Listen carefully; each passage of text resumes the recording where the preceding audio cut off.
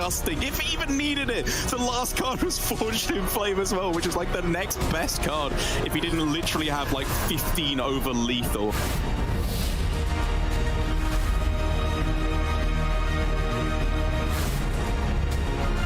I'm going to call it too soon, but yeah, there we go. That's the big moment there for Habu Gabu. Can't believe you're still counting. He comes back, takes the victory, and Habu Gabu is your summer champion.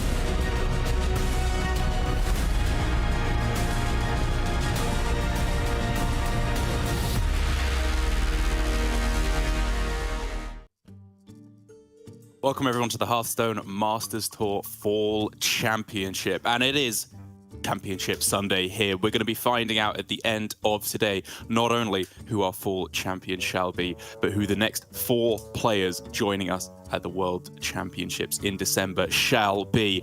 And we are really just jumping right into the meat of this tournament today, Gia. That is absolutely right, Derek. We are down to our top 8.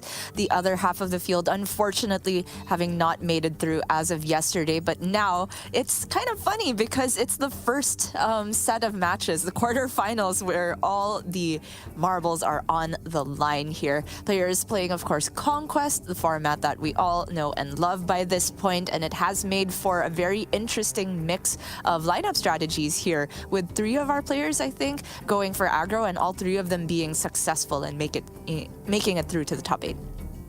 Indeed, yeah. And the format that we're going to be playing today is, of course, Conquest, as we've come to expect. You're going to be bringing 4 decks from 4 unique classes. Each player bans one from the other, and then when you win with a deck, it's crossed off. So each of our players have to win with all 4 of their decks. As often is the case, that can lead to one deck that is incapable of getting a win. And so far this weekend, I feel like that's pretty decisively been the Demon Hunter as things have gone on. Get to see how that will shape out for the weekend. But for what our players are playing for this weekend at the Full Championship, top 4 is absolutely what every single player here wants to hit to get that spot at the World Championship. But already, just for having made it through to the top 8, every player you see today gets at least $3,000.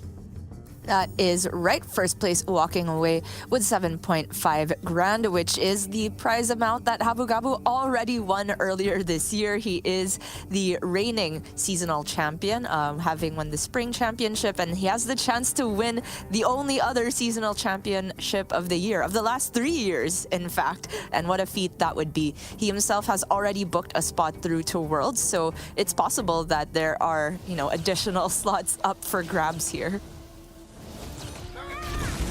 Running us through our action from yesterday, we saw Bunny Hopper, after taking an unfortunate first loss of this series, coming back with a full 3-1 sweep thereafter. This is Shaman, for me, looking actually like a very, very inspired Bring, as Heijiro giving us a little bit of the old razzle-dazzle that we've come to expect from him, sailing through to the quarterfinals here, as we're going to see him today through the winner's bracket match after a difficult first series, but kind of a breeze versus Bunny Hopper. That is right. Then we got to witness Lovestorm versus Xochi here, which did end up with Xochi just falling short at Game 5. And that's been the case of so many of these series, going all the way in the full distance here. Bunny Hopper, of course, still getting a second chance because he did win his first match, and in the decider managed to clutch it out. He will be joining us throughout the top 8 today, and that marks the end of Lovestorm's run through the tournament, unfortunately. I know TJ's a big fan. Yeah, but the love storm is eternal. This is merely the eye of the storm, the calm before he rages once again next year. With Spring taking a surprising quick loss there. He was one of the players that I thought could be a real unsung hero of the tournament, a dark horse that would come in and do very, very well indeed. But taking a loss there to XMG, and then a similarly grim tale for Gregorio Sil, both in this series and the rest of the day, as well as Ustja's full combo lineup, or heavily leaning combo lineup, I suppose would be more accurate, despite drawing some ridicule on social media, has so far actually just been looking very strong. Yeah, it's true. He drew ridicule from Gregorius himself, saying, "What is this lineup?" And Ustia just said he's not afraid of Theotar, got Theotar every game, and still managed to win the series. That is the best way of convincing someone that the lineup is real, if you ask me. Also did pretty well against XMG, who was running aggro, which is the real unique thing about Ustia's lineup. Even though it has a combo spin to it, a lot of the decks still have a lot of anti-aggro capability, especially that Charge Warrior. Then we had Spring versus Gregorius in the elimination match, which ended very dramatically with the Jailer on both sides. After an intense 2-hour gauntlet of a series, it was Spring in the end who made it through. Yeah, just on and on and on that series seemed to go. And then a slightly quicker affair here with XMG being able to take the win over Spring. And as I said, Spring, a player that I expected to go through to the quarterfinals, but falling in the end to XMG, meaning we still have some amount of representation for China, which I'm glad to see, given their recent very strong performance at the Masters Tours. We want to see them in with a better shot here, or a good representation here at the Fall Championships. But aside from that, it's kind of a spread of the real regions left in here of APAC, Europe, and China as well. Yeah, I think I'm still allowed to react positively to that, even having moved to any, I mean, APAC at heart still. But anyway, look at this quarterfinals, absolutely stacked. Every single match has a huge name in there, and there's a chance that they all there's a chance that they go through to the World Championship, and add that to a list of players that's already incredibly stacked. We were just talking about this before the broadcast started. This is probably the most intense Worlds we've ever seen in the history of Hearthstone in terms of the accolades of the people that have already qualified through, and there's still 4 slots to hand out. That's exactly right. Yeah, we were talking about this just before we went live. Like, there are a couple of worlds that, you know, you could definitely debate the caliber of player as to which is the most stacked. But this is right up there towards the top of the discussion, without a shadow of a doubt. In no small part because one of the players that we have already guaranteed to be there is Habu Gabu, who has had an unbelievable performance so far this year already, winning Masters Tours, winning the Summer Championship, the earlier iteration of this tournament earlier on in the year, and now he's very possibly in with a shot of getting the back-to-back, doing so in, honestly, almost mimetic fashion here, bringing his warrior to this tournament, which is a deck that when I saw it on social media, honestly, I kind of thought, I won't say it was a troll, but I thought it was him kind of playing for fun more so than really trying, because he's already qualified to Worlds, he's already won the previous tournament, he's very much cemented a name for himself now. But having said that, it's actually looking pretty good here in this tournament. Yeah, I mean, the other day he just rocked up, won a series real quick, and peaced out. And now he's here again on Sunday, and that just makes it so, I think, in theme with Habu Gabu's year. He just makes it look so easy. He's been such a huge influence on the meta itself across every Masters Tour, across top ladder ranks. He's been the pioneer or the refiner of many different archetypes. So I think it's no big surprise that he's coming up with something spicy for the tournament again. It is a surprise that it is in Rage Warrior in particular, but it does fit well in the context of a lineup which is mainly aggressive here. We have the the Tempo Rogue, we have the Aggro Demon Hunter, and the Wig Priest on both sides. And we just have that warrior replacing Zu from Tensoku's lineup. And I think that does make a lot of sense for Habu Gabu to go for, because between Zu and Curse Imp Warlock, it just feels like Curse has so much more reliability these days, and it just doesn't necessarily go all in on aggro though. So to have an equally reliable but more aggressive deck than that in Rage Warrior is, I think, a stroke of genius. Exactly, yeah. It's partially the fact that Curse Imp Warlock, as you said, doesn't necessarily fit into an aggro strategy per se, and also that Habu has just made no secret of the fact that he does not believe in the power of Curse Imp Warlock. He thinks it's just not a very good deck, and you should not be playing it on ladder, or especially in tournament play. And then if you look at the other aggro decks that you have to fill in the blank, it's aggro Druid, which has looked pretty atrocious so far, or this Enrage Warrior, which is very much a home brew. But when I heard him talking to Hunter Ace a little bit about this deck, you know, Casper was asking him, have you been playing much Hearthstone recently? And comparative to the insane amount of Hearthstone he's been playing earlier on in the year, he's taken a little bit of taken it down a gear in terms of his play. But this is the one deck he has been jamming a lot when he is playing, and he's been having pretty good win rate with it along the way. Definitely believing it to be an underrated deck, making use of some of the buffs that have come along the way to Warrior in the last couple of patches. Most importantly, I think, to that Imbued Axe, which is such a powerhouse card.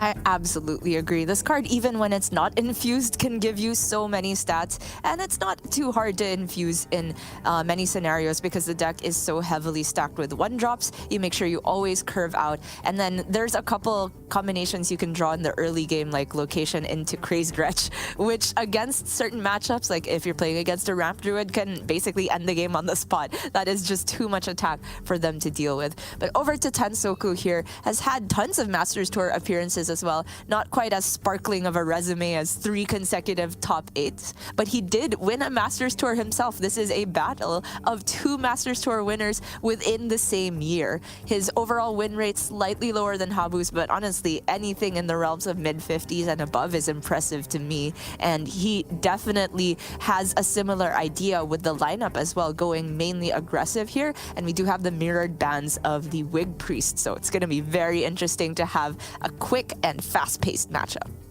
That's right. Even though Tansoku may not have the the star-studded numbers in terms of MT scores that we've seen from Alutemu, Give Please, some of these other APAC representatives who are right up towards the top of the leaderboard in terms of wins and win percentage, he got the win. He managed to win a Masters Tour, which is what it's all about in the end. And I think playing very well there along the way and coming in with a bold strategy here, again, with the full aggro lineup on the other side. The more conventional build of full aggro, I think if I was to build full aggro, it would come out a lot closer to this than obviously to Habu Gabu's with the Warrior in there as well. And I think it's going to lead to some very, very interesting interactions between the 2 players lineup, with the Warrior, I would have to guess, actually being in a pretty good spot, as Warrior does seem to be at its best when it's fighting these dense little board battles where all the weapons and the enrage effects can have so much extra value. But against the Rogue, that becomes a little bit more of a questionable prospect, because while you could certainly classify this as an aggro deck a little bit loosely, but that it's trying to just get a big push of board and then burst for a lot of damage, it doesn't drip feed out a lot of minions. It really tries to go for one big pop-off turn, which makes the removal potential for Habu Gabu a lot less of a certain prospect. That's right. And on the flip side, the removal for Tensoku is very effective in the matchup, whether it just be rushing Scribbling Stenographers to get value trades, serrated Bone Spikes, that can completely destroy the early board game plan from Habu Gabu. And if the deck is not able to curve out, the Warrior does struggle getting that endgame damage through. Sometimes they can cheese an endgame, even having gotten off board by drawing the hero card Rukara early enough, but it doesn't feel necessarily likely that Habu Gabu can come back if Tansoku manages to remove the early threats. And for now, there is the Bone Spike in hand as well as Tooth, so that could be on the menu soon. Yeah, the kind of hand that feels like it's got a lot of potential, but maybe not there quite yet. Could just be seeing something that can bridge him through off the Tooth of Nefarian, some kind of tempo 3 or 4 cost spell. Innervate? Or an Innovate, yeah, for a bigger pop-off. That doesn't seem too bad. Yeah, I mean, even if the next turn is like Innervate, Bone Spike to kill something, and then play Edwin, that's a successful turn. It could be double Bone Spike as well. However, the Trogs make this a little bit awkward because the first Bone Spike doesn't actually remove a Trog when there are 2 on board. Oh, Cutlass though. Very clutch. Yeah, no way to get the Edwin down alongside it, so we're just taking a nice simple setup turn here. Fully agree. Hmm? I don't think he needs to go for a Bone Spike now. I think of the punishes. It's injured Tolvir, like for Taunt, I think is kind of the worst that can happen, but then obviously you can just Bone Spike that and attack in. I guess Trog would then proliferate. So there are punishes for not doing so, but I think the upside is much, much higher, saving these bone spikes for a potential location or Draka top deck. Right. He's going for the Tempo Rakara, is Habu Gabu to try and protect the Trog from the Cutlass, but oh man, this is double Bone Spike Edwin. I think it's got to be. Yeah, it sucks to use the bone spikes, but it's Rakara. We all remember the power of this card from the Rush Warrior days. Prep? Oh my gosh. Oh. And I would say this is a matchup where you certainly don't want to step Edwin, especially once it gets any buffs on it. That's kind of funny. You could tell he was considering the innovate there as to whether if he top decks specifically Shroud of Concealment. But Prep Vate, while a great idea for a new podcast, I don't think is a great play. How dare you try and compete with Coin Concede with your Prep Vate? Yeah, I mean, it was interesting whether he was supposed to play Innervate before the prep at all. I mean, it's a very unlikely outcome that you get exactly Shroud, and that's obviously the biggest reward for going Vate first. So, perfectly fine to just still have the 6/6 here and have the one draw, because Habu is still pretty far behind here. He has drawn Rakara, the hero card, which will take a lot of time to get to, but that's the one way to maybe stabilize here.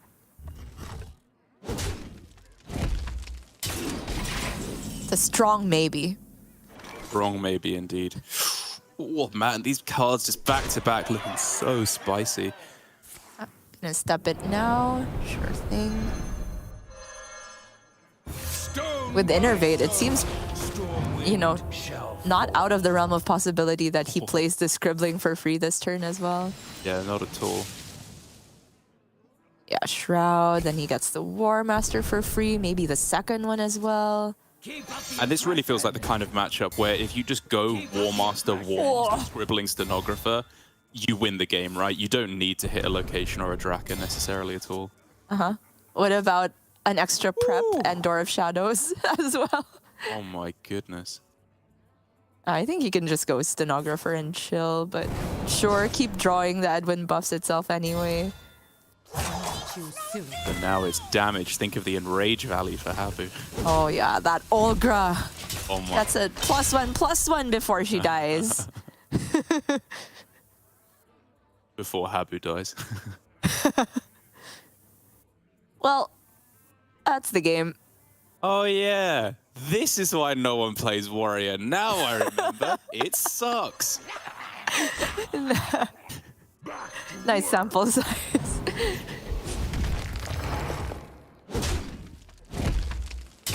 Yep, due diligence, finding ways to survive on board. But he is simply dead to the 18 on board plus Tooth plus Dagger. Indeed. Yeah.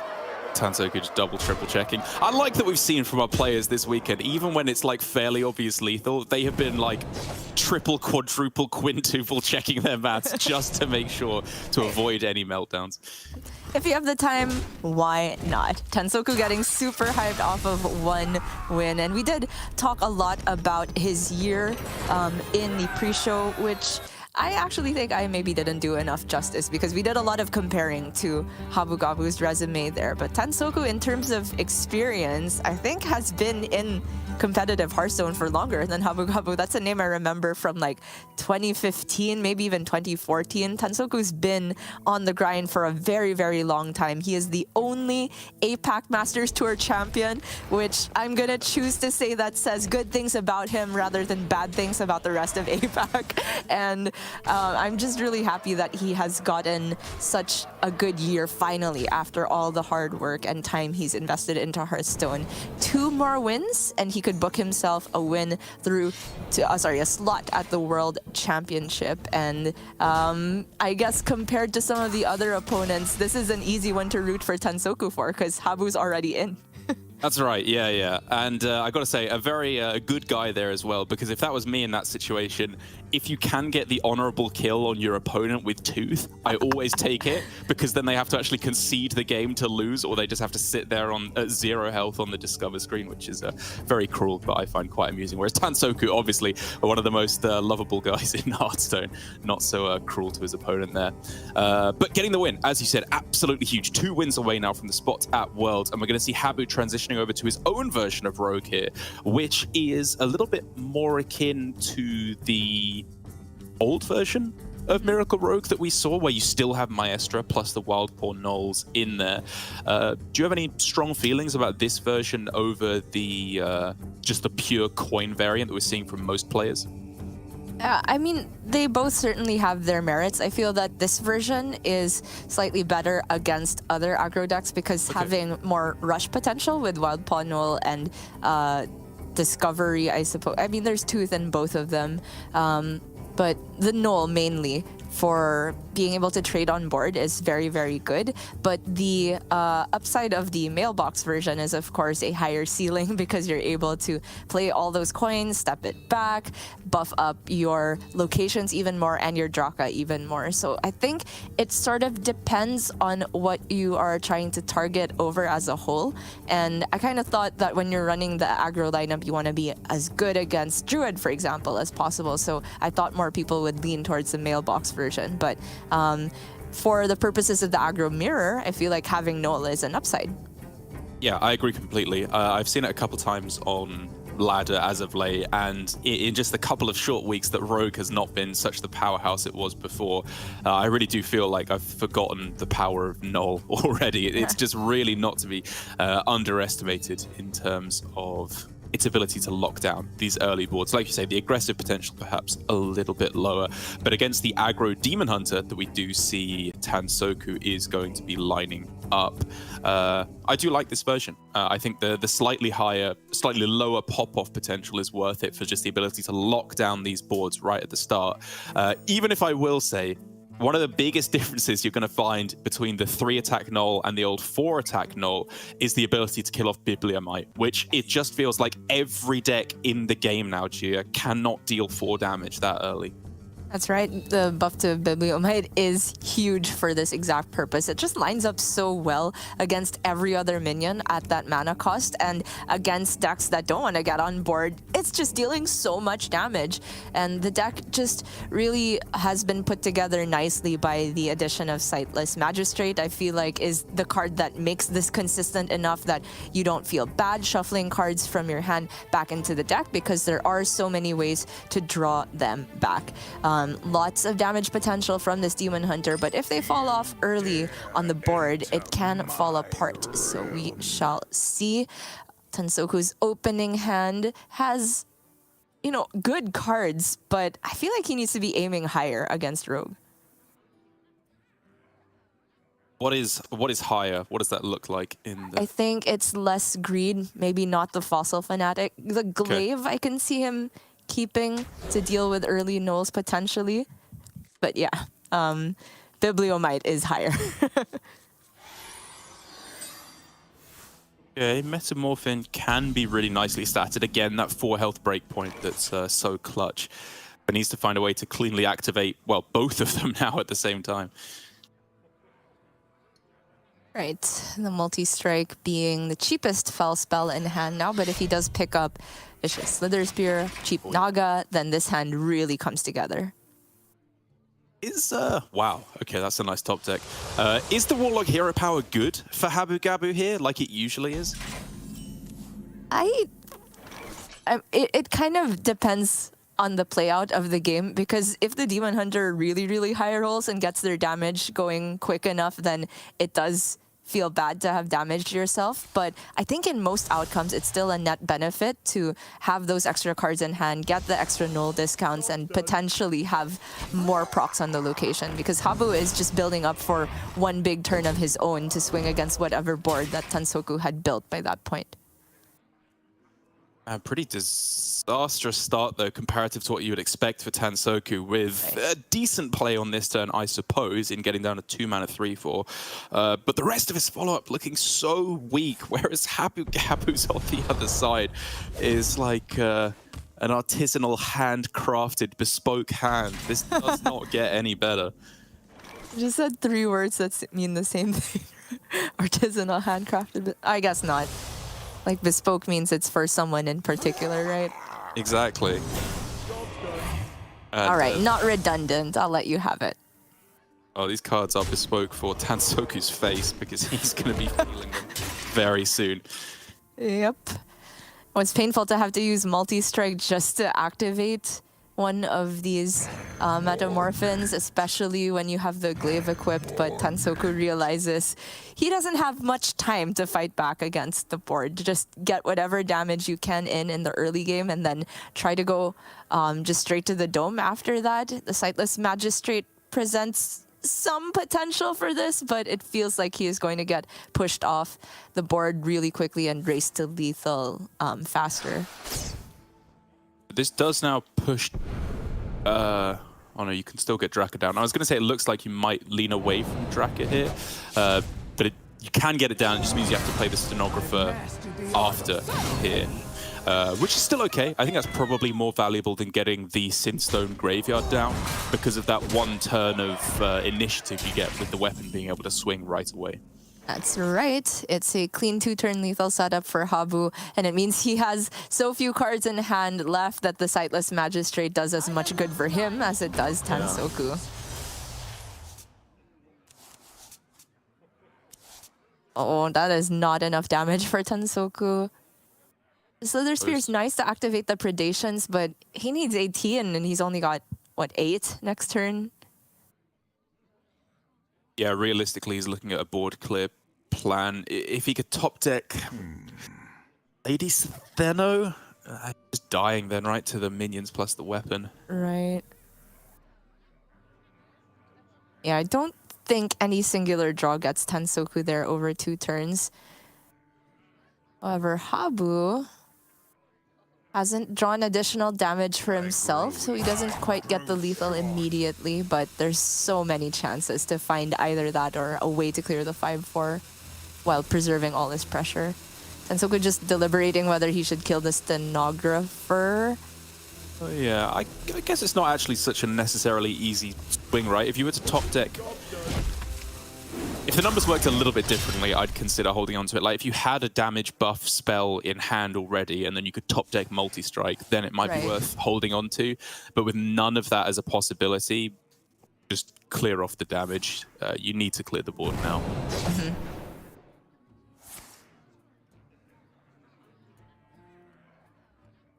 Tooth. Tooth goes face, yeah.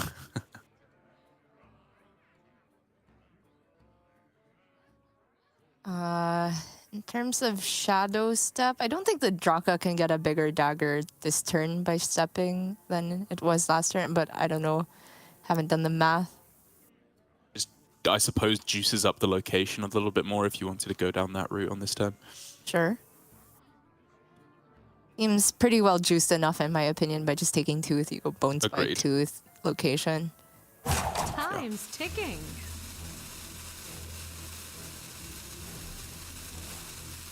I don't think I've ever seen Happy Gabby think this long in his life. I know all the steps.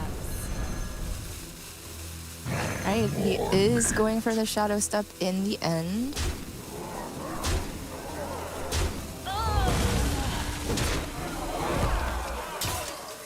Oh, okay. He's trying to play around. Multi-strike. Yeah. That's the only, and second glaive. Exactly.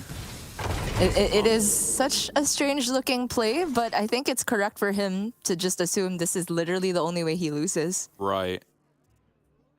I guess if it was like multi-strike, glaive, Fury. Chaos Strike? The Fury would have buffed it to above 5 attack by that point, right? Yeah. But I'm thinking he also needs to be able to fit in the mana to go Slither Spear plus double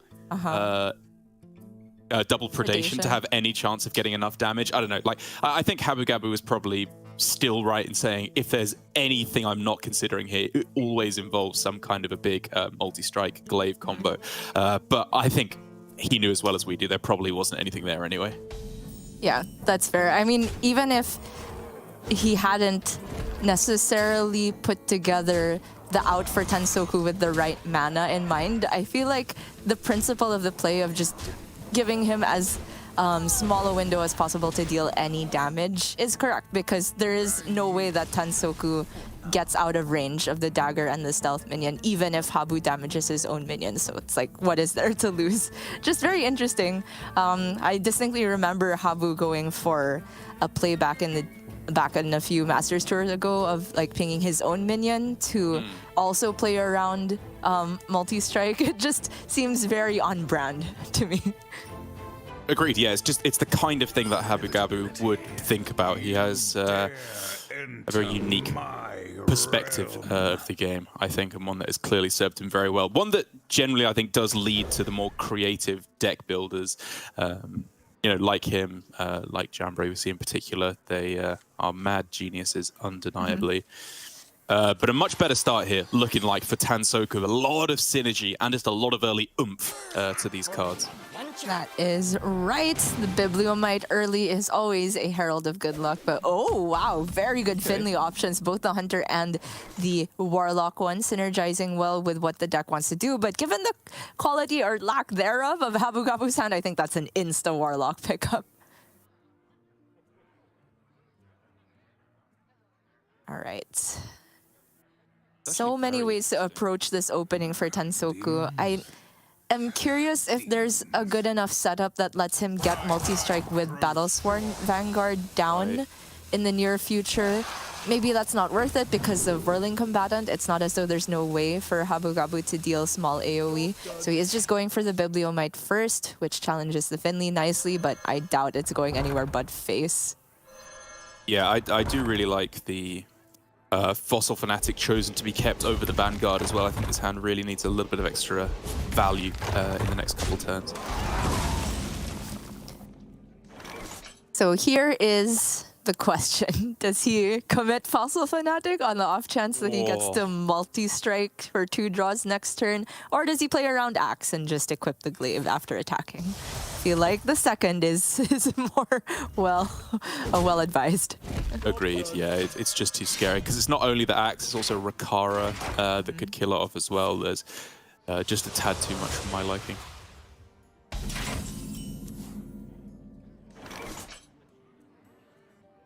Yeah, the unfortunate part about playing Demon Hunter in the aggro mirrors is that your Sightless Magistrate is almost certainly going to draw your opponent cards as well.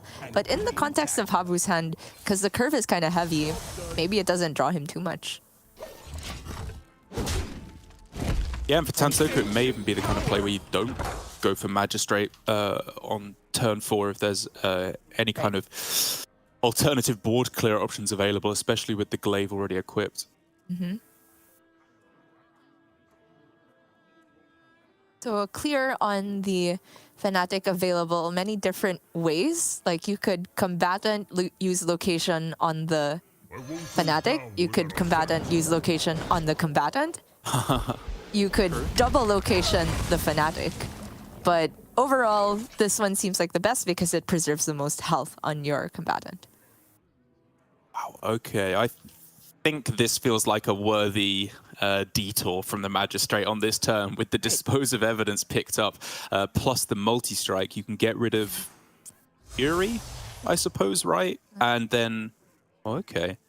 I was going to say, yeah, you go Dispose, get rid of the Fury, attack into the 3/6, then equip Chaos Strike and go face with the rest. Yeah, I mean, this does still push the same amount of damage, I think. Or, oh, sorry, you wanted to Fury after?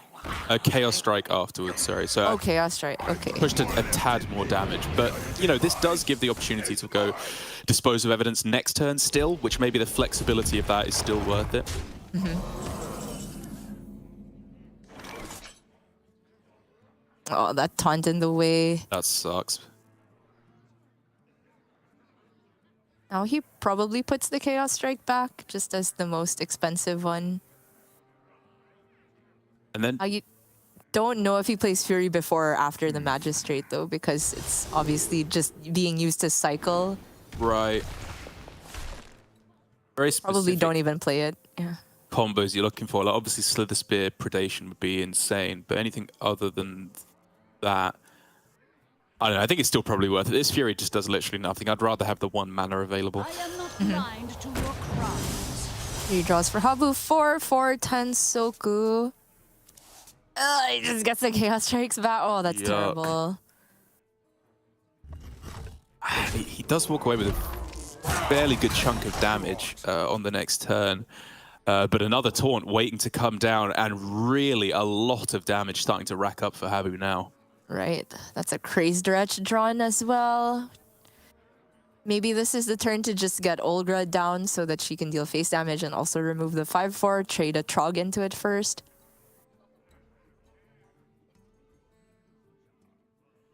Yeah, please. I thought that you of all people would recognize Anime Extractor. Your Oh, sorry. Hello, Oh my weeb. gosh.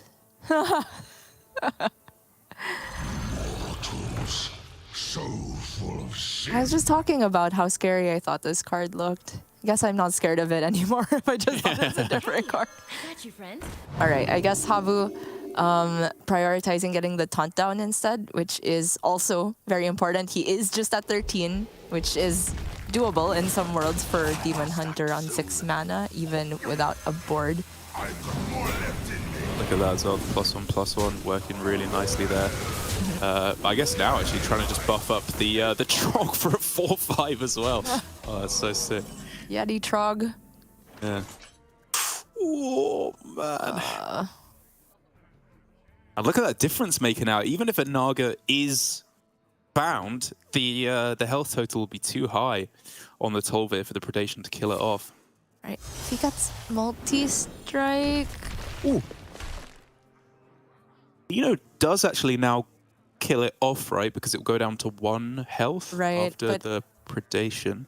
But it's just not enough damage to kill. Nor is it enough removed from the board, I think, to protect from Rokara. He can survive Yeah. on board from what he sees. A watery grave I don't actually know if he can with the Trogs plus the location waking up. Maybe at like 1 health, but it's very close. Oh yeah, I forgot to count the location.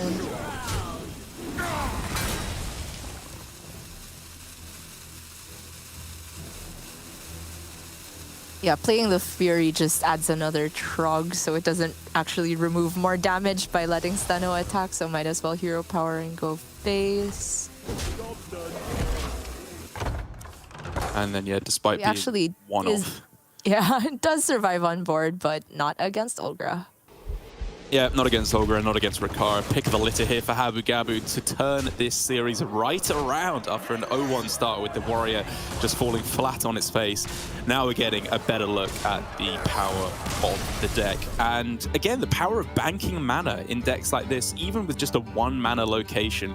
We saw both of them being drawn at the start being so crucial to that game right from the get-go, killing off opposing minions, keeping the board clear in the mid-game, and then really opening up the potential for these mid-game power spikes. It's true, and I think from this series we're really starting to see the interplay of the different types of aggro decks, because all of these, in theory, are very good against Druid, for example, which does nothing in the early game. Demon Hunter being one of the best ones, in my opinion, but their interactions with other aggro decks, you really start to see how different they can be, because the Demon Hunter, if they're playing against other aggro decks, they're just letting your opponent draw even more a lot of the time from your Magistrate, and it's necessary to play that to even have resources, whereas decks like the Warrior and the Rogue, a lot of their aggro tools can also double up as removal and get them ahead on board in these more aggressive mirrors. And I guess none more so than Wig Priest, which is why we've seen that banned on both sides. In any case, it does mean now that Habu is left only with 1 deck to take down the series, and that is his own aggro Demon Hunter. It is indeed. I think pretty similar lists when all things are said and done. But Tansoku is going to be taking a match off his own Demon Hunter and instead lining up the Curse Imp Warlock, the deck that Habu himself has been maligning from the get-go here, really not believing in the power of it. So for Tansoku, not only a win here to equalize things here, but to the potential to make Habu eat his own words and truly prove the power of this deck, as it's really been an up and down story so far this weekend for the Warlock. Day 1, it was looking atrocious. Day 2, it felt like it was just drawing the nuts back to back every game, killing your opponent with vile libraries on turn 4 or so. How are you seeing the interplay here? Like, speaking of the different kinds of aggro decks, Curse Imp is a very unique one in the metagame right now. And is it going to stack up well against aggro DH? Well, it really depends as to whether they get the day 1 draw or the day 2, Derek, and it can be so stark, the difference, because this deck is doing so, well, 2 very disparate halves of its strategy. If they manage to land the early curve and challenge the Bibliomites, Fiendish Circle is especially effective against Demon Hunter, then they can certainly have enough health to try and fight back and then get the win in the late game. But if they miss even 1 turn of response, the amount of burst available to Demon Hunter is very, very scary. We shall have to see for Tansoku. I hope he can keep his nerves in check here. As we've said, he has been playing competitive Hearthstone for a very, very long time, and I think he kept it in check pretty well in the last Masters tour that he was able to win. But, you know, we can see from a camera, he's a very emotive person when he's not frozen. Got his eyes closed. Most of the time, he is a very emotive person and wears his heart on his sleeve. So I hope for his sake that he can keep his nerves in check and we get a good game from him here. Both players with very good opening hands. Oh, yeah. Tansoku kept 2 1-drops and found a 3rd to make the curve super clean and start pushing damage immediately. But Habu with Dread, Prison Glaive, and Multi-Strike has the potential to fight back, and he's also on coin with Steno Predation. Ooh. Probably next turn, though. I guess, yeah, the fact that Steno won't attack the Flame Imp here one of the 1/1s does make it quite a lot worse. And yeah, the multi-strike here was just way too clean. Potential dead turn 3 for Tansoku unless he wants to tempo Tamsin Roam. Right. And tapping in this matchup feels so bad. Like, your health is so precious. Yeah, I do agree it's worth it to try and find Refarm a turn earlier, because, you know, top decking Refarm is not even the goal. You need to get it in hand now in order to be able to infuse it as quick as possible. But it does mean that Tansoku, despite the perfect starting hand, is starting to see things slip away here. Not yet at all guaranteed, because he still has Mischievous Imp for a very strong follow-up. But this is Sathino stuck on the board. That is a nightmare by any stretch. Right. Oh, okay, that's a clear. If you would rather do that than Mischievous Imp, it's really close, but man, there's still coin in hand. I feel like if I were in Tansoku's spot, I'd be scared enough to remove that. Oh, it's so much worse. We're passing up Imp on 4. It's the absolute nuts. Okay, he did just see a Glaive, and Glaive Multi-Strike is probably the best answer against Imp, but Tansoku is caving as well here, playing a bit safer. And with the current hand for Habu, it's going to work out pretty nice for Tansoku, but now there's that Battleshorn Vanguard drawn, so the pressure does not stop here. It really doesn't, yeah. Coin Kurtrus to follow up as well. It has to be from Tansoku. Either a monstrous push onto the board or just curses back to back to back. He still has time if he can get Abyssal Wave on turn 6, perhaps. Still time to turn this one around. Yeah, that is so not the draw, though. Even Touch of the Nathrism with Tamsin, something like that to stabilize, but that is not the case. So Habu now can choose whether he wants to just get Kurtrus down or go for Glaive Multi-Strike with coin. Pretty interesting. Because it's a lot of benefit he gets from playing spells and from attacking multiple times because of the minions he has stuck on board. And he knows this is heading into turn 6, and so if you play the Kurtrus and trade in the Felbats, you're opening yourself up not only to Abyssal Wave at 4 health, but also Tamsin, which means there's a really good shot that your board just gets instantly wiped. So I do actually think I'm leaning towards the Glaive and the Multi-Strike here in some combination. Right.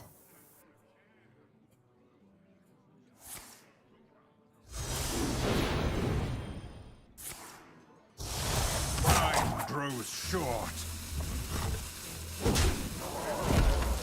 Doing it in this order to save a charge on the Glaive. Very nicely spotted. Does make the most sense. And of course, still leaving his board able to be cleared by either Tamsin or Abyssal, but drawing a bunch of cards at the same time, and importantly, saving that instant powerful reload in the form of Kurtrus. Right. And smartly optimizing his board space as well, getting extra whelps where possible, and pushing as much damage as he can. Tansoku kind of forced on the Dreadlich Tamsin here. I think Will so. go up to 12 health, which is enough to stay alive from what we can currently see of Habu's hand. Are there draws that get there? He has 7 available right now, so I don't think there's any individual draw for lethal quite yet. Right. Speaking of lethal, Tansoku's not far off from dealing the same, but he's only had 1 curse generated so far, I think. So even if it was like Bran with the Syracuse, it's not lethal just yet.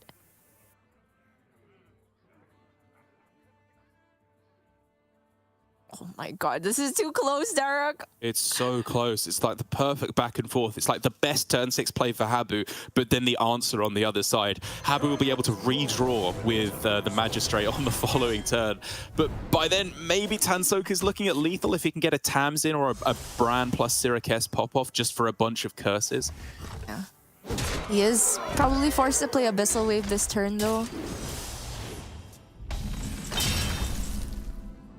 Oh, and he just doesn't survive against that hand if that's the play. But he could now with the top deck of Wicked Shipment because the Fell Barrage won't go face then. Oh, true? So not technically dead yet, still hanging on in there. Okay. And the curse means less draws with Magistrates? That's right. What's going on? Oh, that's still not lethal. No, still not. Still not. Oh man, what's the best way to do this? Does he just give up on like hero powering this turn, like Fell Barrage, Metamorphin, Magistrate? It's a board. It's a taunt. If that ever matters, probably not. I guess. Oh man. Does he have to play the curse? This one's It's going to take another 2, right? Right, so 2. So even with 3 and 4, he's still not dead on the following turn.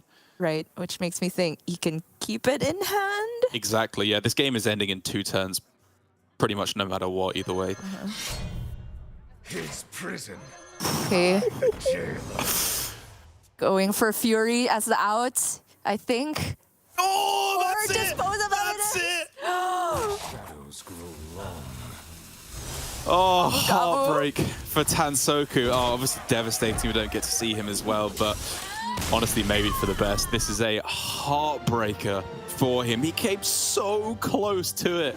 And I have to imagine it's mixed feelings here for Habu Gabu, because on the one hand, you've done it again. You're through to the semi-finals. You've technically qualified to Worlds again, even though you'd already made it on that spot. But you've just knocked out Tansoku, who you know how much it means to, bringing a near identical lineup, but just falling at the final hurdle. That is right. Man, my heart goes out to Tansoku and to TJ as well. He had an incredible year, Tansoku. I don't know if TJ did. Maybe he did as well. Tansoku having won a Masters Tour and making it through very deep in the Fall Championship, just one step away from Worlds. Definitely a heartbreaker, like you said, but he can hold his head high. He is still the one and only APAC Masters Tour champion, and I think we'll be seeing more of him in the future. For now, though, spotlight on Habu Gabu. He, like, if it were possible to qualify to Worlds twice, he would have done it. That's right, yeah. And as for TJ, I cannot speak to how good of a year he's had. I would say not great, considering every story he tells right now, be it about his children or his dogs or whatever, the punchline always seems to end up as, and they pooed all over my house. So I think it's been a stinky year, if nothing else. But congratulations to Habu Gabu, as you said. It's just really a race, it feels like, at this point, as to who's had the best year between Fury Hunter and Habu Gabu. Obviously, Fury Hunter not making it to Worlds, in his eyes, means he thinks this year is ending in failure. No one else in the world sees it that way. I guarantee him he's had one of the best years in competitive Hearthstone.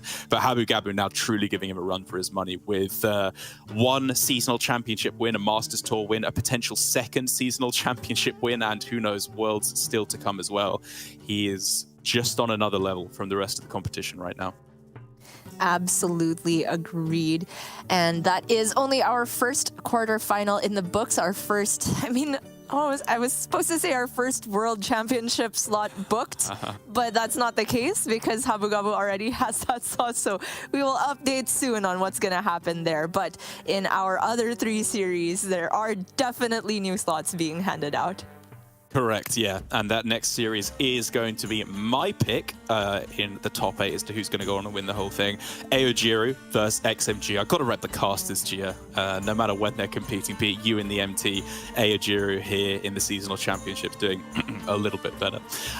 We'll see whether he can get the job done and book that spot at Worlds after this.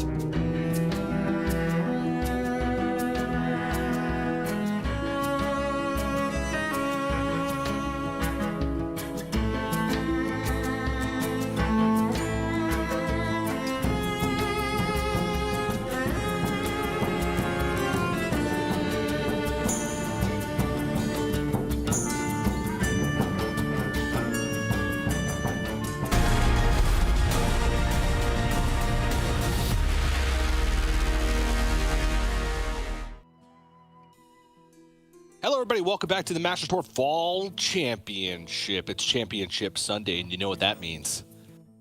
It's Sunday. I'm TJ, joined by Sottle. Sottle, how you doing? I am doing fantastic, TJ. We got a very rapid opening series, but a very interesting one overall. Habu Gabu, of course, going through, meaning that there is now a floating World Championship left open, which will be decided later, but none of that nonsense this time around, as Aojiru and XMG are going head-to-head, with the situation being very simple. Win this match for a spot at the Hearthstone World Championships. That's right. A lot on the line. A lot on the line. And Aojiru, I think, is Derek's pick, right? I think he just told us. Yep. Both when he was casting roughly 4 minutes ago, and he told us as well right before we started casting this, saying, I quote, gotta rep the casters, referring to the fact that Aojiru actually casts Hearthstone in Japan. So it'd be cool. Taking a look at the lineups, Rogue banned away from XMG, which is the Draka Rogue. Yep. And the Mage, I think the Mage certainly makes sense from the side of XMG, rocking a very aggressive lineup, so wants to get the Mage out of the way. Yeah, I do think that makes sense in general. The Mage on the other side is the slimmed down version. The 30-card version can consistently get those early freezes and early answers to come out on the board. Relic Demon Hunter is in the deck overall. It's a little bit slower than what we've been seeing. If you want to call, Habu Gabu has like a true aggro lineup overall. Aojiru instead is running that Relic Demon Hunter, slower version of Rogue with the Jackpot Rogue, Ping Mage, and the Curse Warlock as well. But you can see flying the flag for casters very, very well in general. Very, very strong record in the Masters Tours overall. Of course, as you would expect from someone who has made it to this point, you'll notice a theme in those little stat cards that lots of the players who are here, in fact, all of the players who are here have very good Masters Tour records, because that is how they made it here. They grinded through the best of the best, those 300+ player fields, and were in the top performing group, and therefore making it to this point to have a spot at the World Championships on the line, and particularly now making it through to this quarterfinal stage to have the tantalizing prospect of the World Championships just barely within reach. And what deck would you want when the World Championship is on? Jackpot Rogue. That's right. It's going to be Jackpot Rogue for Aojiru starting things off. This is the build that I've become accustomed to with the Secret Package, Sketchy Stranger. I just love Gravedigger and Private Eye. I feel like those are the two cards, obviously, that make the Secret Package kind of go.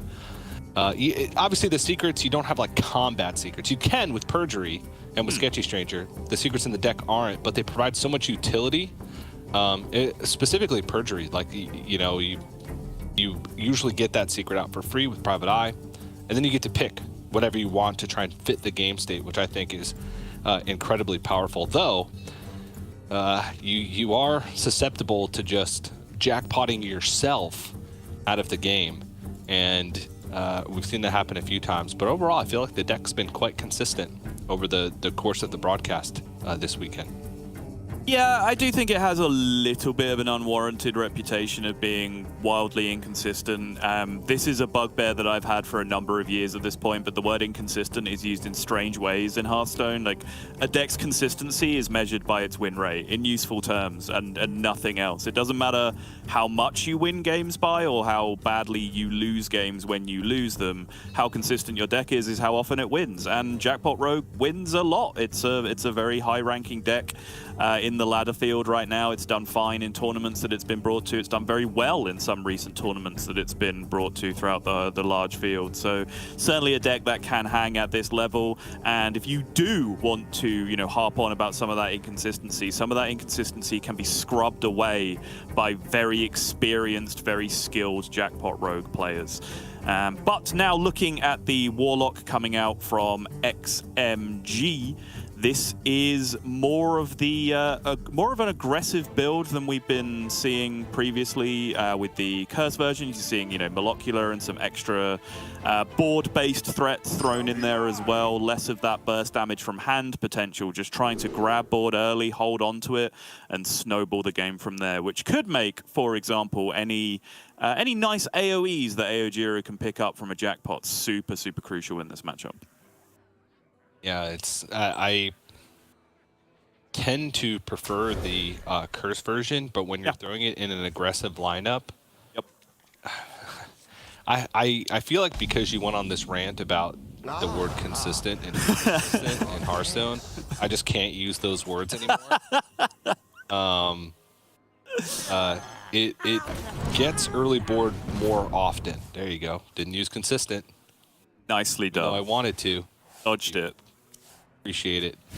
Yeah, but you just have more stuff, specifically in like the 1 slot and 2 slot. You have additional Void Walkers, you have Imp Swarm, and then in 3 you have Imp King Boss. So you're almost always going to have something to do in the early game. Very We are off. We are off like lightning here. Players rifling through their early turns. This Imp Gang boss in the opening hand for XMG, I think, is one of the bigger advantages that this deck gets over the Curse version. Just a very irritating card overall. Gia and Darek were talking about Bibliamite and that 4 health breakpoint.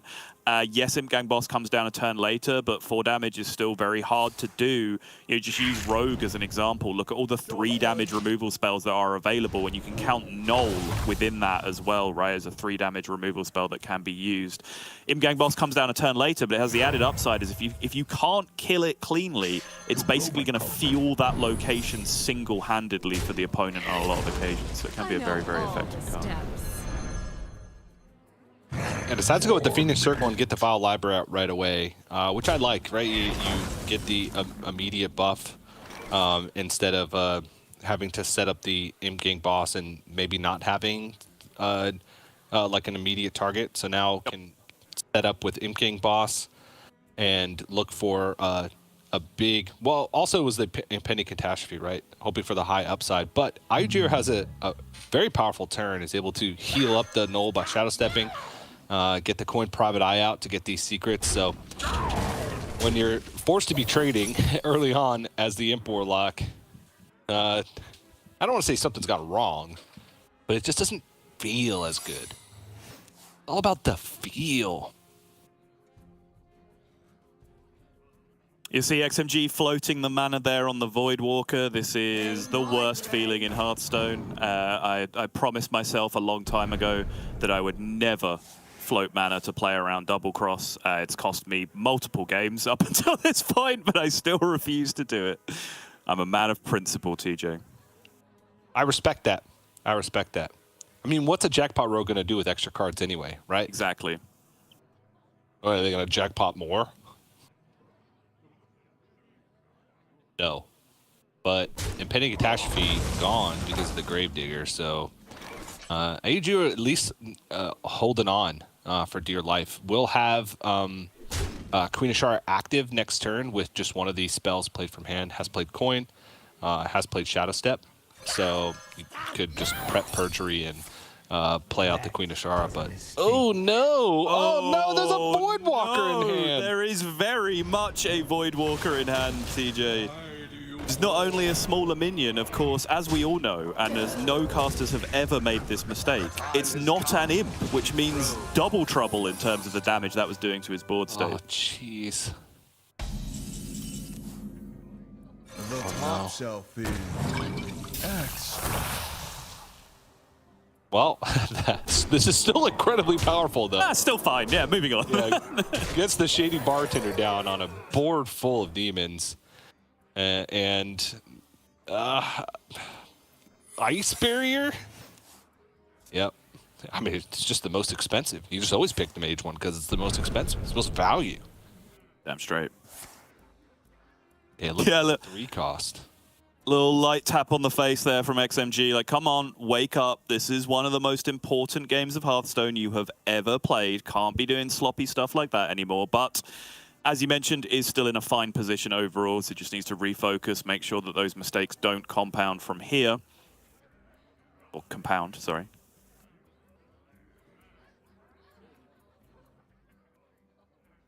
Yeah, big mistake. Yeah. Wait, which compound?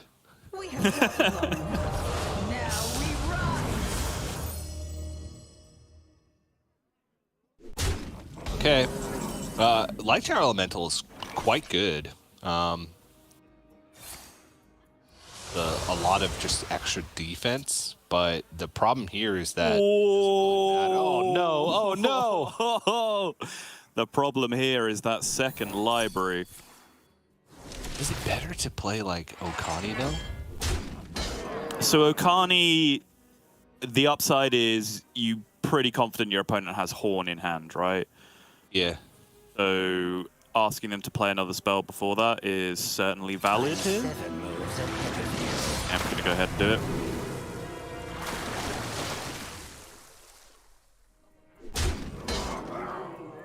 Does mean your board is just a little bit more fragile to just what's being presented straight up on the other side. The Okani is barely alive on board, by the way. It is alive on board, which is important, of course, but barely so. And that's not good enough. Even with Trickster to play another spell for free, not enough mana to play the Horn and get the Colossal down in the same turn, which of course will be necessary here.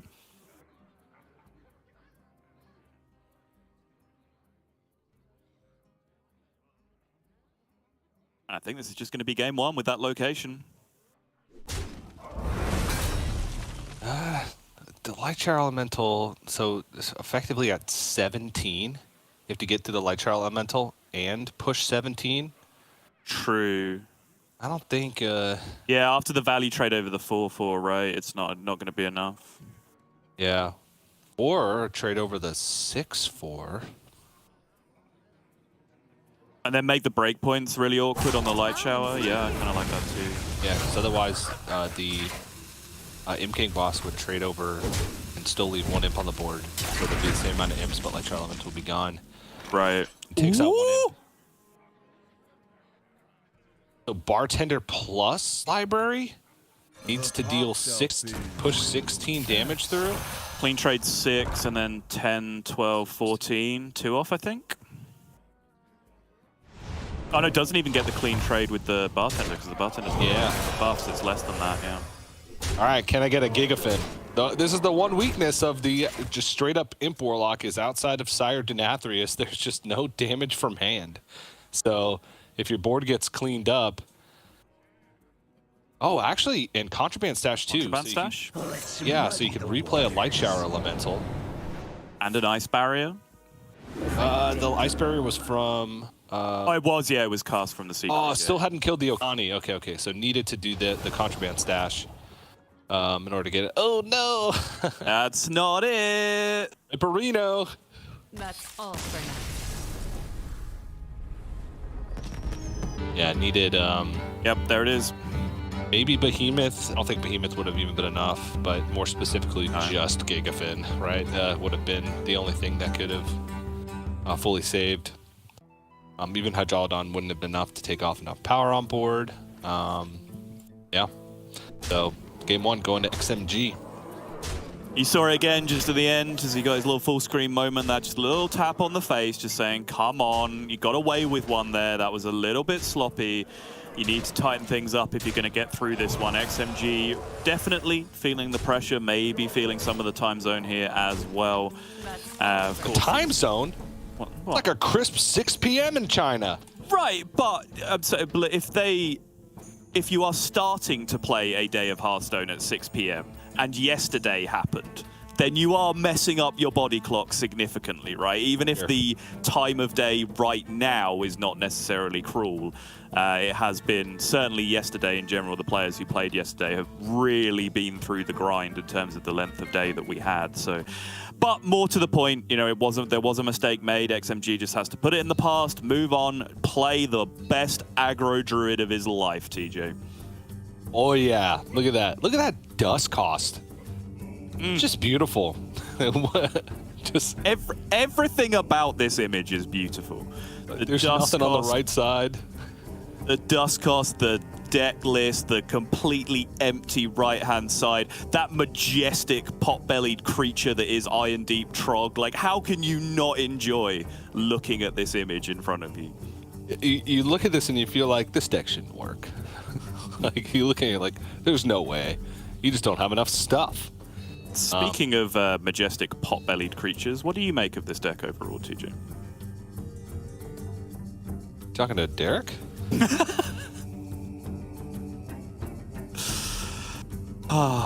Oh yeah, Lorinda's pointing out we've got a 1, 2, 3 in the key cards as well. Like this image is just it. Like honestly, we should just look at this for 12 hours instead of broadcasting Hearthstone. I think we can all agree this is infinitely more pleasing. Yes, it is. I would much rather just look at the deck list of XMG than actually watch XMG play the Aggro Druid. In the words of Ustia, this deck is pretty. All right, whatever. Here we go. Igir once again on the Jackpot Rogue.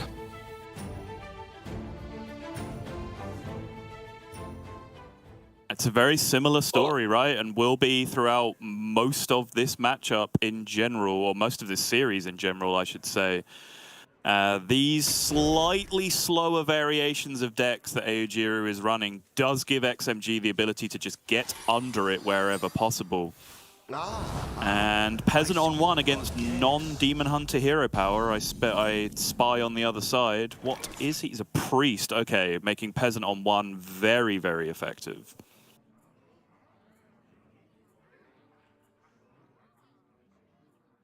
Ajir's hand is not terrible, though. Nope. Null's going to cost, even if you emerge right on turn 2, Curious. assuming you don't draw Time run low. a neutral, is going to cost 1 going into turn 3 with a Shadow Step in hand. So, Yeah, very likely that it's going to end up interacting no! with Thorn Growth Sentries, though, which is going to be a real problem. I think this Peasant is going to absolutely run wild this game, TJ. I think this is a fairly easy Thorn Growth Sentry's turn. I think the debate here is whether or not you want to use the coin, but that breakpoint that you're talking about, very easy to calculate from the other side as well, right? I think you know that Rush minions can do some real damage to your board state right now. yeah. Yup. Don't Stand in the Fire picked up from Igir, though, which is Yes. pretty good. Just 10 damage worth of weed. But at least Igir will get to clean up some of these minions. A little bit worried potentially out the following turn. He's going to... Okay, he's going to Shadow Step. Like, there's some merit to leaving it up. Just to maybe get a little bit greedier and just say, maybe I get to kill one other minion, or I can Shadow Step this. But you're just so worried about like potential buffs and you know, leaving up one minion have a snowball effect. But oh my gosh, look at all these cards! I know. I was going to say, like, even Crooked Cook, right, leaving up that extra minion suddenly makes it a lot easier to activate Cook, but honestly, card draw is not a significant concern for XMG in this position. For war.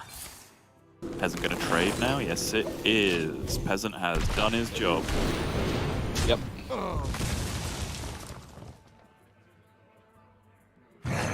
Oh, that's the draw. That is very good.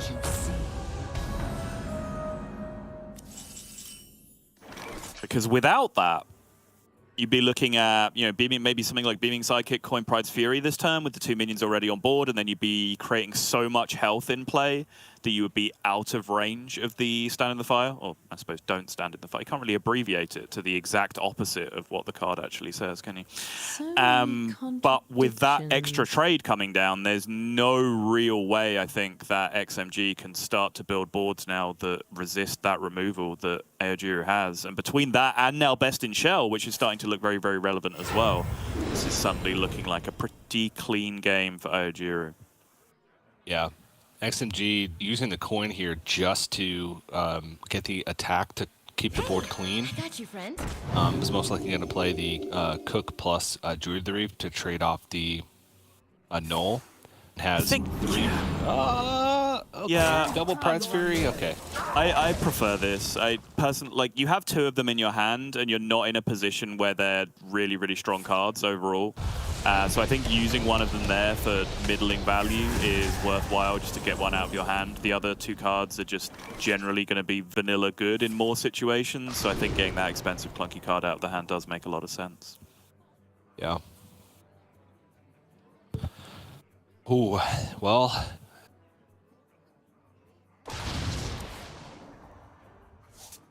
Trog and then just play everything? Like, I don't know.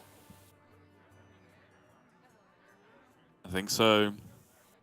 Druid of the Reef to trade, drop the Trog, Time for the finishing and pray. touch.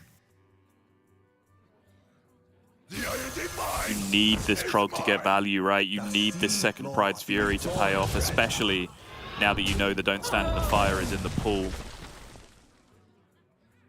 You know why boards with lots of health are about the only way you're going to get out of this. Ooh, Tooth of the Furrian off the top. I think that is going to spell lights out in this one. Yeah. Can throw the soil for attack and hero power for a card at the end of the turn. Nice. Cool. How curious.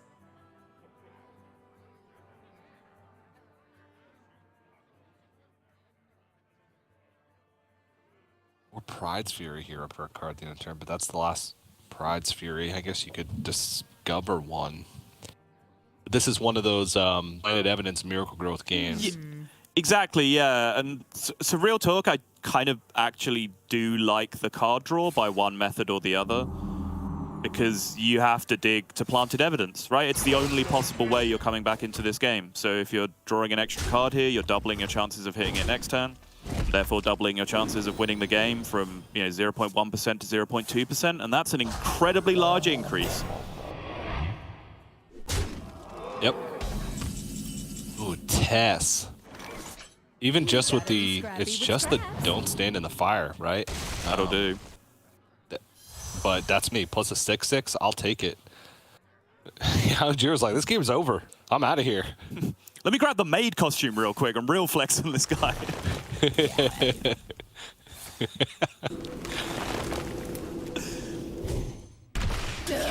I mean, this board is getting built up pretty big, but again, it's all gonna go away. It's going away.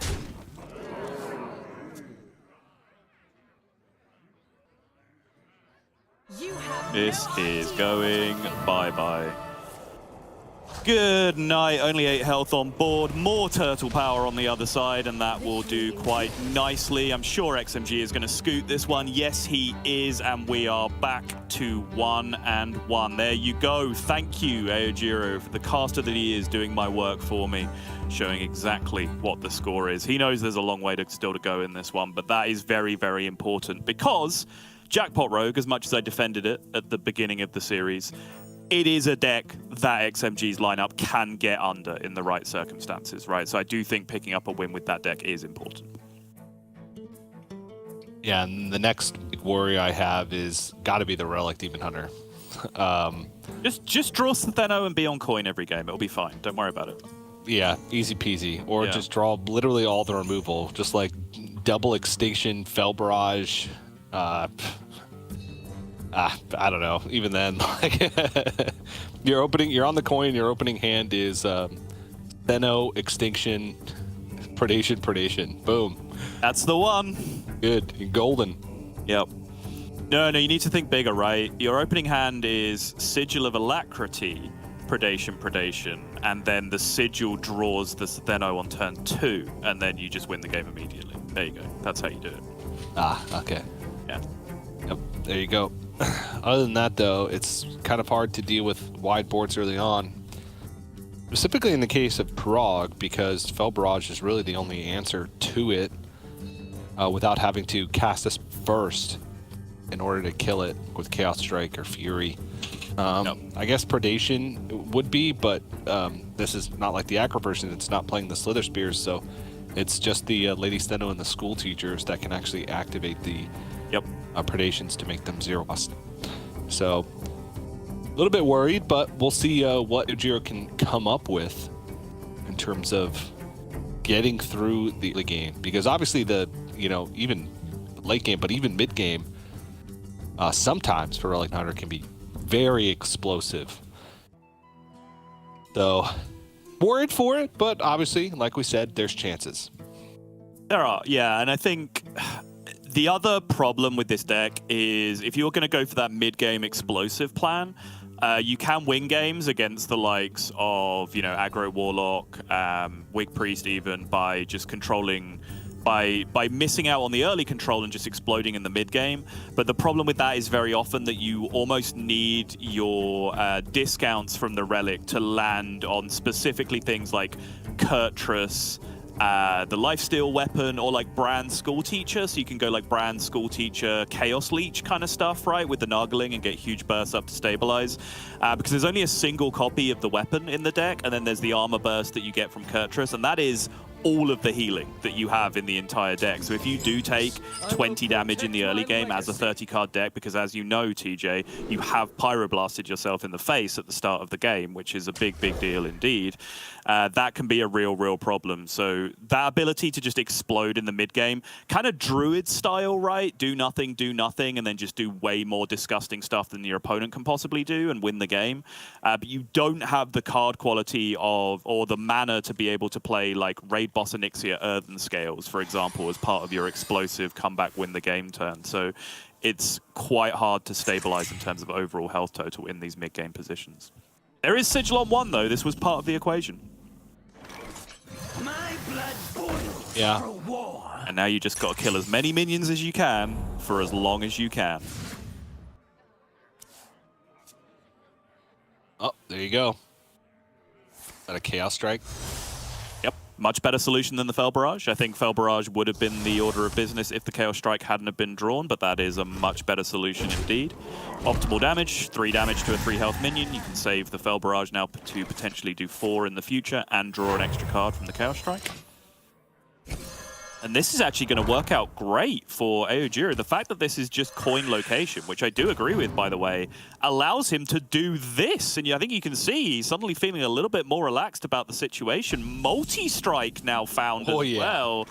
Oh, yeah. This is a lot of minion killing ability in the near future. Look at all that green in the hand. That's what you want to see. Oh, yes. Green for days. And a little bit of orange splashed in, You want the art to be green, and then when it's your turn, you want the borders to be green, TJ. That's just how this deck works. Yep. Ooh. Actually, pretty nice timing, honestly. With the rest of the hand, I think that's actually a very, very good draw. Double Phantasms and a minion on board already. Like, actually getting the full infuse on Zymox can be quite difficult with this deck sometimes, but with this hand, I think Aojiro can just kind of count backwards now and work out how to play through to turn 8 with that card as his eventual win condition. Yeah. And is going to hold on to resources in order to make happen. Could have used to save some health and used the Fel Barrage, but while health is sometimes a fickle resource, against Naga Priest, it's just not the board. Job done. Ooh, I wonder what it is. Oh, and no idea. Yeah, didn't even catch the text as it slid into the hand. This will be Fel Barrage, Phantasms, 3 minions now on board, 2 more to come from the second copy of Phantasms, and then can potentially curve straight into that Zymox and pray that the removal relic goes third, probably in the situation when it comes up. Oh no, there's no minions. Oh, Devouring Plague. Pick me! Pick me! Knife the Scorpion. Yeah. Nope.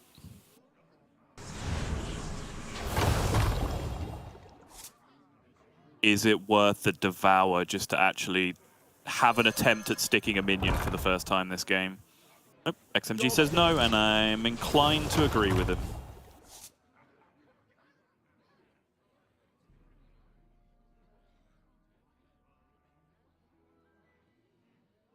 Ooh. Really? Okay. There's for next turn. There's like Aldraki Warblades, multi-strike Fury, like to be able to deal with 2 big minions, right? But your point about getting Zymox infused is a reason why you wouldn't do this, I guess. Well, and also, like, I just want some tutus on the board as well, you know? Like, you're describing multi-strike Eldraki Warblades. Like, you can kind of replicate that effect by just having other minions on your board as well, right? Like, yes, you can get punished by Shadow Word Devour in that point, which I think is the biggest reason not to do it in this situation, trying to keep your board as narrow as possible, particularly when you do have this minion that's vulnerable to Devour in the first place. But you know, certainly this was going to have to go very, very well to be a higher tempo play than the Relic of Phantasms instead, and I would personally be favouring the tempo options in this play, but I really don't think there's much in it. I'm not fighting this play at all. Done.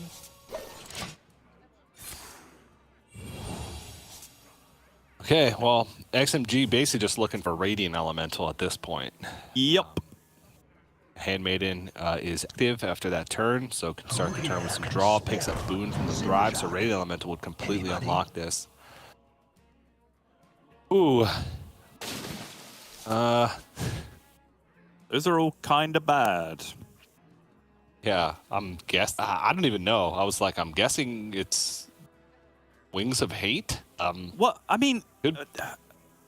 If the philosophy was playing around Shadow Word Devour, then Fell Wings is certainly the worst option. The Sigil is symmetrical, so when you're like currently going to be ahead on board, that doesn't really seem like a good option for the near future anyway. And when you fall behind on board, you're not going to fall behind on board in a way that 3 damage AoE does anything to, right? It's going to be massive health minions on the other side, so I really don't know. It might just be plus attack.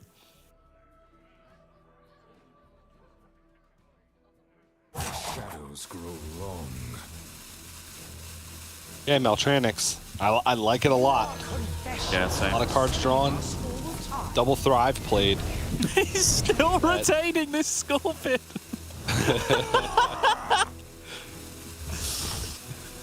It's just been there since turn 3. Turn 3 was location pass into Scorpion, and it is still there. The trade has not been taken yet. That is a great draw off the top, though, by the way. Yep. What's it gonna be? All right, Eagle Eyes, TJ. We can do this. No. Nope. It's impossible. The splash animation. Gonna bless. Switcheroo. Oh, okay. Yeah, pretty good option, right? Go digging for, yep, that Radiant Elemental right there. I mean, there's Andrew's at 14. Mm-hmm. And at 14, This is Field of Strife. Okay, it must not be. it's double trade Zymox, right? Is that 4 and 5? Yeah. This is just double trade Zymox. Doesn't matter which order. I think even if the removal goes first, it's at 3. Yeah, so it would have cleared here absolutely no matter what. Probably the worst order overall, but never mind. I think either way, more than good enough. Oh, Okani. Oh, and Jace for Brand Jace. Brand Jace, and remember he spent every turn since turn 3 clearing minions with fell spells instead of trading with that Scorpion as well. So that is a fairly juiced Jace, I believe. Yeah. There's 2 rank 2 Furies, 2 Fell Barrages, 2 Chaos Strikes. Pick me! Pick me! It's like everything outside of the Predations. And, I mean, there's a Predation picked off the top. Could go Noggling, whatever Noggling. it is. Yeah. And then Predation, and then Brand Jace. And even then, will it be enough? Like, Well, right now, Unfortunately, there's only 5 mana remaining. And multiple 3 mana things. Yeah, absolutely has to, I think. No, doesn't find it. Can go looking with the Amalgam, can go looking with the Tradable instead. Depending on which way he wants to go about it. Even though that Okani looked low impact on the other side because the Nargling was thrown into it, by the way, look at the difference it made. Because just straight away, the 1 mana that you spent on the Nargling meant that you couldn't do multiple 3 mana things in the turn, which would have made this a really, really strong turn overall. And then secondly, that Nargling was a switcheroo, which denying access to Valish in general is just having such a huge impact on this turn from the opponent.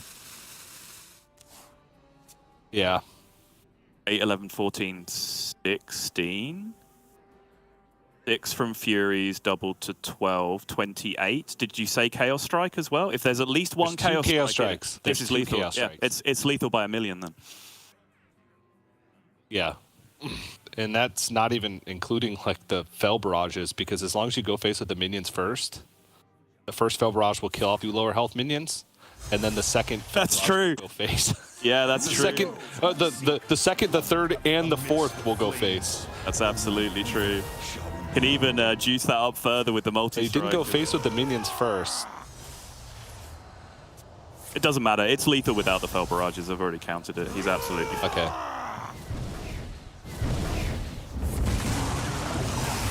He also much image. While we were talking, weaved in the multi-strike beforehand as well, which is an extra 6 damage this turn on top of what I counted. So yeah, this is an absolute million.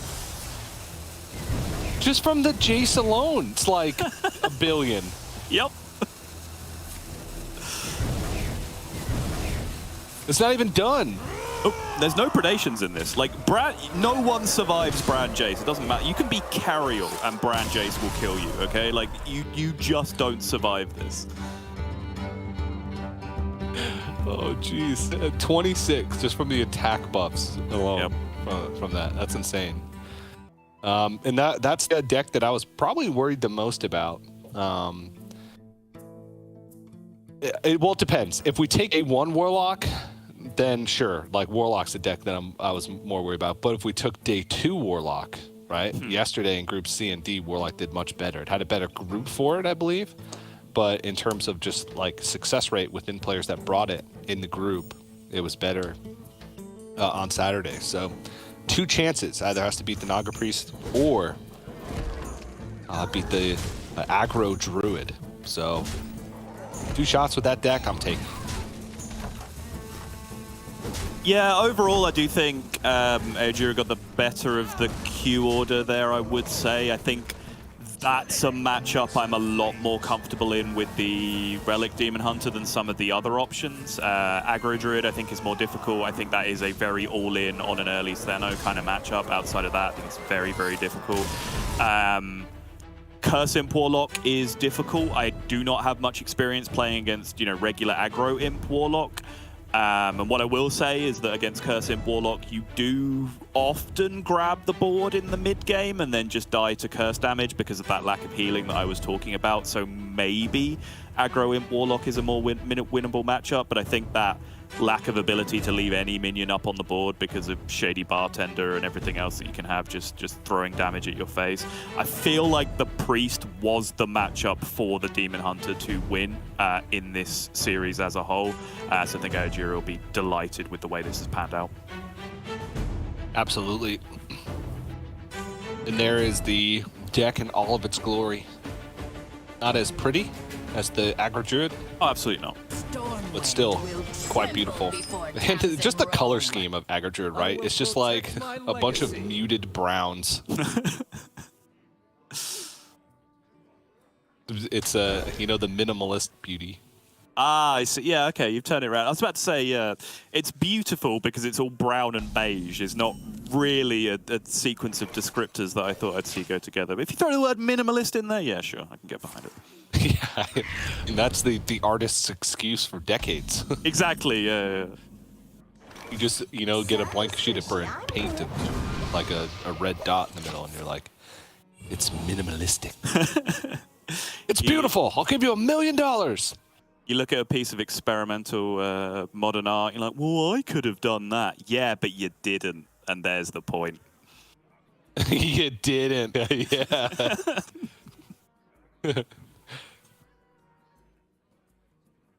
All right. Opening hand is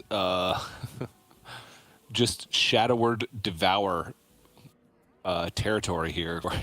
Jiro, like,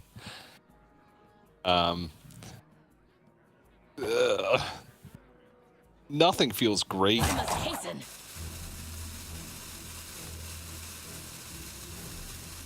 Going dark below or drag below? Dark below. Dark below.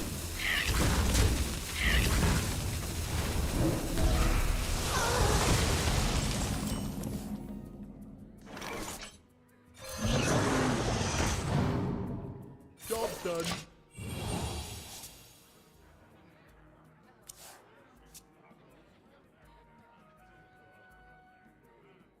Okay, at least a little train of Infuse starting to get rolling now in the hand. Fiendish Circle into Mischievous Imp. Pretty often the way you want to go about this, and you have to take the risk. This matchup sucks, by the way. In terms of like common decks that people play, this is one of the most one-sided matchups in the game, like approaching 70% territory for the Priest in terms of win rate. So I think shutting your eyes and saying, yeah, I can't afford to play around things in this matchup is probably the right way to go about it. Yeah, it gets improved slightly with if you're playing like the pure imp version. Yes, yeah, that's probably true. But because you're never winning with Jace in this matchup. Like it just never happens, right? At some point, the Priest is going to make a giant board, and you know either you win or you lose like the turn after. Yeah, the reach to be able to deal with it. Yeah, they're going to make 2 20 health taunts. You're going to stare at the Abyssal Wave in your hand and be very, very sad about it. Yeah. So, the preemptive trade, I don't know. Yip it. Push the 1. Fine. What was the nuggling?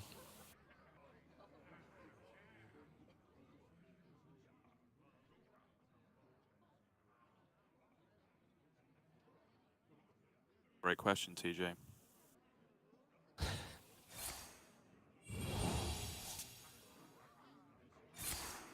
All right, just gonna get a boon out. This does activate Handmaiden. Purpose awaits. And, you know, 2 5/7s on the board. That's pretty good too. Yeah, the not insignificant factor of 2 5/7s on the board.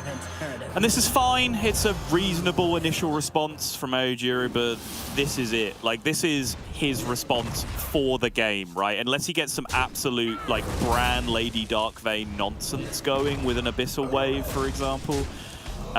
This is the one big clear that he can probably put together this game, and you need a lot more than that to be able to get out of this matchup. And I think you can see, if you raise your eyes to the top left of the screen, Aojiru does not look like someone who has any pretenses of winning this game of Hearthstone, right? Like, I think he's very much going through the motions in this one and waiting for the series decider. Yeah. Your purpose awaits. Well, I mean, if Abyssal Wave was, yeah. I was gonna say, if Abyssal Wave was in hand, Nope. it would almost do a lot. Yeah. You'd clean off one of the 5 ends. Yep. Oh.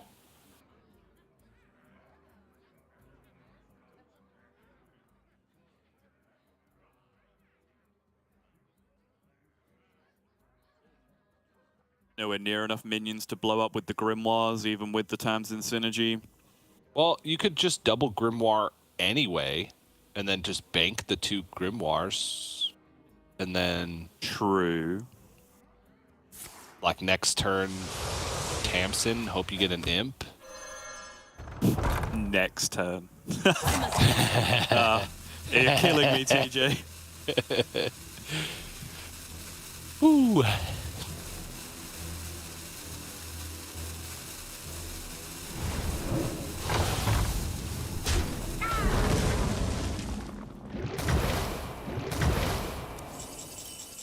Down to 21. Fabrics fit for Her Majesty. Oh, Pelagos Devour!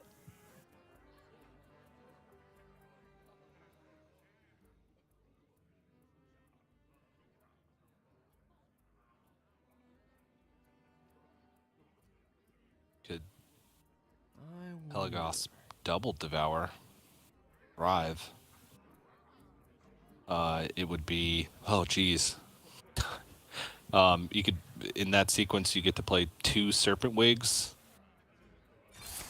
Yeah, and then So the... it's 11 plus, the first one would be 6. The second one would be 5. That's 22, plus another plus 2 Serpent Wigs, which is 4 more, 26. Plus the last Serpent Wing, 28. It's lethal. With Wait, what were you counting? Double Devour? I will find the truth. Or are you counting? Oh yeah, hand? sorry. Yeah, it's 26. It's not lethal. It's not lethal. Oh wait, it's not. If you got the second Devour, it would have been 26 maximum. That's if you pushed everything to face and ignored the Tamsin. Okay. And that's including like the Pelagos buff. Look at this. Also, look at this right also here. landing on the If 3 Kyrian. damage had gone face. And yes. Yeah, okay. Like he's at 8, and the 3 damage going face from the Naga plus 2 Serpent Wings is 7 more. Yeah, sure. Yep. Either way, That's what doesn't Serpent- matter. As promised, there wasn't a next turn, TJ. That was always going to be the game-ending situation, and that is kind of the matchup in a nutshell. You know, I wasn't trying to gloss over that game, but that is just kind of what happens. You know, I would argue that the 30% of games that Warlocks are winning against Priests on ladder in the reported stats are just people that don't know how to play Priest. Like, I don't think that matchup is winnable if you're actually a competent Wig Priest player. And XMG yesterday showed us that he is several notches above a competent Wig Priest player. For sure, yeah. I mean, there's some hands with Naga Priests. Like, the Warlock's never beating you. It's either your hand is beating you, your own hand, or you're not playing it right. That it seems like is the case. You can usually get ahead of everything. Obviously, there's maybe that's a little disingenuous because there is certain Warlock hands. Like if Warlock's on the play and they go like Librarian into Flame Imp, Wicked Shipment into like second Flame Imp File Library, right? Like you're just gonna get blown up. But most of the time, you can go toe to them. You find a Devourer, or you just keep plopping minions on the board. They feel obligated to trade, that kind of thing. So that's why I said the Imp Warlock itself is a little bit better because you. Yep. It's consistently hit it. But everything's on the line now. Tournament life for both players. World spot for both players. Is your faith in Aggro Druid? Oh boy. Yep. And talking about decks that sometimes lose to themselves, Aggro Druid is absolutely in that category, in my opinion. So this is now going to be do or die time, and Aojiru has a very removal stacked early hand, which is something I've often debated when playing this matchup early on. He goes for the full mulligan. He wants to be the aggressor in certain situations, but based on that reaction, we might have some spoilers. Yeah, that's a problem. It's a problem, but it is one fiendish circle off the top away from a good time. Oh dear. Oh no. For war. Job's done. You are coining this peasant, right? Yeah, absolutely. Oh no. Gotta hold on till turn 6 and hope that there's no Herald of Nature or Pride's Fury. Oh, tap on 2. Oh god. Okay, sacrifice is something at least to try and bridge the gap if he can pick something up to actually activate it. Oh no, this start though from XMG. Is it over for Darrek's hero, TJ, already? Can he find a way back into this? Drag below to deny some of the card draw. Oh, but he keeps drawing the absolute top end of the deck, one after the other.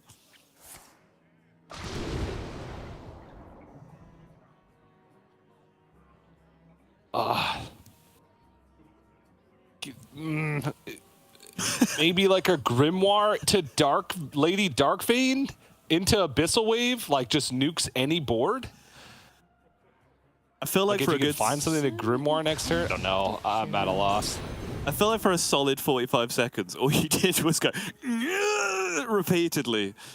It was wonderful. I'm trying to figure out like a way for Aogiro to Listen, TJ, maneuver this into a victory, but that was not a criticism. I think that is the perfect representation. That is A+ casting in this given situation for Aogiro. That is about all you can say. Is mine. Sands of time run low. put a Mark of the Wild on the frog. Yeah. +2/+3. More. Yeah, the buff being super relevant, gets out of range of just about anything that you can hope to throw at it.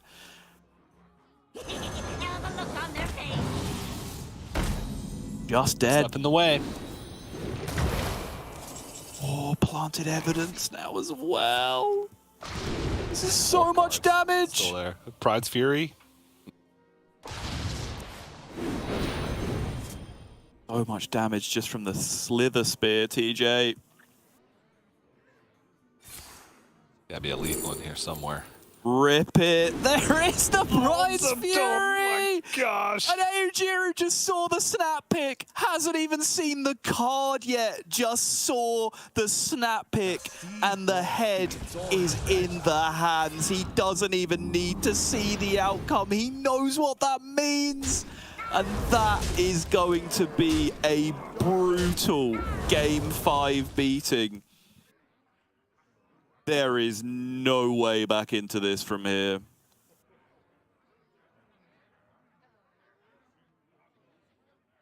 Never count out Aggro Druid. Just when you think their back's against the wall, they just plop a bunch of beige on the board. And you die. Just when you think you're out, they drag you back in, TJ. I'm jamming some Aggro Druid on ladder. It's the best deck in the game. Look at this. Yeah, bye-bye. You have indeed provided us with endless entertainment through the last three tournaments. It is a shame that it has to end in heartbreak, but you can see now the jubilation on the other side. That is why competition is beautiful. You can't have the joy without the sadness, and I think you saw it there on both sides of the coin. Very, very closely contested series between those two players, but I think XMG is now a fitting member of the World Championship roster because I think he has played some brilliant Hearthstone throughout this tournament so far. Yeah, I think the highlights from him really come from many of the Naga Priest games that we've seen from him. But I mean, cleanly played in the other ones. He hasn't really had the opportunity for as much skill expression with the other decks just because they're so fast. They win or lose very quickly. So I do think that XMG has played some exceptional Hearthstone. And now we have another Habu who's just going from aggro player to aggro player to knock him out of the tournament. Like all three were at just that side of the bracket. And, you know, one of them was guaranteed through with Habu Gabu versus Tansoku. But now XMG, that top half of the semifinal bracket is going to be fast. It's going to be another fast one. I think at the end of this all, even if Habu Gabu wins the entire tournament, so that means played every possible match except for if he had played the Eden group, we'll have played like 2.5 hours total of Hearthstone across the 3 days and rocked away with a win, with a trophy. So pretty interesting. But then the bottom half of the bracket, which we're going to get into next, is filled with a bunch of decks. Let's just put it that way. We got some shamans, we got a lot more mages, we got a lot more thief rogues. It is true Hearthstone. Let's just, we got some charge warrior. You know, we got all bases covered down in the bottom half. every deck is being represented down there. Let's just put it that way. Yeah. It's gonna be exciting, to say the least. Maybe a little bit slower than our first couple quarterfinals that we opened with, but it'd still be exciting nonetheless. But it was a risk bringing Aggro Druid, right? Because there was some lineups where Aggro Druid just wouldn't have done well. And I think XMG and Abu Ghaba to an extent, right? They both went with sort of a different deck as kind of their second or their third and fourth decks. Yeah. But overall, the plan was similar in these sort of board-based aggressive decks, right? Pure Imp Warlock being one of them too instead of the package. It was a read and it's paid off.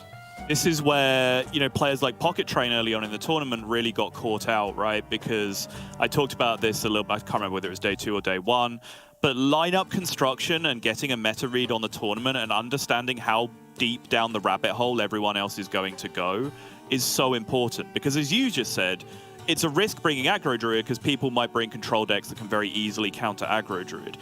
If you make that conclusion, the lineup you bring is Pocket Train's lineup, right? Because then you beat up on all of those players who are bringing the control decks to try and beat the aggro decks. But that's just kind of a small microcosm of how important lineups are.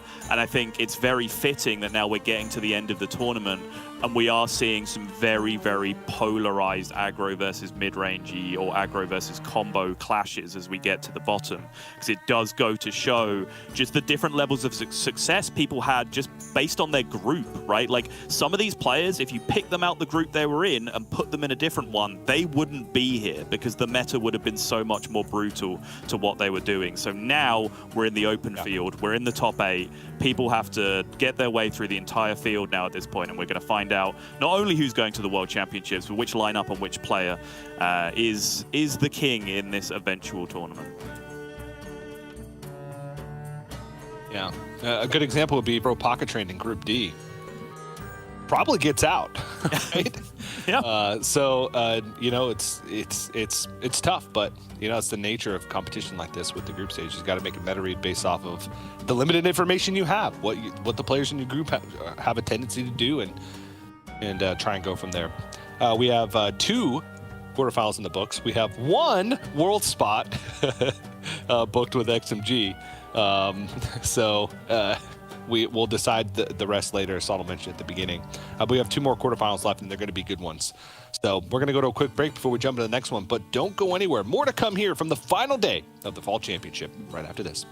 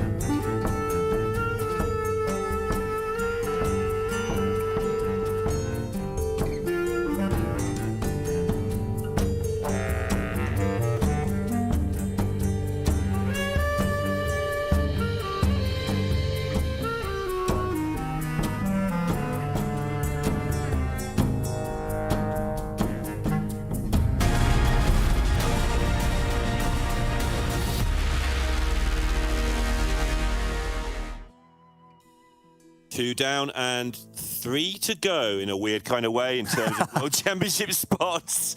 It doesn't quite add up at the moment, but we'll make it work. We know how it's going to work. We'll tell you about that in a bit. But we have got another great match coming up for you now. And I'm glad to be with Derek for 2 reasons. First of all, he's APAC caster and we have Glory in the match. Oh, yeah. And secondly, I think that the Ping Mage might be a really instrumental part of this particular matchup. And Derek is the Ping Mage god, at least on the desk. Derek. Yes, yeah. It's my my job, right, to sacrifice knowledge of all other decks in the game to just be a decent level with one. Like, you know, not actually a good level, like a low-level Masters Tour player kind of level with one deck in particular. But yeah, I agree. I think the Mage is going to be a very, very interesting one here because Glory has a bit of a different lineup compared to the pretty heavy aggro we've seen today from Habu, XMG, and Tansoku as well. But he does have, I think, what we would argue is just like an interpretation of good decks right now with the Mage, the Rogue, the Warlock, and the Demon Hunter. Pretty obviously, kind of, you know, well-respected decks. We can argue about how good they actually are, but they are viewed as good decks. The Druid is the outlier, though, as it's a very, very contentious deck right now that I think is actually in a deceptively okay position in the series because it looks like a weak deck at first when you're against a kind of Zoo deck, a buff priest, a miracle rogue. These all appear like terrible matchups at first glance, but I think they're actually better than first meets the eye.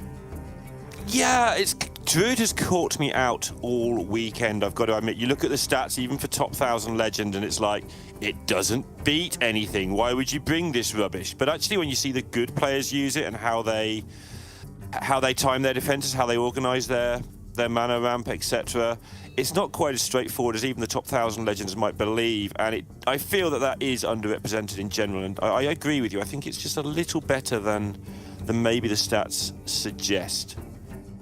For Glory, though, as we saw from his stats there, he is currently the first place and then second place in World Championships 2 years in a row. And this year, with the system having opened up a lot more to other players, if he could win this series and qualify again outside of just the pool of Grandmasters players, that would, I think, very much cement him as just one of the all-time greats of competitive Hearthstone. Because, you know, we can talk about some of the shaky plays we've seen from him in Grandmasters. There have been a few, make no mistake. But when it comes down to it, when it actually matters, he wins games of Hearthstone, obviously, being the first place and then second place world champion for 2 years in a row. So I have a lot of faith in Glory to be playing these decks to a high level, but there's nothing flashy from him here. This is very much just relying on hopefully hitting the good matchups and attempting to outplay his opponents. Yeah, absolutely. And I think he's not the only world champion who maybe got even better after becoming the world champion. Sure. I feel that maybe when he won it, we didn't give him quite the credit he deserved as a world champion winner. No. But since then, I think we have all grown to understand just how good he is. Also, he did beat Xiao Bai in last year's World Championships in the groups. 3-1. So he can kick him out of a second world championship, which would be kind of terrifying, in a row, because that was the 2021 in the group stage. He put him down to the lower bracket there. Yeah. But I think you actually really raised a good point about Glory getting better after he won the world championship, because it's something that, in terms of our mental game, I feel like I relate to Glory in this. I know I'm somewhat putting words in his mouth here because he hasn't told me as such. But from what I can see after watching him play a lot of games in Grandmasters, is when he's doing well, he plays well, not the other way around, if you get what I mean. It's not he plays well so he gets good results. It's when he's getting good results, he starts playing better because he believes in himself. He doesn't doubt his play. Whereas when he starts getting on these loss streaks, or as soon as he makes a bad play, they start multiplying because, you know, he loses his belief in himself, loses his mojo. And, you know, I can relate to that as well. I think when I start doubting myself, like, oh, what am I doing? I'm terrible at Hearthstone. I don't know what I'm doing. I get salty. I just stop caring as much even. For Glory, when he won the World Championship, obviously that puts a lot of qualms you may have or any doubts you may have to rest about your ability as a player. And I think he then just has this kind of Giga Chad confidence in himself now, where it's difficult to knock his, as I said, knock his confidence. So we'll see if that can continue through into this very important match of Hearthstone, as it is going to be the Relic Demon Hunter for Glory with a solo keep Relic of Dimensions. Pretty greedy against a nice aggressive deck like this from Xiaobai. Yeah, it's a tough one, but I do think you have to keep it. It's very hard when you're going... So all of the top cards in Demon Hunter in the stats are relics in keeping your mulligan. But then you've got to factor in, which you can't get so easily from the stats, which ones do you only keep when you have other relics, or which ones do you only keep when you have the Vault, for instance. So, yeah, the solo keeper Relic of Dimensions is interesting to me because that isn't a hard and fast stat just because the stats say it's a good card. It's often kept only if you have a way of doubling it up. So let's see how that works out for him. He's going to have to be fairly quick as well because Xiaobai is going to get going here. Yeah, really awkward mulligan here for Xiaobai, where we could see location used preemptively, but banking the mana here doesn't look like it's going to be that useful when the likely turn is just tap plus Wicked Shipment next turn. So maybe we're supposed to tap now. You could go location and activate it on this turn, which gets you out of range of Chaos Strike specifically here. But I guess this play does open you up to some good draws off the top. You could just get another Wicked Shipment. You could draw the Circle, which would be the best reason to play the location here. But it does mean that by not tapping on the previous turn, any infused cards that you draw will have one less activation than on the previous turn if you'd drawn it before the Flame Imp died. There was another play available which also would have made Fino's eyes water with hate and just self-doubt. Play the Shipment. Which was play the shipment and then play the location the turn after, because of what you're against. But he saw the one keep and maybe he was scared of an extinction there. But exactly, it was a possible play to just get those 3 imps out there and defend against your 3-2 getting killed, because the 3-2 will get killed on turn 1 by Demon Hunter.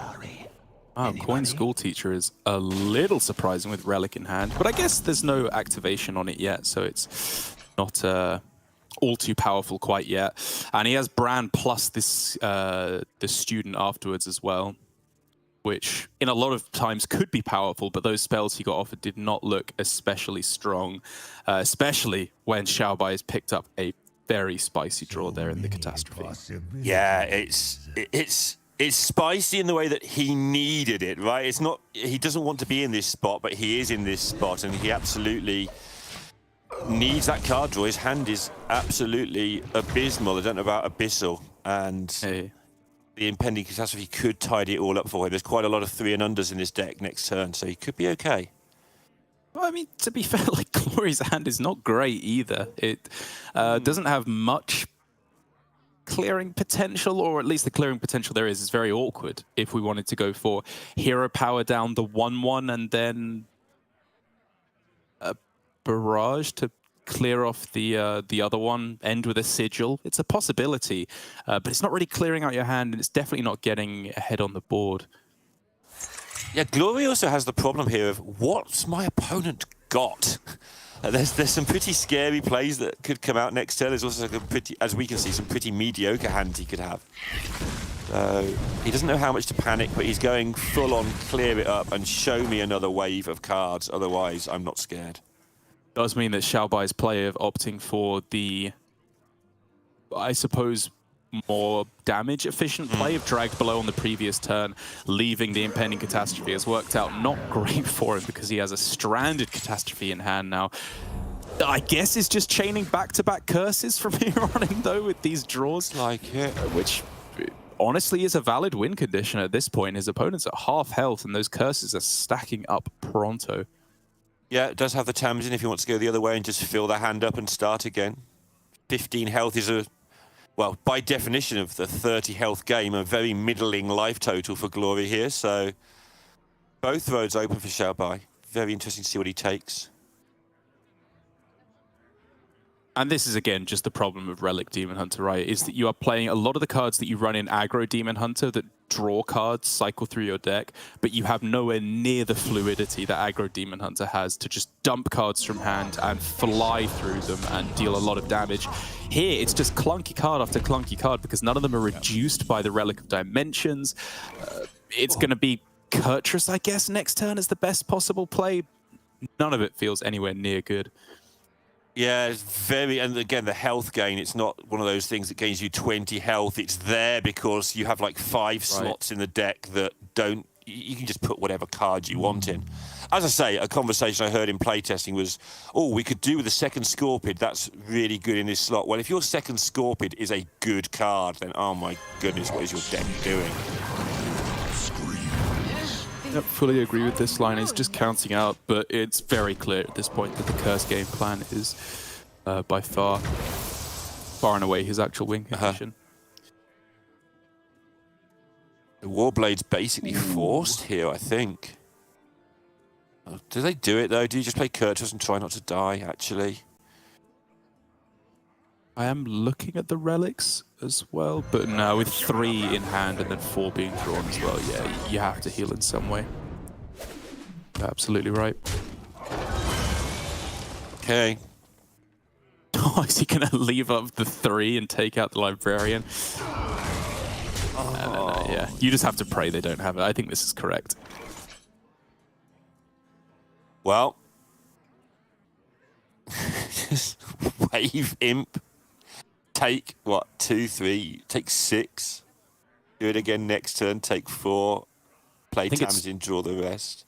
Yeah, I think it's 2 off lethal here as well, because there's a 3 curse in hand. Yeah. You'd add a 4, so that's 7. You need to deal 5 then. Flame Imp plus location would add immediate power, because the obvious Librarian buff. The 2, yeah. And then the library.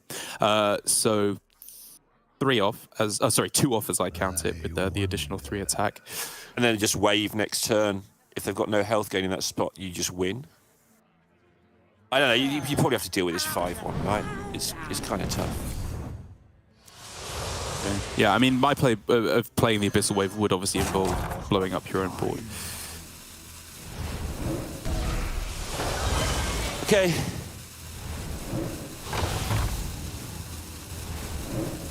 Decided to go for slightly more sustain.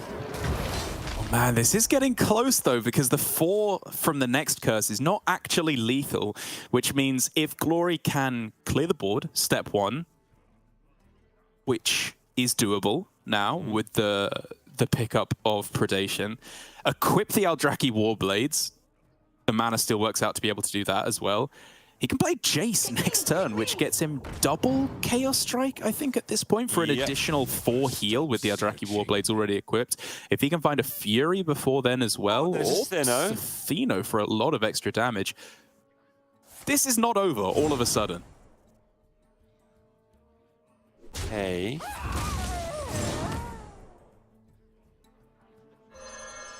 Oh, it's such a scramble.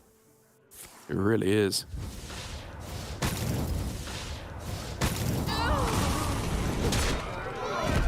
Wow.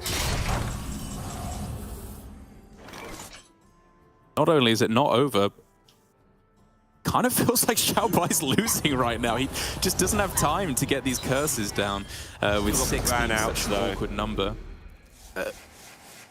Sure. Sort of stuff going on that could definitely save him.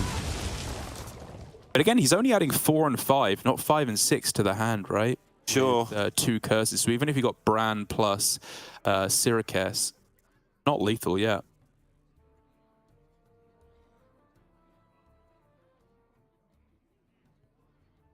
And again, because Glory knows that, and I believe because he knows the last Shadow spell played was not a curse, it was Touch of the Nathrism at this point, which was played on the previous turn.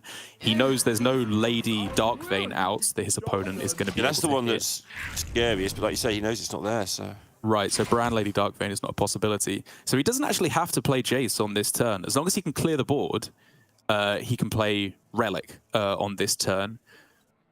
So it could be the Stheno Relic of Dimensions, but again, at that point, you are taking a risk because you do have to clear the board. But you're going to have to clear something every turn, and you're going to skip one. So if you're going to take a risk, taking it sooner rather than later might not be the worst idea. Agreed. And you see Xiaobai's thinking as well, in line with what you've said, like, I can't win this with curses. I've got to actually put stuff on the board. And that's really irritating. It's not what he wants to do at all, because he knows that look at this board. It's not really threatening. It's tying Glory up. It's probably the right thing to do, but he's only doing it because he can't get there the other way. Or he doesn't believe he can get there the other way. Oh, he is just letting rip with the Jace. We're looking for some good hits here. You know, predation on the 3-3. That's not terrible, I suppose. Where 3, Sunshine? Yeah, he does have to attack into the Librarian, I think, here. Yeah. With the Library waving up next turn, if there's a circle of... summoning circle, sorry, I think he would just die. Whoa! Okay. That's Tamsin, wave. Yeah. I'm just going to go there. Tamsin, wave.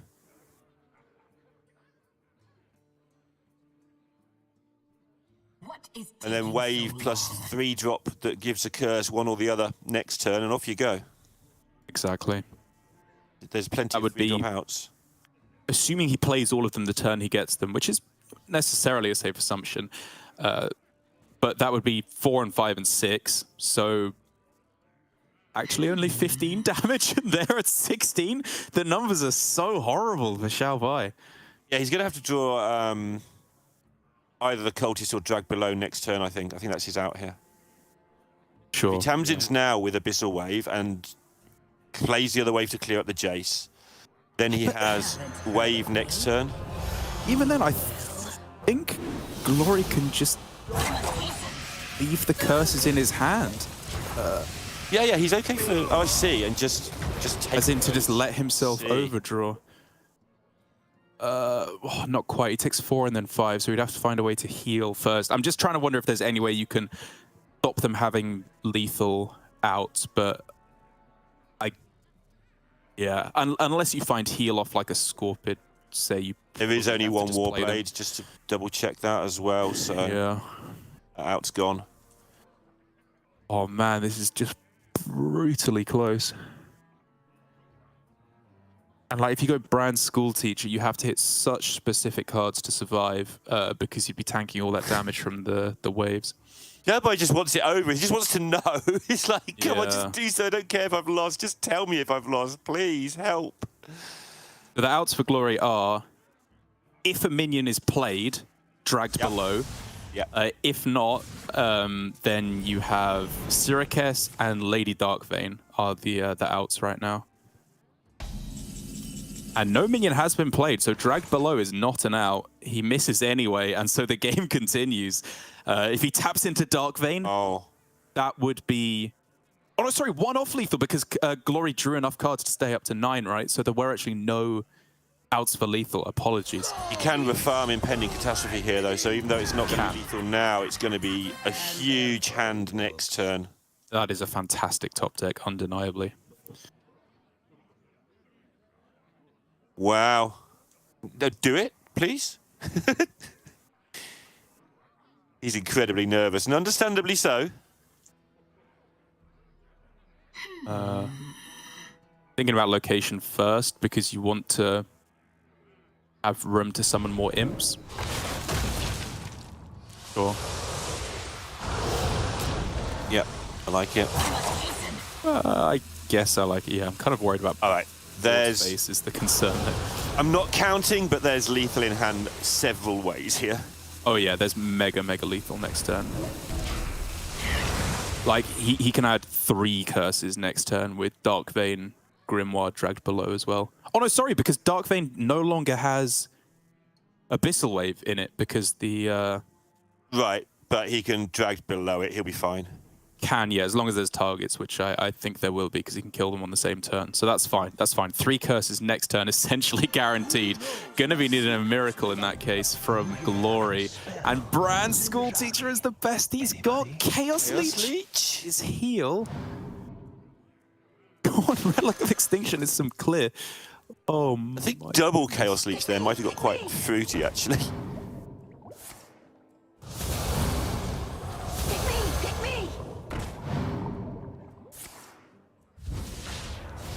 I think even if he can get a full board clear here, which he can't quite, it still doesn't matter. Yeah, he's having to spend too many cards from hand to clear the board, right? So it's making space. Every time he clears a minion off the board, he's making space for a curse. Yeah, Xiao Bai's Seen the news, Glory gives it up, and 1-0 after what looked like was going to be the world's easiest game of Hearthstone. God, that was a process. Oh yeah, and Xiaobai, you can see him feeling the stress there. Like, exactly as you said, that felt like a pretty much guaranteed one game. And then Glory was doing all the things you don't want to see. Like, oh, he's healing, he's clearing my board, oh, he's keeping his hand size full so I can't add curses to it. He clearly knows how to play this matchup, but he was unable to just about get the job done. So, well played to Xiaobai, I will say. I think we can argue back and forth a little bit about some of those earlier turns, his delaying of the impending catastrophe very heavily, but his full transition over to the curse game plan, I think, was exactly what you're supposed to do in that instance. Yeah, you'd be arguing like strategy and long-term thoughts rather than the actual what he did on each turn, right? Because he clearly chose that path pretty early on. That would be the discussion point there, whether that was the path to choose. But after he chose his path, he implemented it seemingly very well. But now, Derek, it's the mage, and the reason I highlighted this in the intro isn't just because I know you're a mage enjoyer, but it does look a little bit weak against the stuff that Glory's brought to me. Yeah, it's interesting. Like, I have somewhat different opinions than I think a lot of the other players do. Again, it's the classic, someone picks a pet deck and then they think it wins against everything in that particular metagame. I do think it's unfavored versus Warlock, but not drastically so at all. The obvious weaknesses of the deck in the fact that they have curses that you can't interact with in a favorable way with Solid Alibi, they still damage you on your turn. That sucks 100%. If they get off to a good start and damage you, the curses will finish you off. But there's a lot of pan outs, actually, I think, where Mage ends up ahead after the early game. If you know what you're doing and you're using your flurries, for example, extremely liberally, just to stop like 2 or 3 damage in the starting turns, and then you have a strong enough power spike, you can pull back the board, and their curses most of the time don't outrace you if they haven't done more than 5 damage in those starting turns. That's like talking about the bad matchup. Against Demon Hunter, I'm feeling pretty good as the mage. Okay. The main way they interact with you is through big boards, right? Of developing these large minions with Relic of Phantasms in the mid game. Mage answers that very, very well.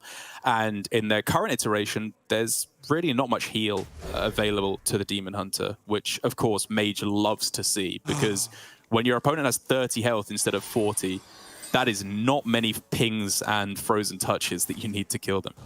Looks like you might get the acid test, Derek. Relic Vault in the opener, Relic of Extinction in the opener, so the Mage won't be able to apply any early pressure, and Glory is going to get rolling on the Relic train, which sounds like a really bad train to roll along, but it's a good train to roll along if you're playing this deck, trust me. Oh man, just a really nice start from Xiaobai, straight up and down. As long as he can pick up some frost spells, which are pretty big in this matchup to stop the opponent from being able to attack. Like, if this baits out a Relic Vault, Relic of Extinction, sign me up. Okay. Yeah, to my sort of untrained view of this matchup and only seeing it from the Demon Hunter side, that I've seen that the Mage struggles to deal with sort of 288s, 299s, but again, it's all going to be about the timing, all going to be about the practice at the higher levels. So I am looking forward to seeing this unfold with 2 good hands. Yeah, I mean, you're not wrong. Mage cannot deal with those size of minions outside of specifically Mordresh, but they stall. They just freeze, they Solid Alibi, they Varden, and as I said, because their opponent only has 30 health, already Glory should be a bit scared here. You sort of see it against the Priest, right? Is that what you're trying to say? Or that's what I'm understanding, is the Priest match, they have some big minions, and Mage goes, ha, I don't care. Yeah, exactly. I'm going to ping you for 2 every turn until you're dead. As it just so happens, Glory has like the perfect hand to answer all of this, to deal with coin, Dungeoneer into Dungeoneer. Most of the time, that's not going to happen. But it does mean that now Xiaobai still has the stall. Absolutely. He's got Flurry, Savara to gain a whole bunch more of them in the subsequent turns. But that's not good enough, because if you're not dealing damage while you're stalling, eventually the stall runs out. It's just delaying the problem, and it will kill you if you don't kill them first. No real choice but to continue this. and he gets enough mana to be able to actually draw some cards in a proper way. So there's a lot of stall here and some decent card draw. So he's okay for now. Exactly. I think this is bang on for Xiao Bai. He gets himself back another Wildfire, which means that as soon as he can top deck a Reckless Apprentice, he just blows up the board, which is exactly what he needs to be doing.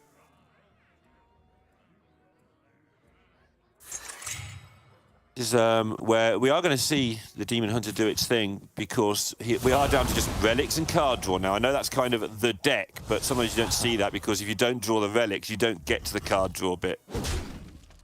Or you do get to the card draw bit, but yeah, it's too late and you just die, as we just saw in the last game. And there really is an absurd amount of card draw in Xiao Bai's hand right now. All he needs to do is to survive, to be able to play all of it at the same time. And he can do that, actually, I think, quite handily. He could go ping plus flurry if he wanted to, but I get the suspicion the flurries are better saved than at this point. The first one was mainly just played to activate the Savara. We could see Wildfire coin ping on the Scorpid, but I do like that a little less, because we want to be using our cards more so than our hero power here, given that we need to make room for them with make room for the multitaskers. Oh, the multicasters, sorry. The same thing. They more or less. I'm pretty sure it was named that way on purpose. Somebody said it's a multitasker, and somebody just went, "Oh, multicaster's funnier," and then somebody else went, "Yep, named." He's going the other way though, Derek, and I liked your plan, but he's just pinging. But he does need to empty this hand out, right? That's clear, unless he's going to Finley. Yeah, I mean, what I'm saying didn't really make sense. I think the main thing was just that I didn't like to see Wildfire, Coin, and Ping all used on just a Scorpid, which is not very important right now. He can make hand space with Coin, Flurry, Flurry. That's not too difficult in this instance. Zinjari. Anybody? Well, Glory hasn't got the massive pop-off turn, but he's got everything but that going on now. He does, yeah.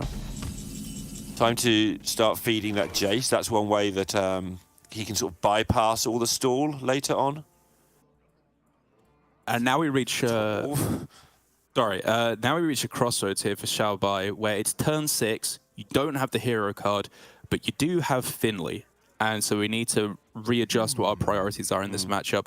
You've just drawn Bran, which kind of hurts, because you'd love to draw that afterwards alongside a Reckless Apprentice. But I do think at this point, spending mana on the card draw of Multicaster is too expensive. We can't afford to do that anymore. And so it feels more like a Finley game now. Yeah, it feels like that's how he's been playing the last couple of turns as well, right? This sort of with the Finley in mind, but no, he is going now Multicaster. I mean, you can end with Finley still, of course. Yeah, okay. He's still setting up for the hero card, and I suppose there's not much more you'd rather spend your remaining 6 mana on than just getting down a Multicaster. And this way allowed him to back out. If he just hit Dawn Grasp from the draws, then he doesn't have to Finley, because his hand would be fine to just go Dawn Grasp and keep stalling again and pinging. So okay. Yeah, I mean, saw as many cards as he could. There are admittedly, I guess, some things I would rather spend my mana on than the Multicaster, because having preemptively played a Snow Flurry would be fantastic to get Varden down and ping on the same turn. Sanctum as well, pretty good too. Still on 24. Although that's kind of, it's not irrelevant at all, but look at Glory's hand. He's got the Steno, he's got the Jace in hand, so there is some chunky actual direct damage still to come. Always saving it. I've got to be honest, I was kind of tempted to get down the Lady's Athena there if you're expecting him to just Dawn Grasp on the other side. Yeah, that's a fair point. Which he should be, because that... Yeah. Wow, he's not playing it. Okay. Really? Is that not a Dawn Grasp on this turn? You have Flurry in the pool as the only Frost spell, I think, which would potentially lower the damage a little bit more as well. And you're going to have to play Dawn Grasp to win this game. They're at 27 health. You're not getting there with just this hero power. Pick me! Pick me! No, for sure. Clearly just relying, I suppose, on getting ahead on board far enough on this turn to the point where he'll stay ahead next turn.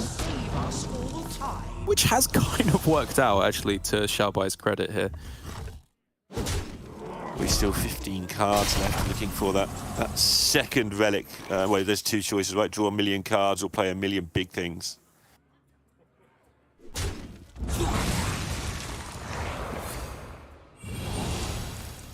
Gonna be a Dawn Grasp, finally.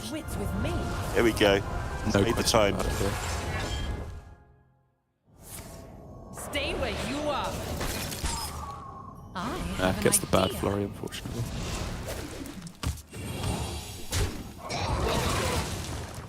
It's very similar, all things considered, and gets the good 50-50 outcome. And somehow, Glory has nothing to do here. Yeah, the Jace is not juiced, is it? No, and he can't draw cards, and he hasn't got a relic. That's kind of unusual.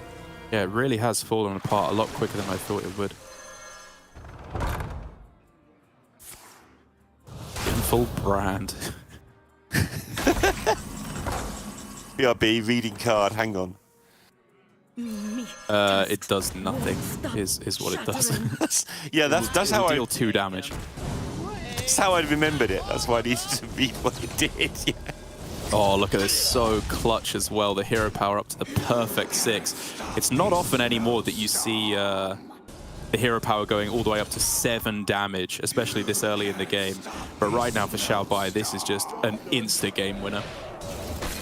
Yep, and Glory after his opening hand was probably thinking, good, I've taken one off this mage, I want to beat this mage up, but looking very much like Xiaobai is going to go 2-0 up now. Chance for a miracle here. Off the school teacher, though. Chaos Leech is some heal, and then Relic of Extinction is a board clear. Okay, that is a fantastic set of Nogglings. Absolute lifesaver. It was like very specifically that could save him here, actually. Maybe like a couple of other combinations, but really not much else. Medics are getting a bit silly. Gonna need to. But is he just dead, actually, to double Frozen Touch? Yeah, I think he is. Yeah. It's still exactly enough. Actually, if Glory had killed off the skeleton and it hadn't gone phase, I think he was alive at 1. But, yeah. Xiaobai giving himself a slap there. You know, he didn't bring it up at the time. He did slightly mess up that previous turn because he froze the 2-2 when he didn't need to. He could have frozen the opposing minion before he killed them off. It's little things like that that I think are getting to him. But that's okay. In these high-stakes matches, I've said it so many times, in casting APAC Grandmasters, in these high-stakes situations, I've seen so many meltdowns where players get on themselves for making these little mistakes. They're too self-critical, and it just causes a meltdown because they're trying to play perfectly, and it all gets too much. For Xiaobai, that was fine. That was a perfectly good mage game. I'm sure that, you know, you could pick up on things that would have been done differently. I know I would have played it a little differently, but all his lines made sense, and he's coming out of it in a very good position, just a single game away from Worlds and getting the revenge on Glory. As you said, a bit of a rivalry is developing here. Yeah, absolutely. And yeah, he does have a history of being a little bit weak under pressure, so like tilting, apparently. That's what we're told. So you can see how nervous he is, but why wouldn't you be? I'd be absolutely collapsing under this pressure, I'm absolutely sure. The difference being, I'll never have to, because there's no chance of me reaching the top 8 of the whole season at any time soon. So, yeah, good for him, but has to get it over the line, and Glory going to show us the Druid. We really haven't seen much Druid in this tournament, but it's looked okay when we have, to be honest. Yeah, it has. I'm kind of a little sad that we don't get to see the Mage versus Druid, because it's actually one of my favorite matchups. I think probably my favorite matchup to play as the Mage. I just think it has really interesting interactions against the Druid, and you're never truly out, as terrible as the games may seem. Unless they play the Jailer, then things get very, very bad. But this deck for Glory now is going to have to be taking down the Priest on the other side, which is another interesting matchup. One that I think is warped by our historical knowledge of Hearthstone, wherein Ramp Druid and Buff Priest in one form or another have existed for a very, very long time in Hearthstone. And Druid has been bad in that matchup for pretty much the entirety of Hearthstone because they don't have removal. They spend their entire early turn not developing the board and just ramping up. And the Priest happily says, okay, good for you, buddy. Here's a 20-20 on turn 5. Good luck answering that. But now, Druid actually does have the removal in the form of neutral removal options. Their Druid single target removal is still non-existent. But with Sylvanas and the Devourer and even arguably the Scale of Onyxia being a pretty big player in that as well, they have fantastic removal options. And unless there's a super aggressive start for Xiao Bai or some massive pop-off miracle turn later on, I actually really don't hate Druid in this matchup at all. Yeah, that is interesting because, again, exactly how you I keep saying I'm just copying what you say, which is bad even for me. No, but it means you're saying the good things, because my understanding of Hearthstone is clouding the judgment. It's like, well, I'm going to make a 20-20. If you make a Sylvanas, I'm going to make another 20-20, then I'm going to kill you. And of course, that is the plan that roughly Xiao Bai will be going with. But something I've learned about this Priest deck over the last 3 or 4 months is that people who play it well find ways to not walk into the removal, or if they do, to just do it all again. Even when they're seemingly very low on cards, they're just very aware of what's left in the deck, very aware of the exact damage they can do. I'm just counting. I've got some Wigs and some Nagas. I'm just going to hit you for a lot. But you know, these players are very good at balancing how much a lot actually is. Pretty much the standard list once again here for Xiao Bai. I'd be curious to see whether the Jailer can have any kind of an impact in this matchup, because my obvious assumption is no, given that Taunt does not work with Invulnerability. It just loses it. And I don't know. I would just hope to see it. That's not an interaction I've seen between the Jailer and Naga Priest, so it'd be cool to check out how that one can go.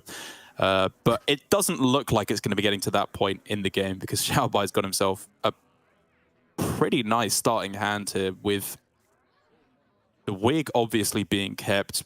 Radiant, I want to say probably as well. Handmaiden, I'm not entirely sure on the here. 2 existing, you definitely could. Wow, no Radiant and Handmaiden kept. Nope, yeah, you take that Radiant, back. Son. Can't throw that away. Yeah, I mean, I obviously understand why why the Handmaiden is being held onto. It's on the coin. He needs card draw in order to find more Nagas. But I think it's actually deceptively difficult to play 3 spells with this hand, because you have the coin, then you have to activate the Serpent Wig, which you currently don't have a way to do so. Then you'd have to activate it again, unless you want to just lose the Serpent Wig in order to activate the Handmaiden. And so personally, I was a little bit more on board with trying to find the Scribe or Slither Spear to just get some immediate replays on the Serpent Wig. I love how I just burst into giggles, because everything you were saying was absolutely made sense. He just rips the Devour off the top as his opponent has 2 1-health minions, and whilst you're trying to explain a really important salient point, he just destroys it all from within.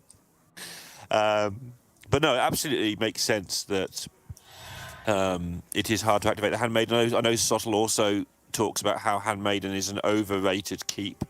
Right. But it's all about what you have with it, and he decided that, again, with the Wig, he'd be okay.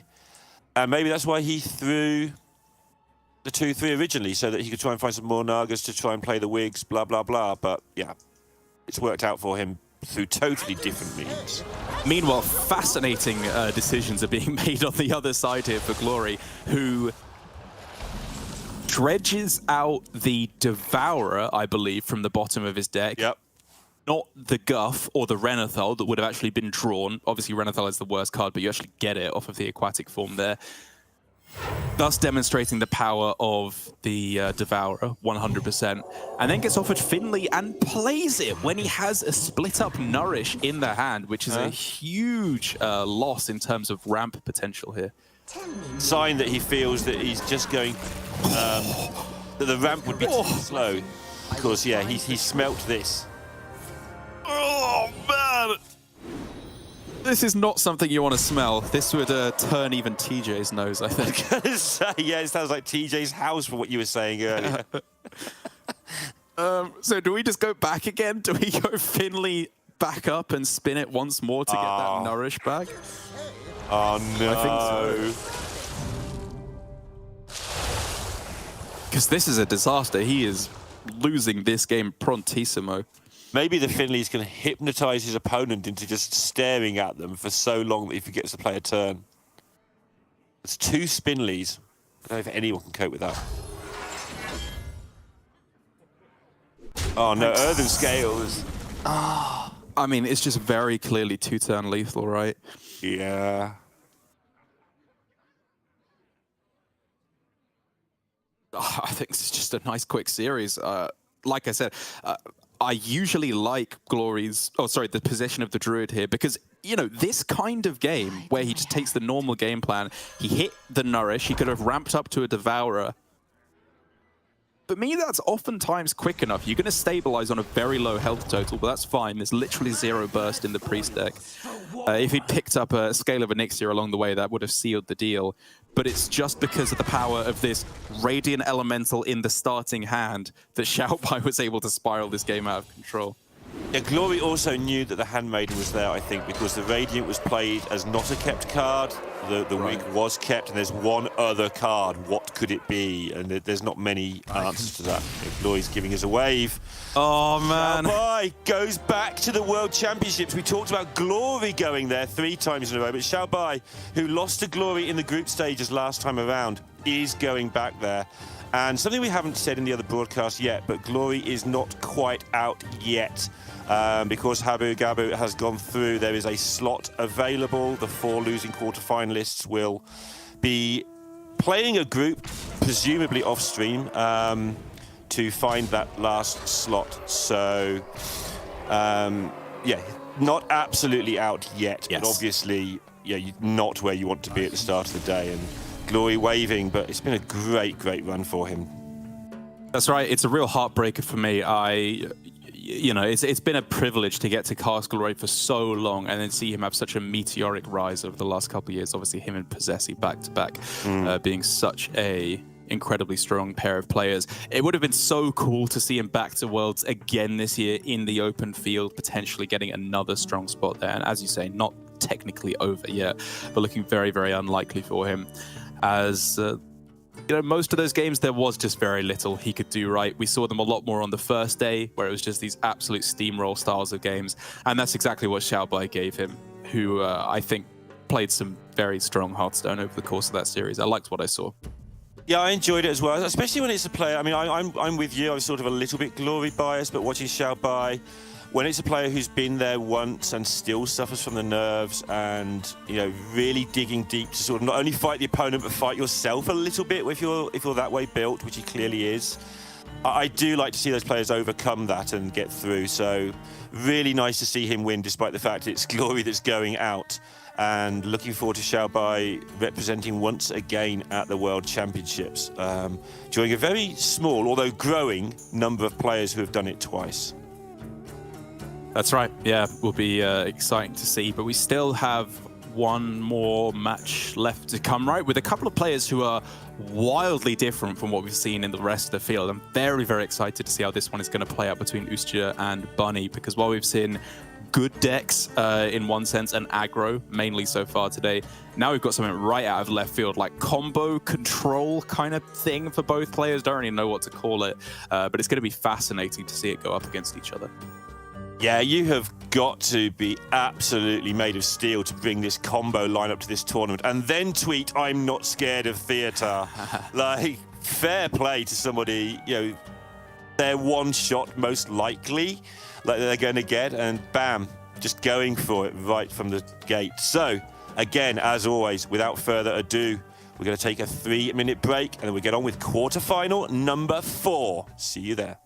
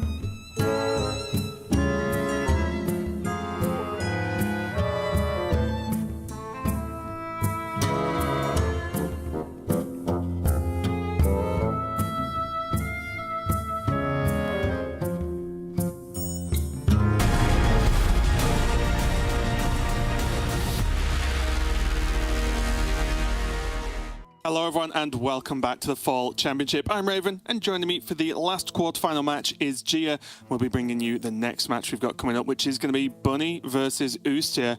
And Gia, Bunny had a very stressful day yesterday, a lot of ups and downs, but I'm sure he's got the ability to recover. But talking about these lineups just for a second, we've basically got combo on Ustya's side versus control on Bunny's side. Which one are you feeling here? Lineup-wise, I do think Ustya's in the lead, and honestly, Raven, I wouldn't have said the same thing yesterday before I had seen Ustya's lineup in action, because like Gregorius and like a bunch of people on social media, I was a bit baffled by the archetypes that he chose to bring, particularly the Charge Warrior, but after he's shown that he's proficient with the decks can get a whole bunch of wins against slow lineups and aggro lineups alike. I feel like he's in a very good spot. Because, like he said, the best counter to combo is, in theory, Theotar, but he's not afraid of it, and he did prove that he doesn't have to be yesterday. Yeah, I think one thing that really stuck out, because, looking at the Priest, looking at the Rogue, these are decks we're pretty familiar with, but the Charge Warrior, all the criticisms of the past, kind of, not all maybe, but they do go away a little bit, because we got shown like the new tools in this Charge Warrior actually allow you to do some form of active setup that doesn't require you to have one specific combo, right? There's actually multiple ways you can actually push out, high amounts of damage to win the game. So I'm excited to see it once again on stream. It's not going to be banned out, so hopefully we get to see it here. Ustya's actually had his Mage banned away, and then the Rogue has gone away from Bunny Hopper. But even without the Charge Warrior, like obviously that's, I think, the sticking point for me in this series, and probably in any series Ustya's going to play for the rest of this tournament. I do think the rest of the lineup is looking very, very solid against Bunny. So I think, and I will see if you agree, that Bunny has to get quite creative to actually grab some wins here. Yeah, that is right. His lineup is not full control, though. I will sort of leave that asterisk out there. He's got the Wig Priest, which has been left up by Ustya, which I feel is going to be in a pretty decent spot against Ustya's lineup overall. Ustya's going to start off with the Mailbox Rogue here, where there is, of course, that version that doesn't have the nulls anymore to make sure there's a higher ceiling in terms of how big you can get the Draka Dagger and also the generations from the location. And I think this is in good keeping with the rest of Ustya's lineup, where it is leaning more combo, and once you remove the Maestra and nulls, it does seem to be a more all-in version that does better against these slower decks. Yeah, I do like this deck a lot. I've not been the biggest rogue player in the world in my history with Hearthstone, even though there has been a few decks I've really liked.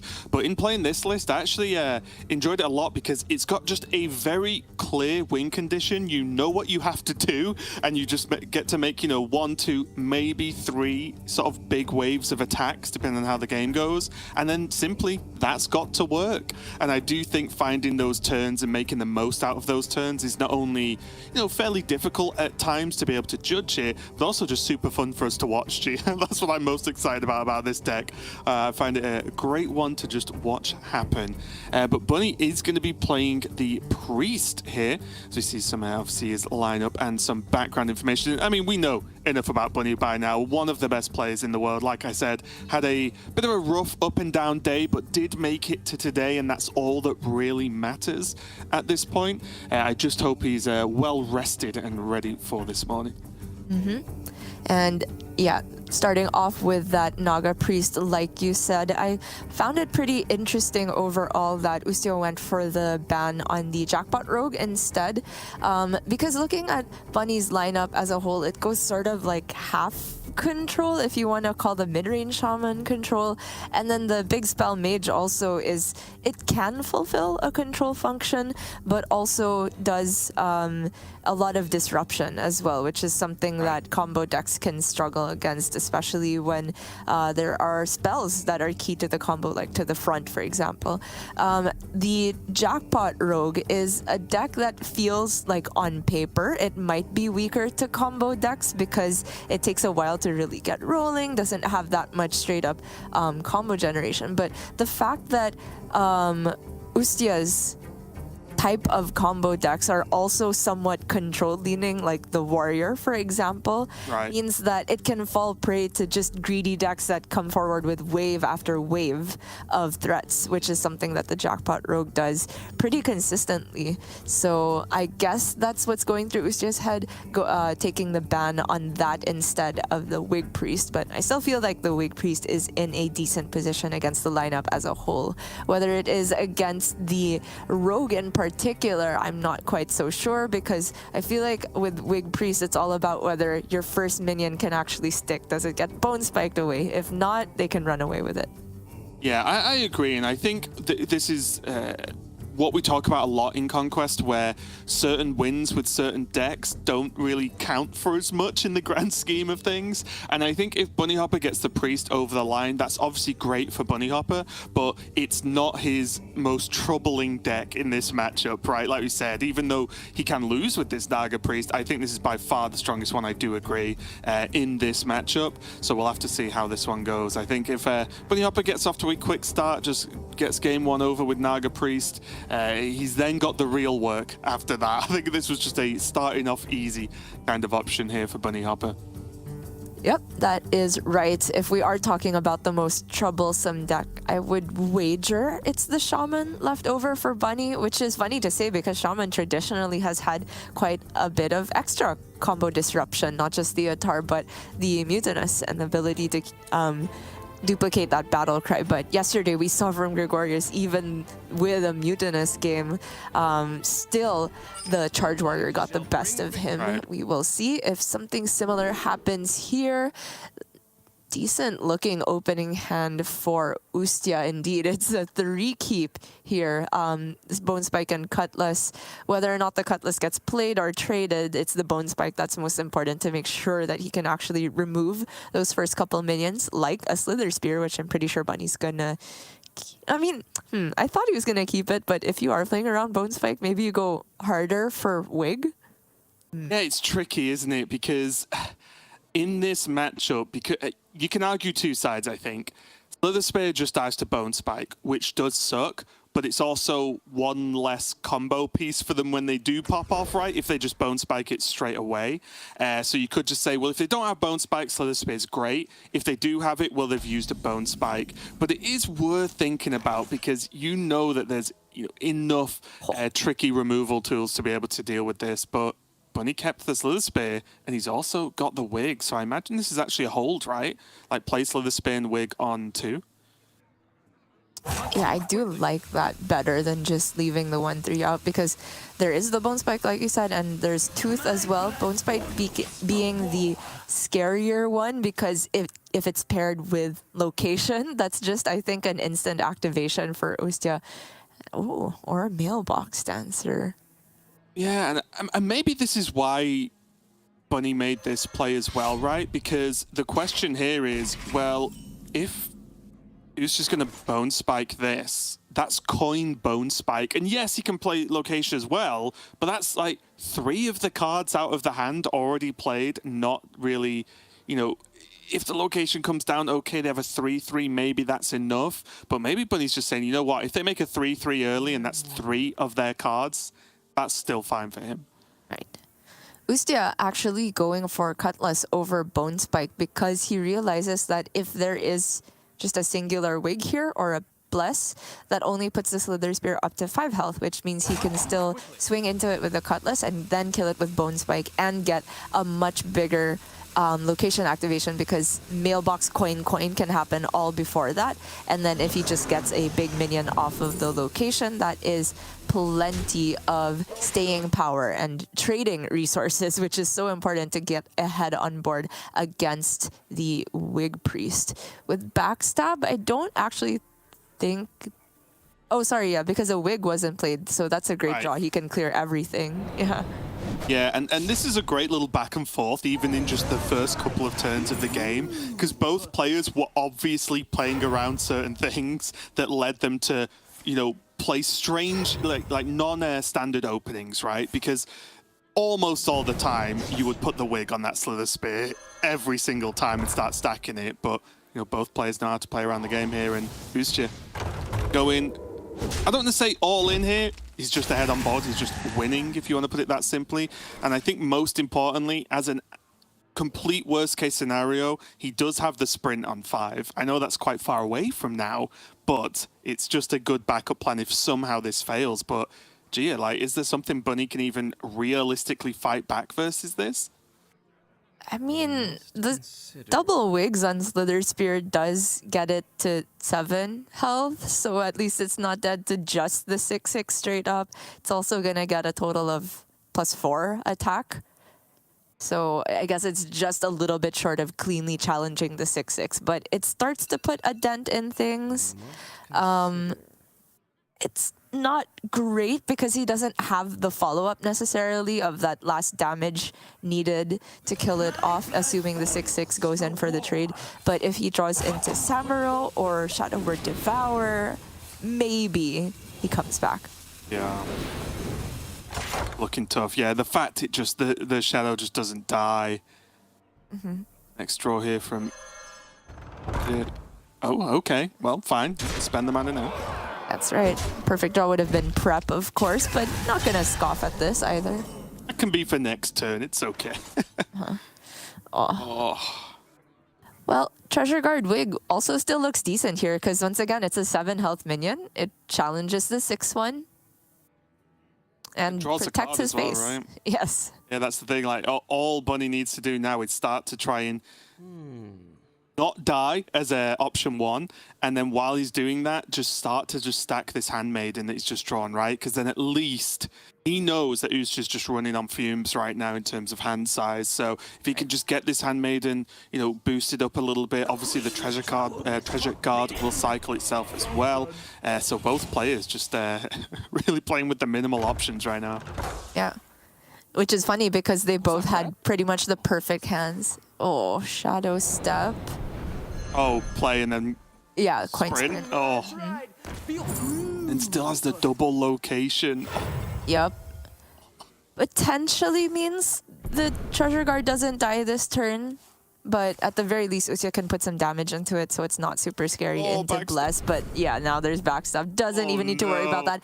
And prep spell. Oh my goodness. The Stenographer's free.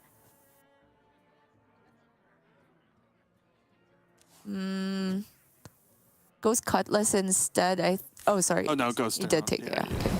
I was wondering about how much of this turn needed to be held back to make sure he still has fuel for Draka the next turn.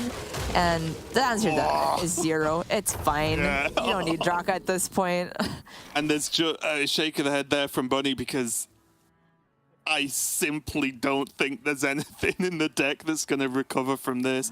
He does, I believe, play Najek Hexen, but there's more than one big minion, right? So it kind of just doesn't matter. It's Samuro Bless is still short, right? Not that he has the mana this turn, but next turn, because he's technically not that on board. It's like 1 off for Usha, including Dagger. So if Bunny were to draw Samuro by next turn and play that with Bless, it's still only 8 AoE. So it has to be some weird thing like this turn you play Shadow Word Devour from the Thrive and then top deck Samuro. Yeah, I feel like the next turn. But Usha could actually, depending on the draw next turn, have enough to make like a reasonable-ish dagger. And by reasonable, I mean more than one.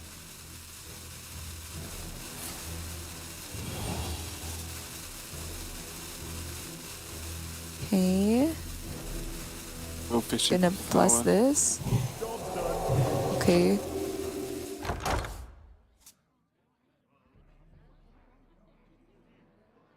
Maybe trying to bait Ustia into a trade. I think Usha could just trade, right? Like just put one of the 9/9s in. This won't be lethal, right? So Right. what he doesn't want to see is the boon. Yeah, that's right. And if he does take the trade, I guess Bunny still has a pretty good out for Shadow Word Devour if he finds it. Probably need both of them for this to be effective enough.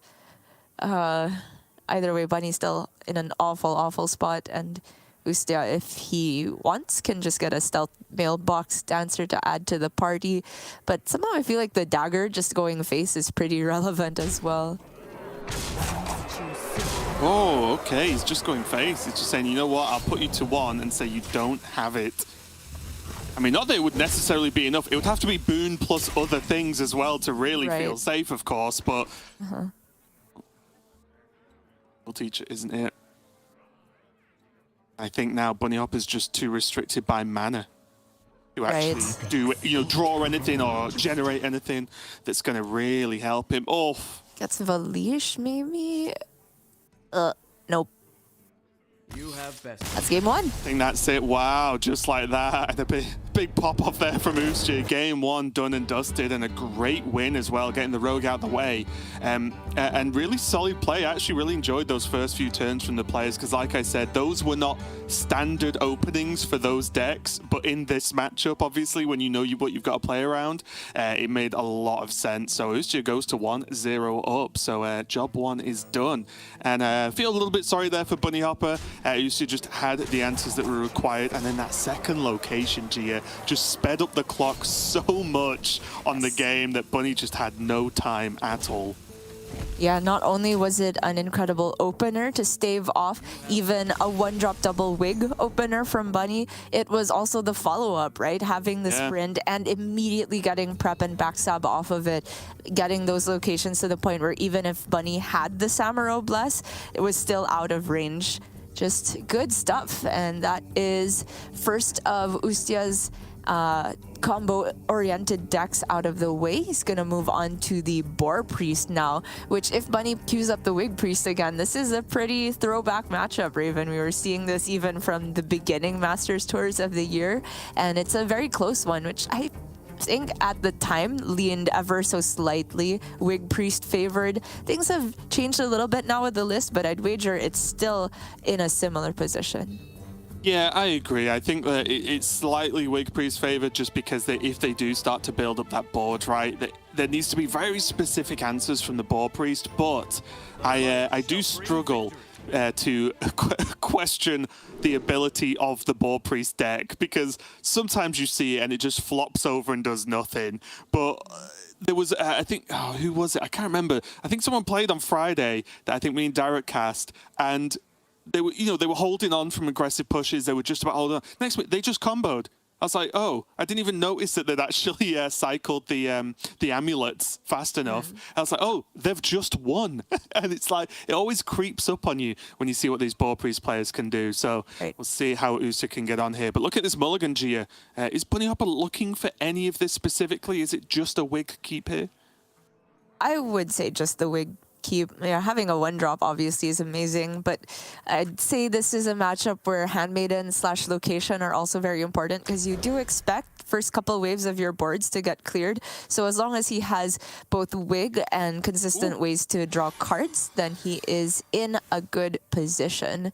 Ustia, though, that's an early hero card in hand, and just the trade deal, that is not a pretty looking Boar Priest hand, but he does at least have Thrive to look for switcheroo. Yeah, and a Devour to help out maybe a little bit later on, but you are right, Bunny Hopper's hand is looking great now. It does have Cathedral, Radiant Elemental, Amalgam and Wig as the main ones here, looking fantastic. Right. Could do with maybe one of the cheap Naga soon, just to get the ball rolling, right? But honestly, even if he coins out Cathedral next turn... Oh, never mind, coin Radiant, okay. Yeah, so what this does is it means he can play Amalgam Wig next turn. The Amalgam will not get a Naga, but that's fine. In the list for Ustia, there's really not a clean way to remove the Radiant at all. Light It Burns does not touch it, so Bunny says it's fine to lose out on 1 Radiant for combo potential later if it means he gets to build up his board early. Off of the Thrive, no option for switcheroo, so he ends up taking another Thrive. Pretty unfortunate. And for Bunny here, I think we're going to see the classic anti-Boar Priest move of not going face until it's lethal. Right. Does have the Murkwater Scribe now as well, so can actually pivot away from the Amalgam to use this to proc the Wig and hold on to that Amalgam if he feels he really wants a Naga from this. Right. It's actually a really close spot because Murkwater Scribe, if you use it this turn, it's kind of like implying you do also wig, and then it's a wasted 1 mana discount because it's already costing 0. So he does end up with the Amalgam instead. And Stormwatcher? I don't know. So expensive.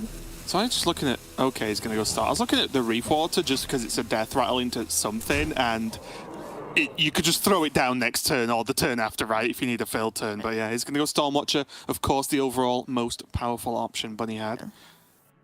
But he does attack face, though. I mean, if you don't put them under 27, they still don't get value from Gift of the Naru, which is something. But there's also the idea of never attacking at all to play around Zyrella, the 4/4 later on.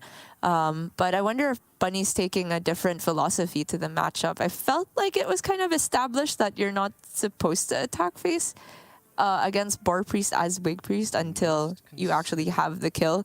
But I mean, I can definitely be challenged on that. That is outdated knowledge that I'm spouting. Yeah. And I think we'll get more information on Bunny's mindset shortly, right? Because on this turn, whether he attacks or not is probably the bigger indicator on what he thinks about the matchup. Because like you said, the 3 is fine, and we'll see if it goes for more. Bo's going to Cathedral the Elemental. Yep, he's just going in, saying do stuff. It is a somewhat unusual situation of the Radiant committed earlier, which means less potential to combo out of nowhere. Like, because the idea of not attacking is you've pre-built a board and the Wig Priest runs out of answers on 1 turn, and then that board you can instantly get the lethal because you saved up 2 Wigs and a Radiant and plenty of Naga. If you're down a Radiant, maybe that's tougher to do. So Bunny going for incremental damage instead and just saying it's okay if this board gets cleared as long as I have refill, and he does have a fair amount of it. Yeah, this is just saying, well, you know what? Spend your mana and your removal now on these 2 minions that haven't really cost Bunny, apart from that combo potential you mentioned. Right. Meanwhile, on Ustia's side, haven't talked about it much, but it's such a big deal that he had to commit a silence here already. Doesn't even fully remove the board. That is such an important piece of the puzzle later on to make sure that you survive going into the turn where you actually get the sword swing, because a lot of the time the Wig Priest player can smell when the Boar Priest has everything set up. All they need to do is just have 1 more turn to draw their last amulet or something, and that's when the Wig Priest generally wants to build their tallest board. If no silence is left, there's just no way to answer that. Even if they get the sword swing, they might just still die as Boar Priest. Yeah, I was wondering then for Bunny Hopper whether it was just a Treasure Guard Wig turn, but deciding to go a little bit wider here. This is kind of stepping into a potential Wild Pyromancer turn, but again, that turn makes it unlikely the Radiant dies. So, you know, this is okay, but I did just wonder whether you could just go Treasure Guard. If it dies, fine, it draws me a card, it procs the Wig anyway, and if it doesn't die, well, suddenly you've got a decent-sized Radiant Elemental and a Treasure Guard, at least with starting high health. Really rough that there's no Cleric to draw with this. He can clear a decent amount of these with Pyro and Shadow Word Devour plus 1 more spell to clear the 3 healths. Or he could start with Gift of the Naru and just say, I'm drawing Zyrella next, and then Desperate Prayer would clear everything. Obviously, one of those is the more reasonable play, which is what Ustia is going for, but it still does leave the big Radiant up, even though it doesn't have the discount effect on it. Just having tons of health is very scary. And 4 is tons as Wig Priest. Yeah, that is true. Cathedral up as well. Yeah, probably start with that activation, see what Bunny can dig for. A cheaper Naga to start off with would be pretty nice. That's a cheap one. You could argue the cheapest. Yeah, I should have been more specific. Yeah, it's awkward because Treasure Guard into Wig means 1 mana floated, and he doesn't necessarily want to amalgam for an elemental again. What do you think about, like, is it too silly to just go Treasure Guard, amalgam the Treasure Guard? I know that wastes Wig procs, but it would just put more stuff on the board. He gets to trade into the Pyromancer, and then he's seen a Devour, a Silence, a Pyromancer, some heals. You know, at least as Bunny, you'd start to think, okay, well, they can't clear this board again. Yeah, there's something there. I was kind of thinking it would be Treasure Guard and then Radiant trade over the Pyro and heal the Radiant. I think the main goal here is to keep setting up boards every turn that look threatening enough to be lethal. And high health on minions is a big prioritization there. But he goes for a different play altogether, which is the Treasure Guard plus Wig, which does achieve the high health part of it. The board also not very susceptible to the light it burns, which is nice with the Treasure Guard. Of course, it could be used to kill the Radiant, but I think that Radiant put in a good shift this game. Bunny would like to keep hold of it, but if he uses the one removal, like hard removal tool to kill a 6/2 at this point, that's fine. Right. Also forgot to note a while ago that there was a turn where Ustia distinctly had 1 mana left. He could have played the boar, but didn't. And I think that's just because Bunny runs Najak Hexen. If it were against the other Wig Priestess, which is cutting it, you would just drop that. At this point, though, he feels like he can't really afford to hold out and play around it, which is fair. Mana is really tight by this point. And thankfully for Ustia, the Najak is not there, so the game doesn't instantly end on the spot. And it does have to be like a combination, right? Najak and a way to kill the boar while it's on Bunny's side of the board. I wonder.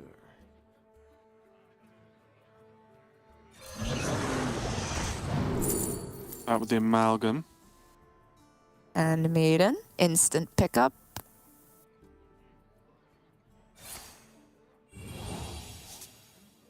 It is important to note as well that that is the second boar for Ustia, so once this dies on his side, then that part of the job is done.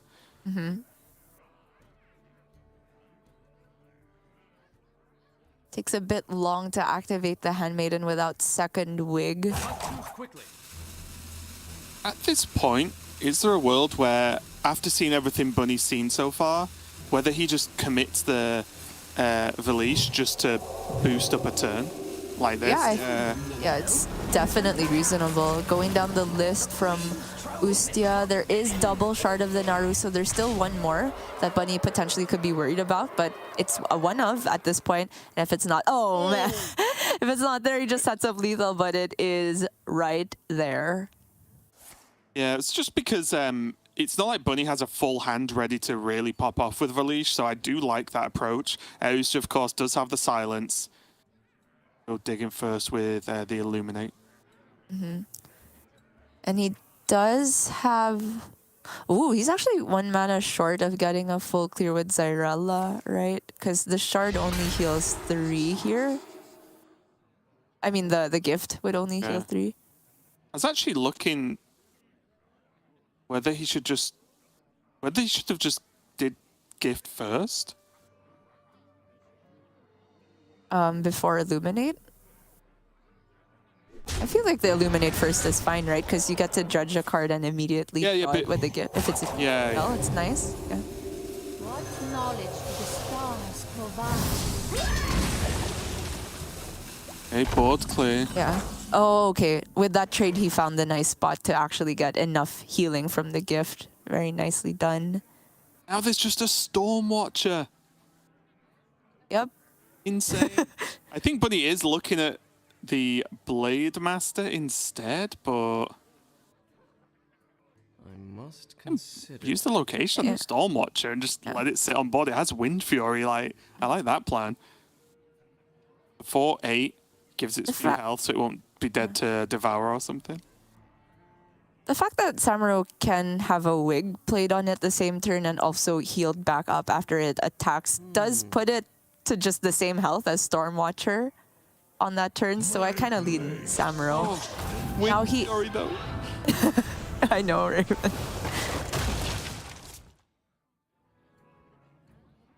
Okay, well, even more wigs if Bunny wants it. Sorry, Squishy, I'm working.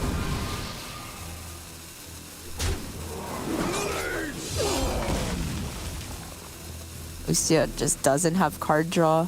had to use Pyro and Cleric and Gift separately, meaning that almost the entire engine for Boar Priest gets ruined.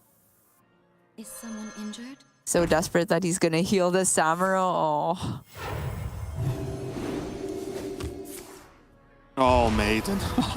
Oh no. Yeah, that's lethal for Bunny, right? Oh wait, no. Couple mana short. Like Cathedral and draw.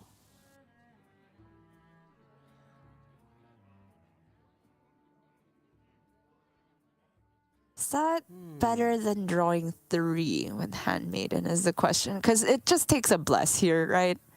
Or a Pelagos. Yeah, he's already used 1 Bless though, right? Mm-hmm.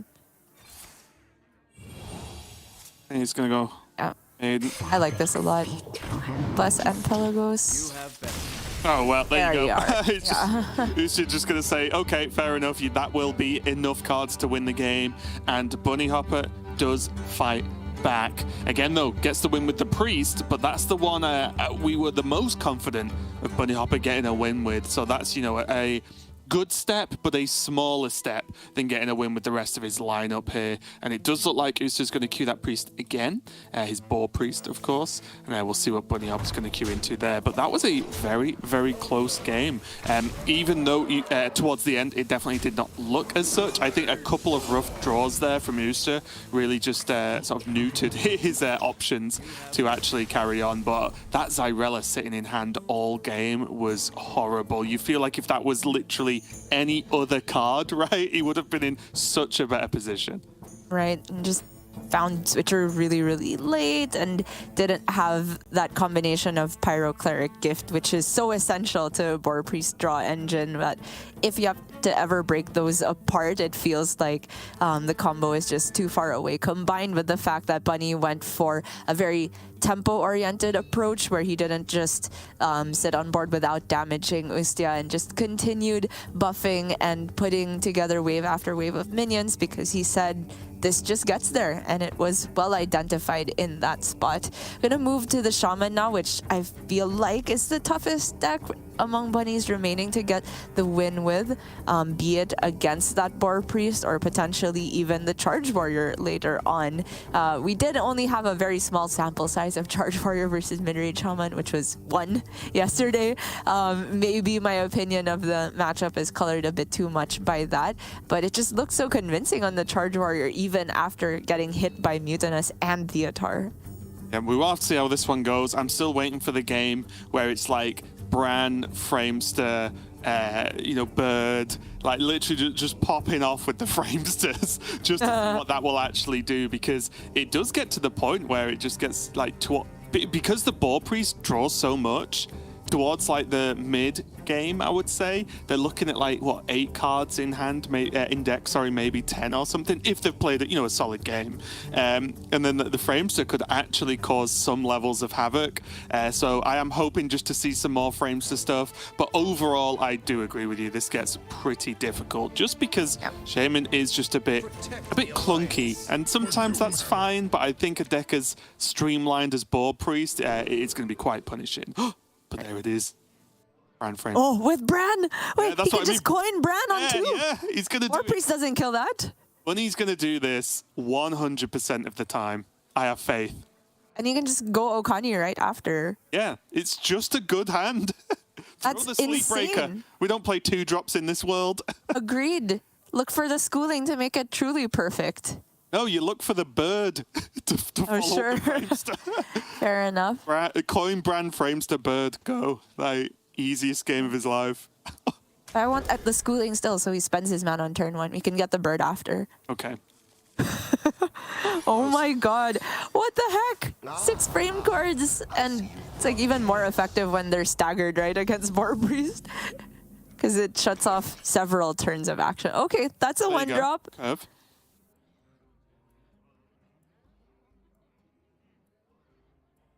As for Ustia, he just kept Handmaiden, which is, pretty important in any matchup. Feels kind of bad without coin, but it is very necessary to have potential draws coming up. Okay, now he has the combo, Pyro Cleric Gift, But oh my goodness, is he going to be upset about what's happening soon after this? Yeah. Bunny, considering the plays, but there's no world in which you keep coin Bran at Framester and not do it. Yeah, I have to agree.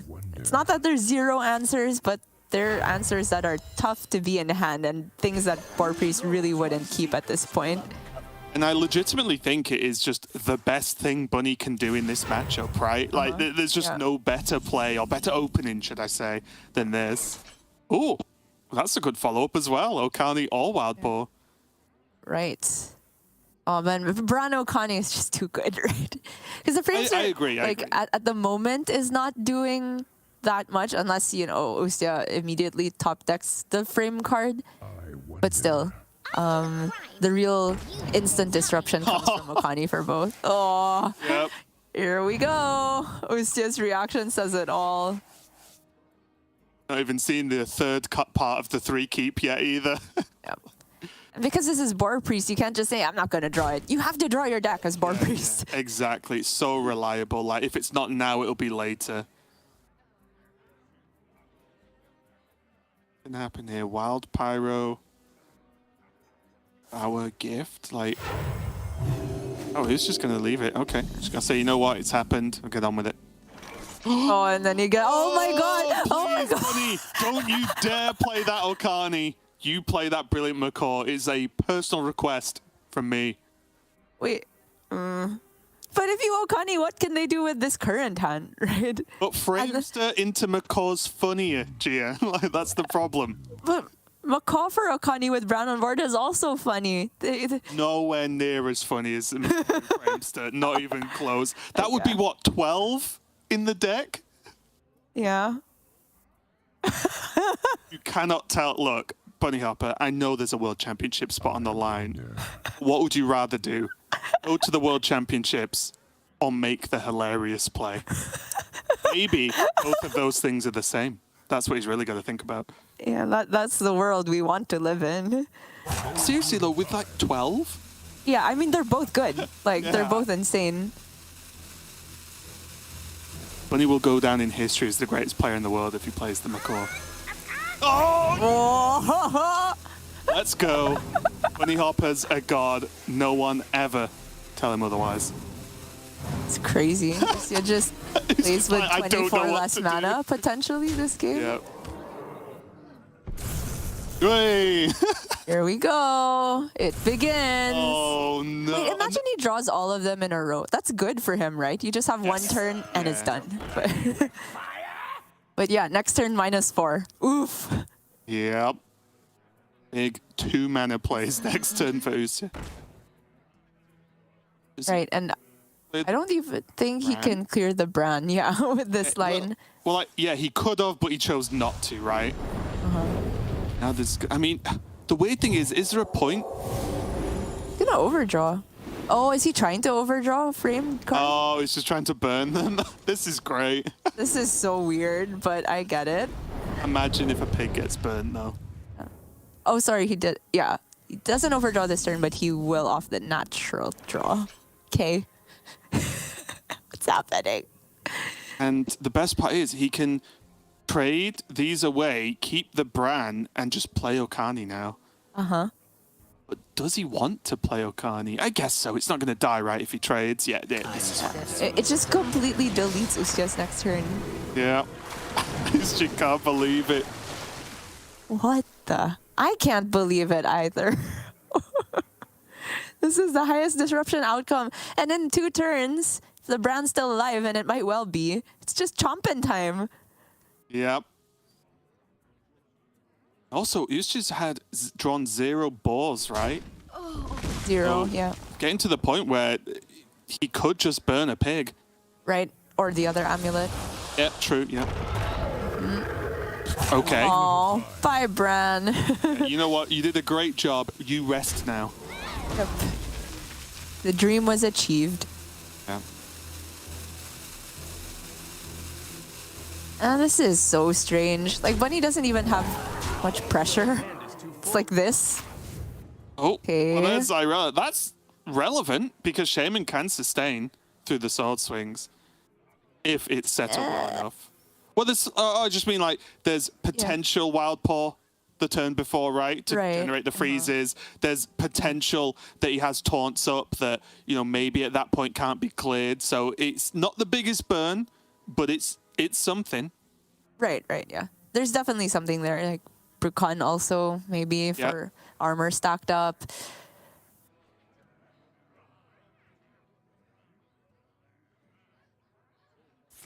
Well, all right. Ustia knows that the next spell and minion he plays are both just into the void. Last mana there. Looks like he's going to throw out the shard, which of course gets stopped. Yeah. I'm a bit surprised he didn't just play the prayer into that and then shard to remove the minion counter. Yeah, that's a good point, actually, right? It's a shame because it costs 2 spells, but this Boar Priest isn't often a... He gets a boar for himself? Okay, yeah, sorry. Isn't often a deck that you're really ever happy throwing a minion away, right? You don't want, I'll just throw this minion into it. Do you like Coilfang here? Sure, just keep the disruption going, and the other options are just terrible, so... But yeah, I completely agree with... There's just no minions that feel expendable in the deck. They're all doing something very, very specific. And the fact that he threw the shard away means that, you know, it could have just done the same thing you wanted it to if it was just not used as the tester, right? Right. Handmaiden, do you think here? Just put it back in the deck? Like... I mean... Oh, make it not put it back in the deck. I'm thinking of the Rogue card now. I've been playing too much of the Jackpot Rogue. Sorry, you wouldn't pick Handmaiden then because you're not bothered about them trying to play it. Yeah, gonna go for the heal. Big though. Yeah, I mean the Okani minion counter is still there, which means Zyrella's not playable. It's all falling apart for Ustia.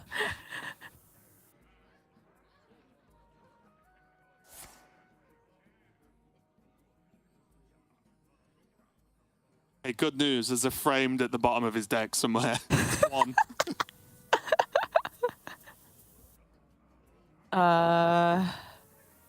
Okay. I was gonna heal here. Genuinely gonna think about whether you'd ever actually pick framed just to get it out. Like, maybe not in this exact situation, but would you ever want to try and get it out now?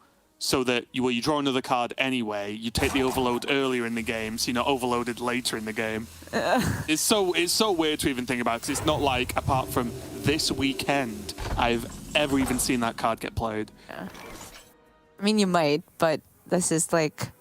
Yeah, too much. 17 problems away for Ustia. He has so many other things to deal with. Look, if you've got 17 problems and you can't do anything about 16 of them, Gia, right now, which is where I feel like Ustia is, you may as well think about what you can do about the 17th problem. Yeah, chomp, and... Okay. I made it. Right. I mean, he does have a clear now. He'd have to throw a Pyro or a Handmaiden away to get it, but he'll survive. And the Miranas hasn't eaten anything crucial to the combo. Somehow, after all of this disruption, both the boards and both the amulets are still intact. Oh, sorry, did he draw a frame last turn? Does he have the full 8 mana going into next turn? I want to say he didn't, but I can't promise you. Oh, Arcane Devourer? That grows with spells? Doesn't grow at the pace where it can get out of range of double, triple healing from Zyrella, right? Okay. Yeah, it will still die from this, right? If he chooses to go gift prayer Zyrella. Uh-huh.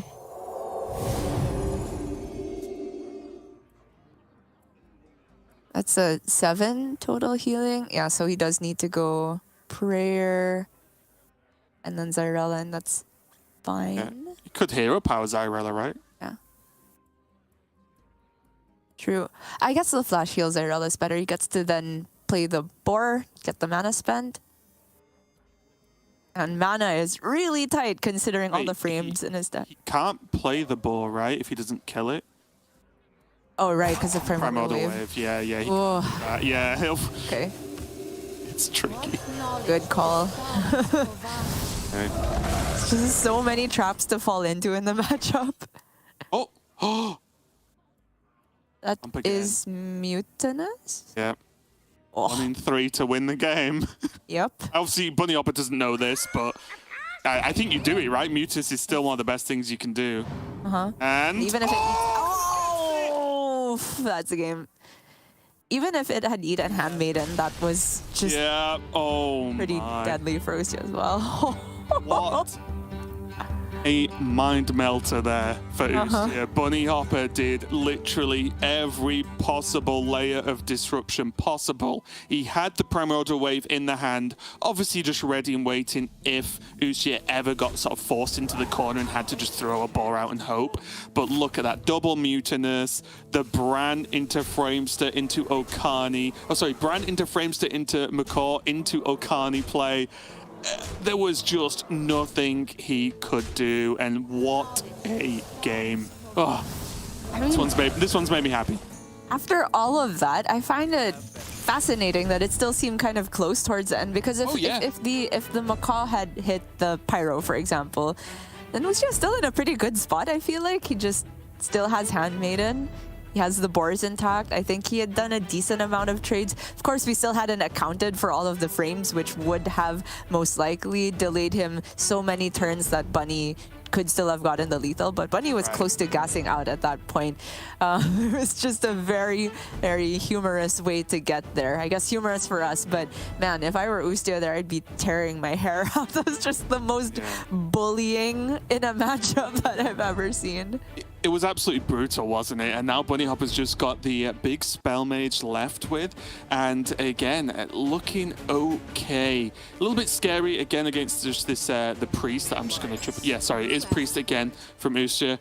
And as always, like, yes, the big Spell Mage can be slow and, you know, can fall victim to just the speed in which Boar Priest can get there, but there are also just those turns, right? You know, the turn 4, turn 5, or whatever, Belinda that has to be dealt with, and so on, that can really stack trouble. So this could be a real big surprise for me, Gia, if Bunny Hopper just gets this 3-1. I was not expecting this outcome. That's right. Aside from Belinda, there's also that barbaric sources. I feel like a lot of the time that's even more significant True. against Boar Priest, because if you just put an amulet to 9 or 10 mana, that's like their entire combo delayed. Like if it's at 10 mana, that just means they cannot necessarily kill boars the same turn they got played. And if it's 9, they have to like save a Shadow Work Devourer. It just gets really awkward really quickly. And that's the amulets. There's also outcomes like Switcheroo being made more expensive, Gift of the Naru, which also ruins the very intricate machine, which is Boar Priest.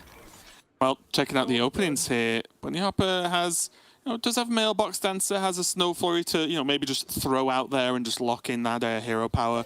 But other than that, not anything to write home about for now. Whereas Ustia, the opening hand's quite good for the Boar Priest mulligan, right? Right. He's finally gotten a hold of Switcheroo on curve and access to early Handmaiden. I don't think there's much reason to Illuminate immediately here, because he still has the guaranteed Switcheroo the next turn, and he can still hold Illuminate if at any point he wants to activate that Handmaiden with the 3rd spell. And holding it here means if he happens to draw the 2nd Handmaiden, that's another spell in the pool for it later. And looking at this hand for Bunny, is there any specific timing he wants to think about with Mailbox Dancer? Is it just throw it down and just when Ustia kills it, he kills it? Or do you think there's any valid reason to try and wait, to try and force that coin in at a certain time? Definitely think there's a valid reason to wait, because it doesn't necessarily mean that he can turbo out something relevant immediately, because he doesn't have one of those 6 drops at the moment. And sort of the longer you leave Mailbox Dancer on board, the longer Ustia has to think about when he wants to dump the coin and use it optimally, I should say, to play around Barbaric. At the same time, though, if Bunny is not saving these for any particular turn anyway, it's just more damage right now than the Amplified Snow Flurry represents. Yeah, there's the Uta.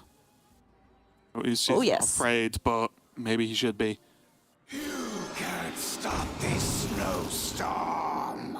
Theater Timing is actually pretty tricky against Boar Priest, I would say, because Boars can just be played out in this matchup and left on board. Outside of some rune shenanigans, they have no way of being transformed, so safe to die that way. And then the amulets, Boar Priest tends to just trade those back into deck immediately as soon as they're drawn to be strong against Theater. So I think one of the valid Theater timings is just like after he's seen a switcheroo, for example. Like if one of those draws happens to be a boar, then there's a chance that you can snipe it before Ustia has the chance to play it out. Yeah, I like that. There's just any signifier that there's a target in hand will do, right? Or even if it's for some reason been a while and you haven't seen any amulet shuffles, maybe they've just not had the mana spare if they've been being efficient with mana usage. But yeah, I think even now, Bunny could consider it, right? Like, it's not, again, this coin's a bit far away. Here we go. Okay, not boar, but Handmaiden is huge disruption to take away as well. Yeah, I was actually wondering whether Bunny would ever consider Pyro, just to say, well, there's one tool you won't have that you can't play the board with, because he is slowly building up a bit of a board. It's no Naga Priest board, of course, but just a thought. Yeah, it is worth considering because Pyro functions, like you said, as board clear and also as card draw. Yeah.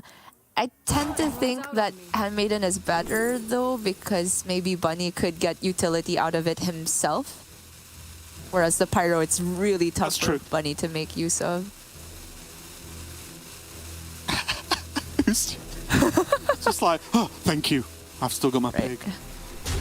And that is the end of, like, completely game-ending disruption. Right.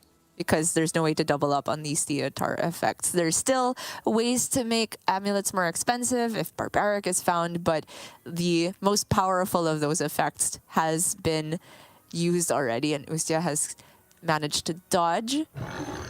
Yeah, and although Boar can be left on board for a little bit, you don't want to leave it on board right here for Ustia. He can leave it for a turn or so, but for example, an early rune of the Archmage can just cast Mass Polymorph and then you're in trouble. So yeah, we'll want that killed off at least in the near future. Right. Renethil, a whole lot of nothing. Guess I should amend my statement of Handmaiden is easier for Bunny to use because he still needs to play a couple spells. Like I thought that was on like 1 left or something from Ustia's side, but it's 2 left. And 2 spells Bunny does not have for a long time.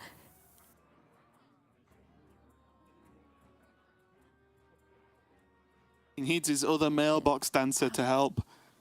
Also, there's something interesting here. Like Bunny could give the coin to Ustia here because he's actually on 9 cards, right? So this will overdraw Ustia. That might have been a huge blunder on Ustia's part. I didn't catch it until just now. Yeah, and Ustia could have just coined, could have just devoured. Devour may be a bit extreme, but you know, he had a cards he could throw away to make this not happen, right? Right. So Boar 2 amulets, okay. Again, not disastrous, but these are important card draw pieces, especially looking at his hand, double Pyro and a Cleric. Yeah, also as well, awkwardly enough, there's just a Modresh in hand. Yes. So like, it's less about the Modresh and more about it's a more or less unplayable card. So Ustia is now playing with even less cards in hand, if you think about it that way. Yep. Off of this, Thrive Switcheroo is the most cycles, so yes, I completely agree with the pick. Gonna go Pyro Devour. I don't know if this is the Volish turn, but with this many coins, that Volish can do a lot of work. Yeah. In the hands of a much better Boar Priest player than me, that probably means like 2 turns quicker on the lethal than I would have gotten. This is actually huge, isn't it? Because imagine if Uxia actually didn't burn that previous card. He would have actually had just a draw turn if he wanted it, you know, like almost a refill the hand from scratch. When he's down a Handmaiden and a Gift of the Naru, the draw does need to be a bit more build your own, and with just clerics being used for their natural purpose of just hero power. Seems okay still.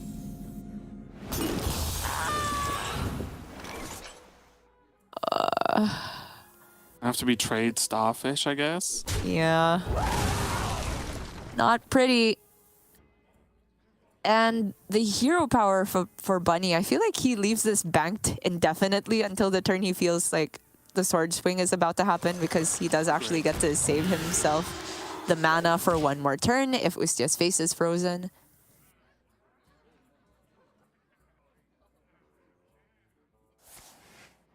What is that, 1 to 2? Okay. I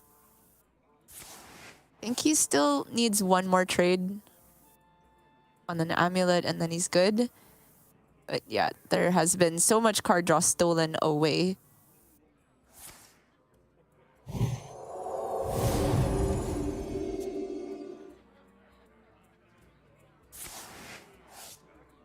Yeah, okay, that's the final trade. He just needs to find amulets now, and he has Illuminate to look for one. Big deal. He still needs the second ball, right? Has he only played one? Or am I forgetting something? I might be being stupid. Let me triple check. Give me a second. I thought I'd only seen one ball, but I once or twice I've been known to be wrong. I honestly couldn't tell you. Yes, there's an Elwyn ball. I mean, I can just... Okay. There you go. So, thank you so much. That means, yeah, there is still a lot of work to be done here. There's still a Handmaiden as well, but if it's top decked here, it's not the easiest to activate unless he just wants to throw out a shard. But the good news for Uxia is that he's under very, very little pressure. The Magister Dawn Grasp is doing nothing when it's played next turn, most likely. And then there's the runes. Is this ever a tempo Handmaiden? I wonder. Does it achieve anything? Does it achieve nothing? So Bunny Upper may as well keep it and just maybe end the game with it in his hand. I'm just thinking, like, it's probably not going to be activated next turn. The turn after is almost certainly rune into rune if possible. Right. I understand your point. I don't feel like it achieves enough to warrant playing it here. Yeah. Like on the off chance that all the card draws at the bottom, like the one Handmaiden left is at the bottom for Ustia, maybe Bunny does get to play both ruins and then the Handmaiden. Okay, well there's the second pig. Yep. And if Ustia's been keeping track, he should know Rune is still not playable here. All the coins used up by Bunny. So I don't think there's any rush to kill off the boar. Can just leave it there. Yep, knows he's got no coins, so all fine. Like, you can make the argument that Lighted Burns and Shadow or Devour are not super necessary spells at the moment because he still has Pyro to proc the amulets later on. But I think they're important when he draws Handmaiden. He still needs spells to activate it. Yeah, I can see that 100%. And another effectively dead draw. Does Bunny Upper just play Magister for the armor? Just use the turn now while he can, spend the mana? I guess. It's so sad. The problem is with 7 cards left, 6 on the draw for Uxia, Bunny Upper is not going to even think he might not have time for like both runes, never mind rune Magister. I think this is just a take 5 armor. It sounds terrible, 7 mana for 5 armor, but it's better than Abran that sits there and almost certainly does nothing either. And because we established that the hero power is being saved for face, it really is just the armor because he doesn't want to get the honorable kill this turn and give up the freezing hero power. But the problem here is there's a chance, right, that Uxia could just do the sword this turn. Uh, Right, Bunny's seen the amulet shuffled. He can trade the boar. yeah, if he gets amulet off the top, he would still need one more draw to get the other one. Like, if he dredges the other one to the top, doesn't have a way to trade it that isn't the other amulet. Oh, can just get it. Yeah, that's kind of what I was saying as well. From Bunny Hopper's point of view, he wasn't 100% sure that he shouldn't have hero powered that turn, right? Yeah, that's fair. Probably going to hero power this turn though if he survives this. Because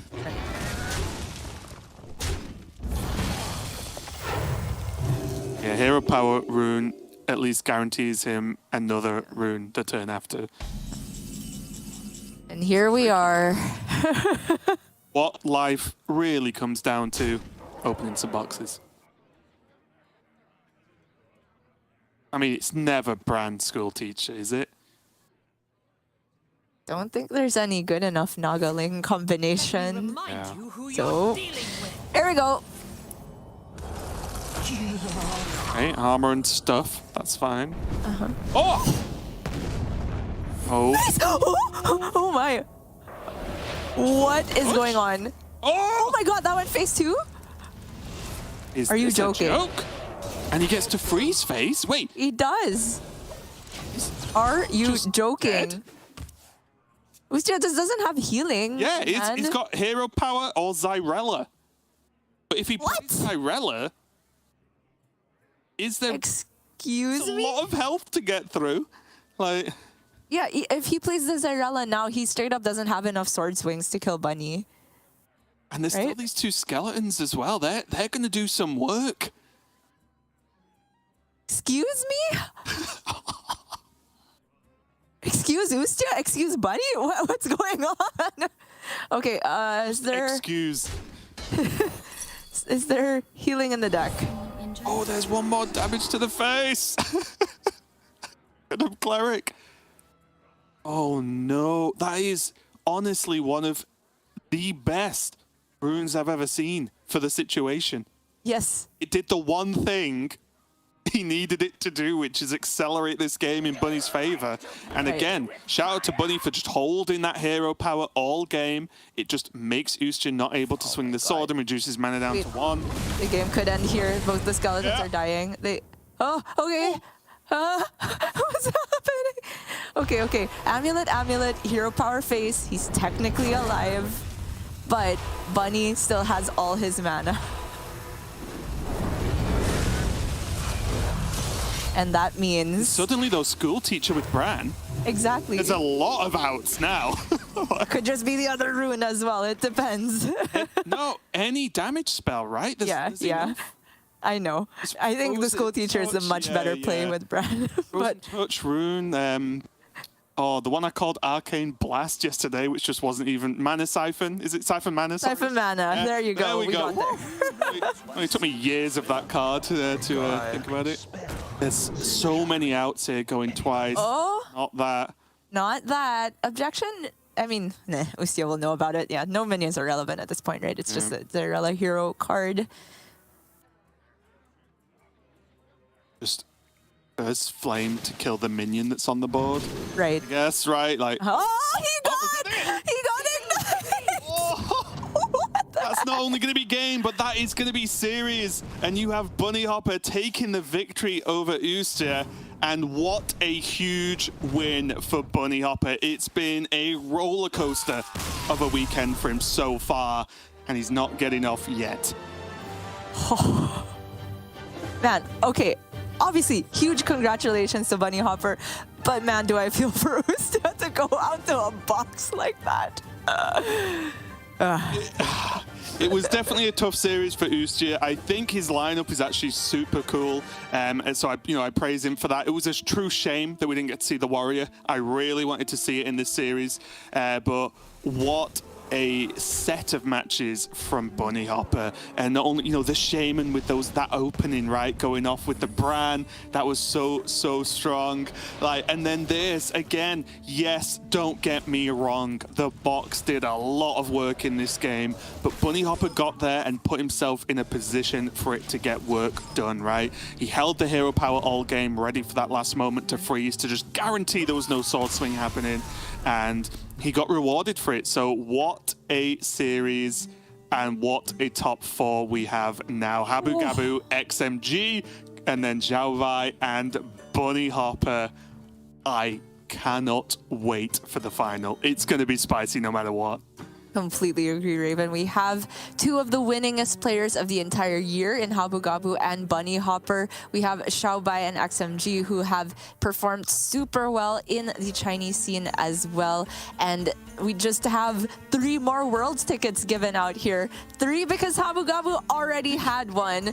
But we are looking at an incredibly stacked field for the World Championship. Still 1 slot to be given out. But the names, the caliber of the players here only gets even better with the likes of Xiao Bai, Bunny Hopper, and XMG. Super looking forward to the champion of this seasonal championship and looking forward to Worlds in just a couple months.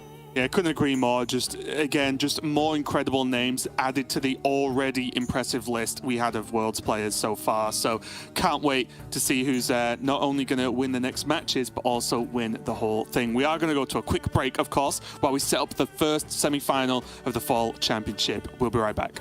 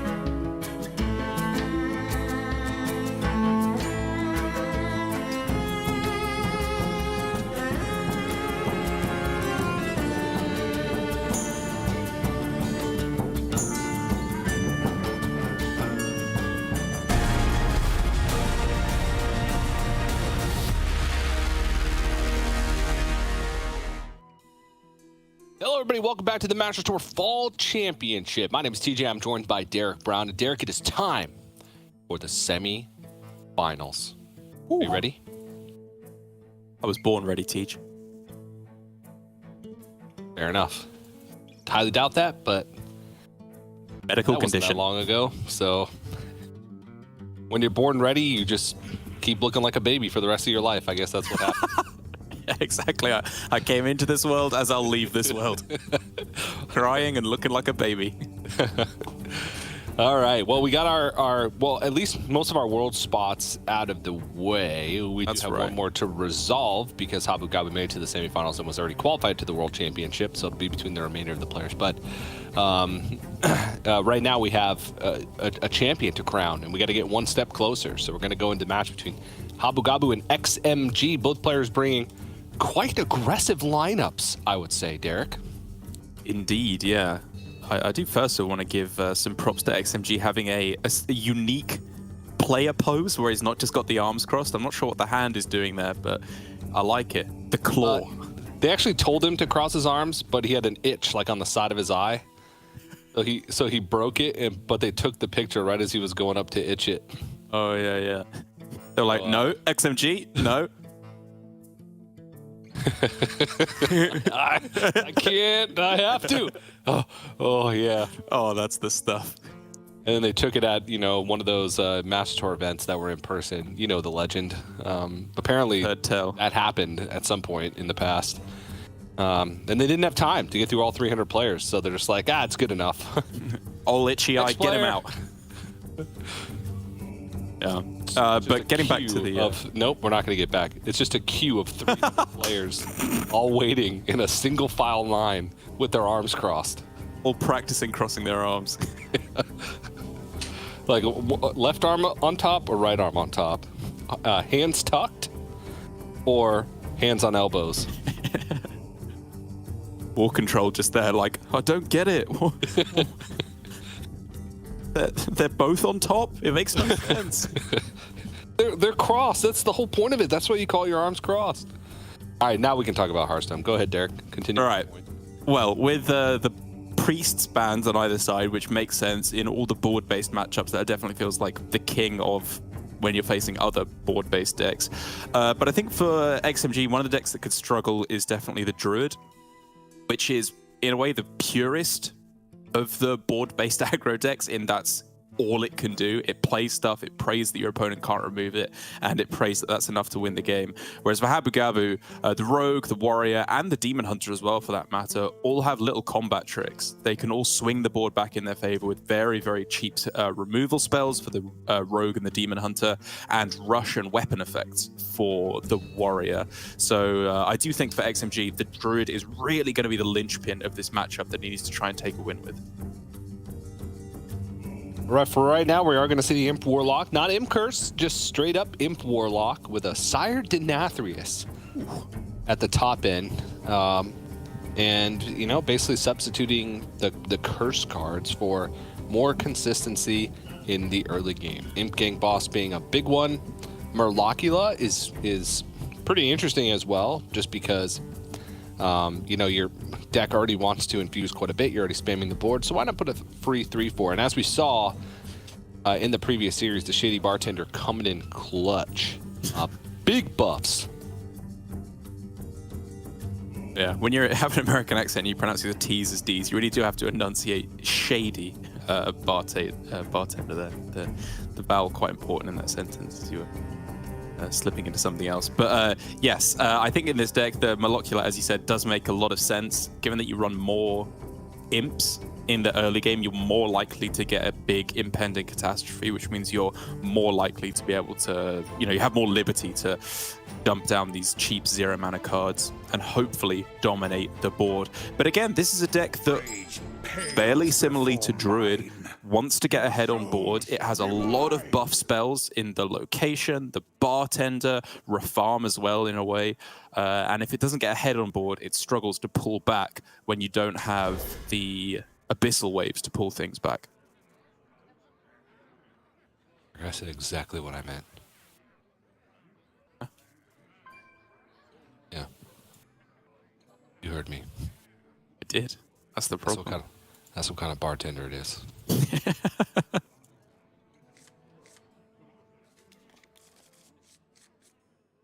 fact, in a lot of situations, the two words are synonyms.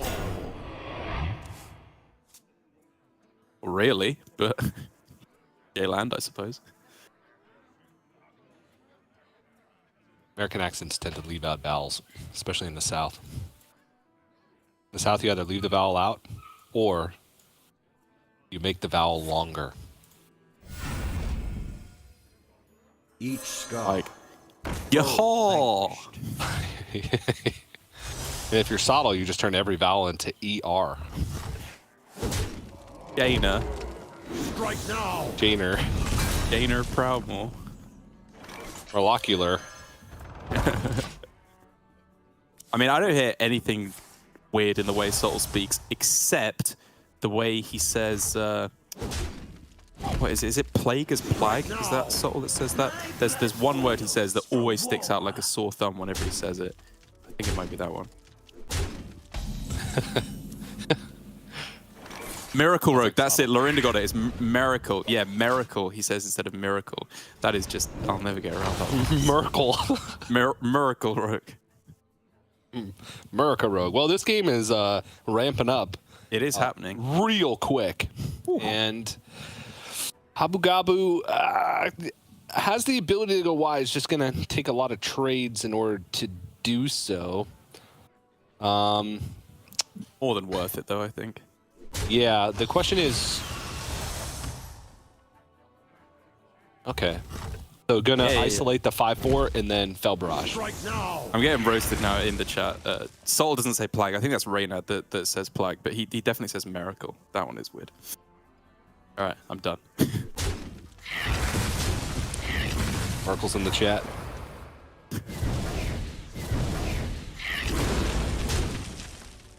But Habu Gabu keeping the board. The hand isn't the best for what he wants to do. Stand up plus and no spells. Already has a Vanguard on board, and now is faced with even more power. Was that a predation? Yeah. Ooh, hello. Don't mind if I do. Yeah, that's quite good.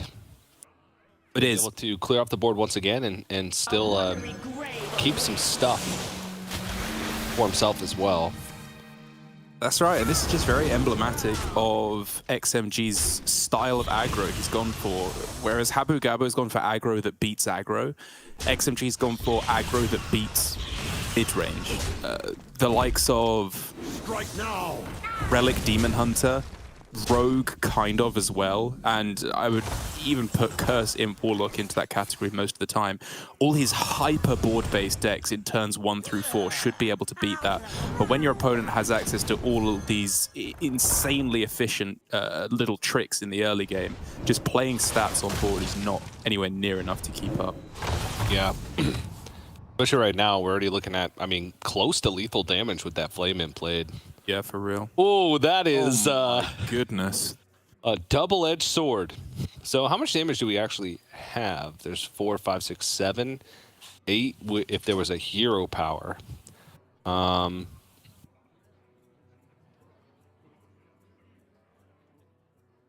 mean, there's 15 points of damage on the other side. I don't think you can just leave it up to chance. Both bio libraries have been used. Right, which is the burst of the deck. I don't think you're worried about more cards for XMG.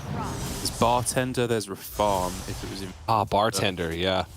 Even then, you know, you're not dead as long as you're do all the damage face on this turn. How much is that? 7, 8 with a hero power. So you have to find 5 on the following turn. He actually doesn't have that in hand, which is a pretty big problem. If he did, he'd do it without thinking. But I think he does actually still have to trade here because he doesn't have the follow-up.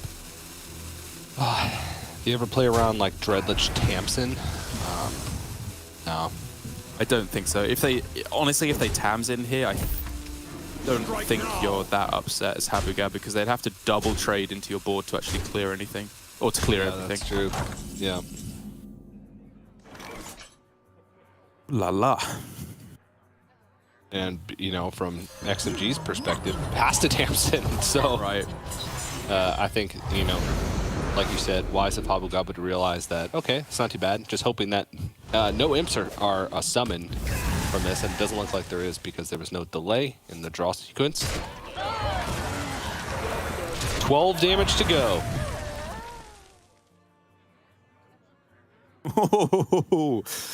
Okay.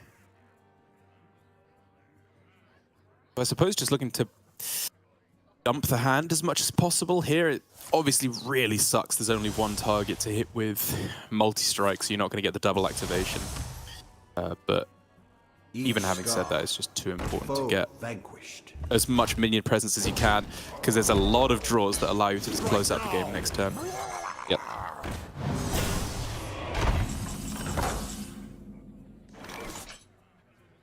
Seven damage on board. If minions aren't dealt with or taunts put in the way, then looking at just lethal from hand. And it doesn't look like there's, well, there's Grimoire of Sacrifice. So you can like Phoenix Circle, Grimoire of Sacrifice. What is taking so long? Void Walker? The Morlocula's got to be close. Yeah, I think it's at 2 right now. But I'm not certain on that at all. Probably 3. Okay. Because there was 3 minions that died the previous turn. You can get Voidwalker, then you can Grimoire and Morlocula. Thank you for your service. Man, that's a big... Oh. You're right. There's 3 minions that died last... Oh, yeah. Oh, you were right. Okay. Oh, I'm not used to that.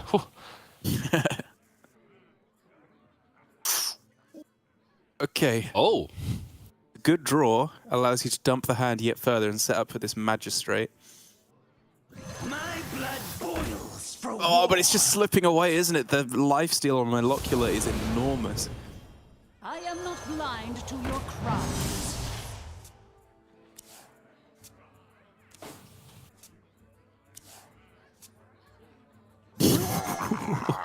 Dread Prison Glaive is a fantastic top deck for a potential multi-strike draw next turn, though. Yeah, and it does shoot through this Voidwalker as well, but yeah, going to be a little bit further away from lethal after this Morlocula.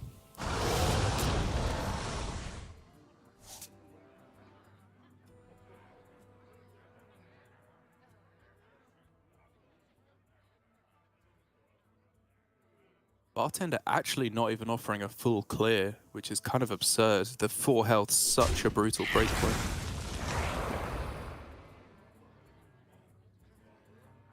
And obviously neither will the farm. Sorry, well, with the Grimoire that I assume he's going to throw in, which probably play first on the Molocula. Okay, interesting. You not want to clear this off? Gonna straight up leave damage on board? Really? That can't be in correct. A Slither Spear? No shot that's correct, right? I mean, 11 is hard.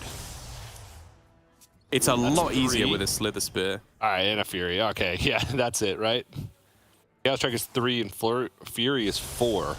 He just wasn't dead otherwise. Okay, sorry. Now he would have been dead either way with the dispositive evidence being found.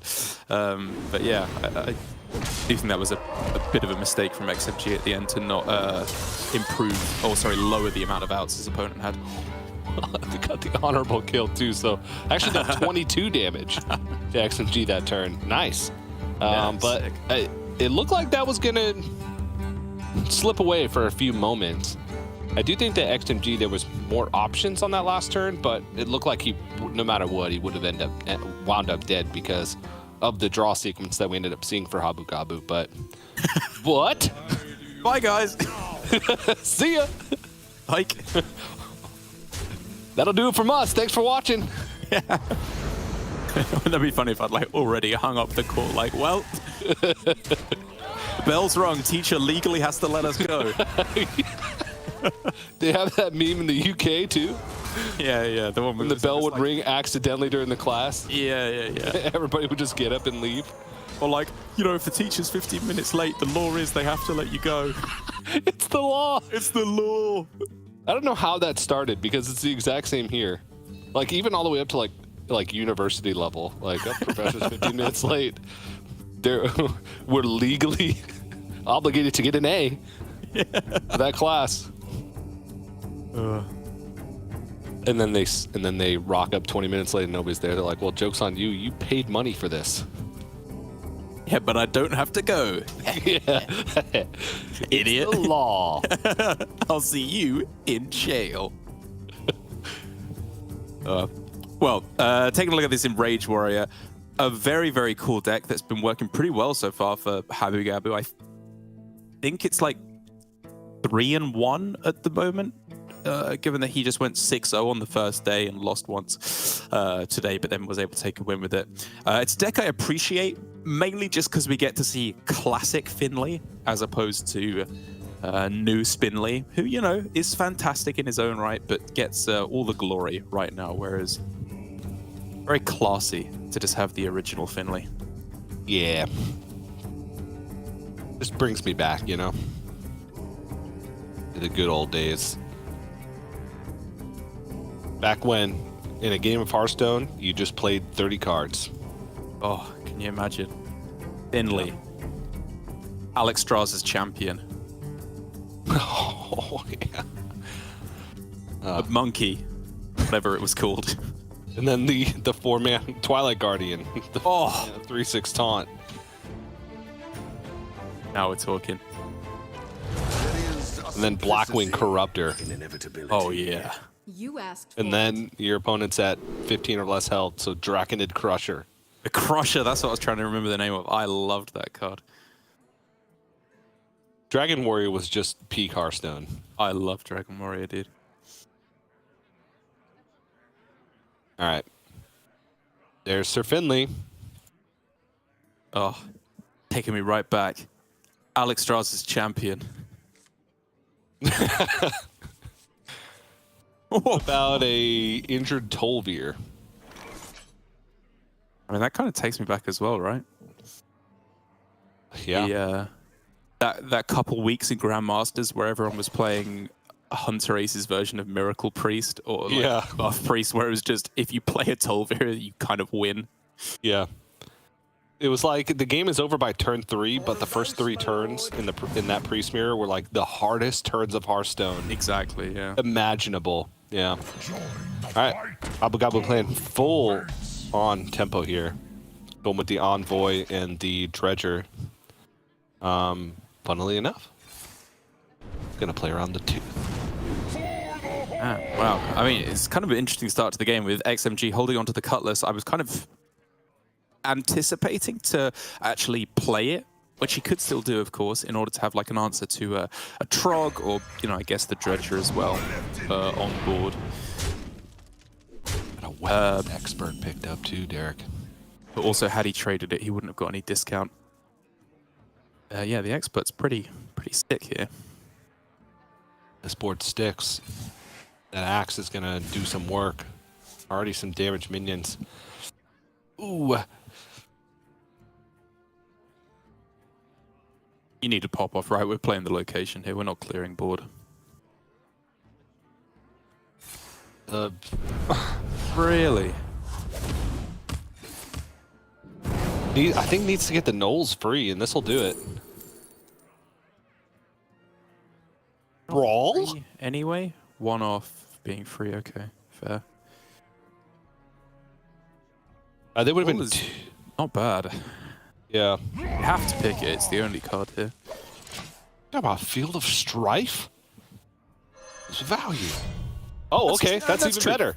Field of Strife is actually not ridiculous because you have rushing Knolls. It would have done something, but I still think it's Brawl. Yeah.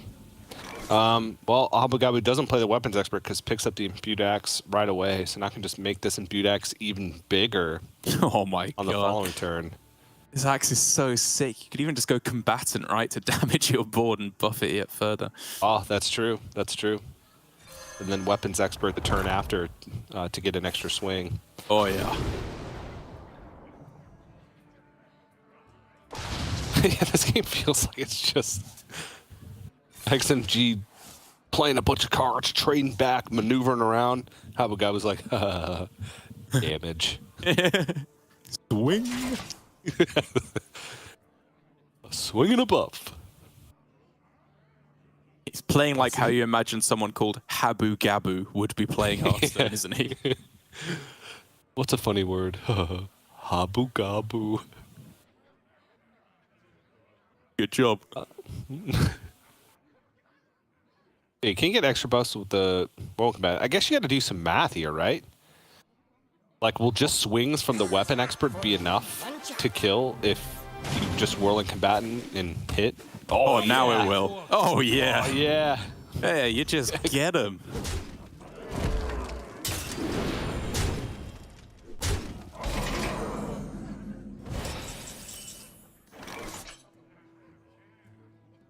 Oh, man, it's just the fact that you know there's no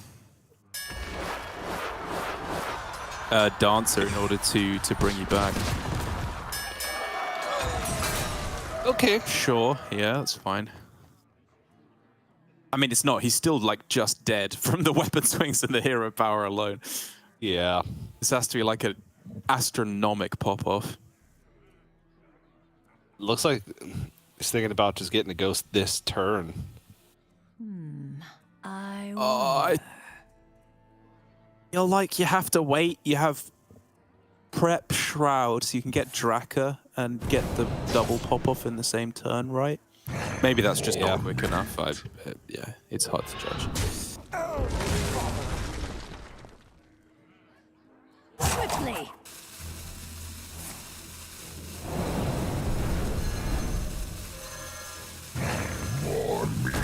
Yeah, fair enough. Oh, jeez.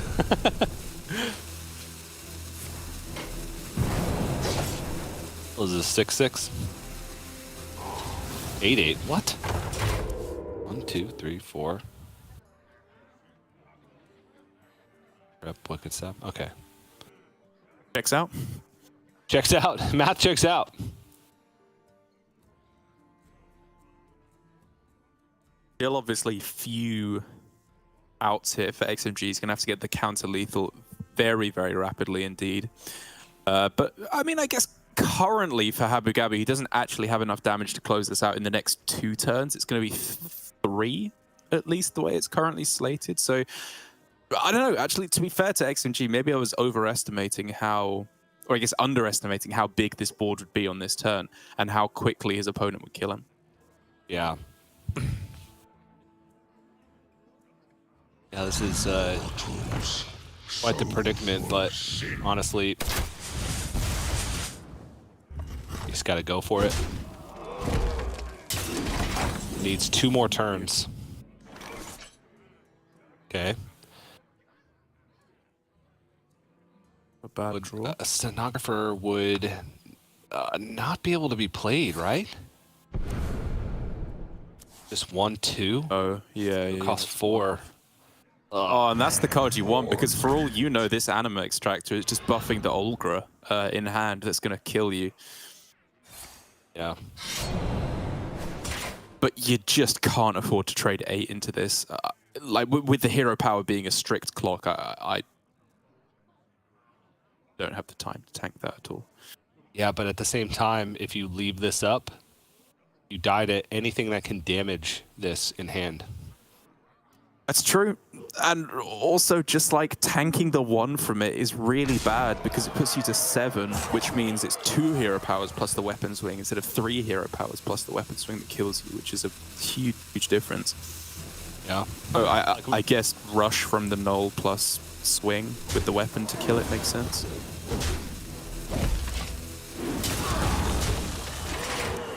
And this is lethal presented on board. Just. And the Rakara is not big enough to kill Oh, it. it didn't get buffed. It needed 2 50/50s.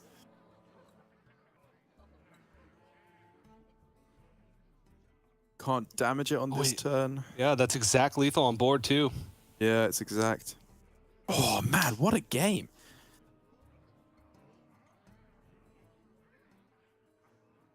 I don't think there's any out at all, right? Did I see?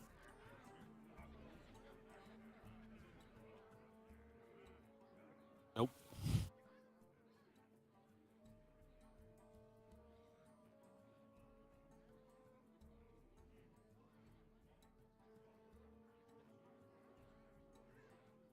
There's none. Must act soon. That is brutal. The brawl coming in so clutch for XMG there. The difference of 2 damage at the end. Yeah. Kind of crazy. Indeed. I wonder, you mentioned the play of going like Whirling Combatant the turn before to push extra damage, right? Ended up playing 2 minions. I wonder if that like would have changed things, like brawl aside, right? Like, you know, obviously not knowing the information that the brawl was there. If that's just like a better play regardless. You actually put less power on the board immediately though, right? Because the weapon was not infused, so it's only giving +1 attack. And so if you go... It's the same amount of power on board, but you have more health, like more health on It's board. 1 less, right? Because Finley plus the weapon instructor. Oh, yeah, no, it's you're right, 4 you're right. instead of 3. Yeah. It's actually less threatening immediately, but you raised the great point that it's a little bit harder to actually clear for your opponent. Yeah, minions are just ever so slightly larger. But no, I think max damage in that situation is probably better. I agree. Had a lot of outs. Yeah, you're right. It was 1 more damage that would have that would have done the job.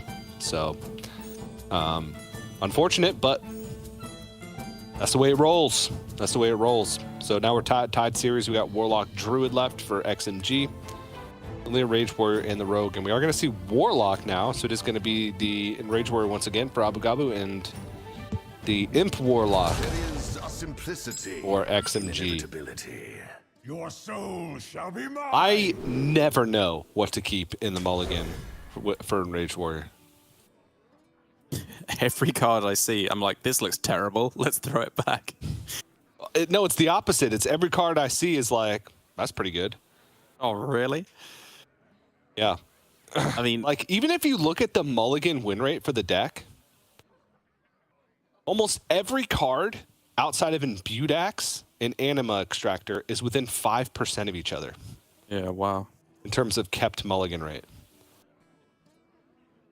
I mean, this, like, I'd consider keeping Rakara, I guess, but apart from that, I feel like none of these cards are individually strong enough. Yeah. Yeah. I think you just go for the best. Oh, yeah. Oh, yeah. There you go. Oh. This is Le Filth. Le Filth. Le Filth. Oh. All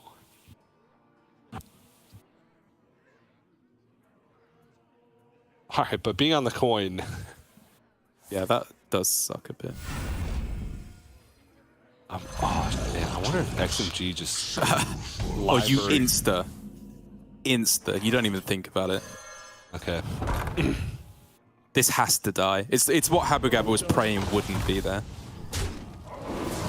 Like, this is so much worse now. He does get the Anima Extractor, but there's just a second library. Did he just do it again? I mean, it's the only play. I think you do. This is the heart of the deck, right? This is how you lose, is Anima Extractor popping off. Oh my gosh. Unbelievable.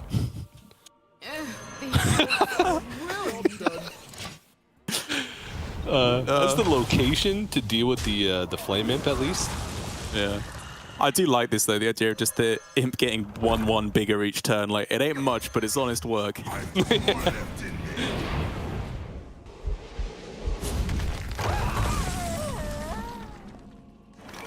Oh, there we go. That's what we're looking for. That's the good stuff. Impending catastrophe to follow it up. I mean, Habu Gabu, I think, justified in being a bit upset here. He is getting high rolled into oblivion here. Do you even the librarian, or you just trade over and Off the gang boss, right? I would even think about buffing a 1/1 Okay, fair enough. to play around like rolling combatant. That's fair. I guess keeping this minion alive does just give you the most stuff in play. I can see any of them being acceptable. All right, well, just play your stuff, I guess. And the catastrophe as well. It's just so disgusting. Attack in first to get the extra in for the extra draw. Wow.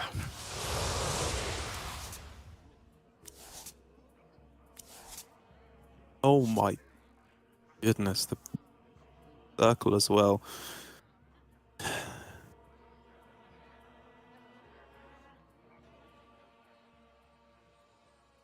don't even know how you order this. Like,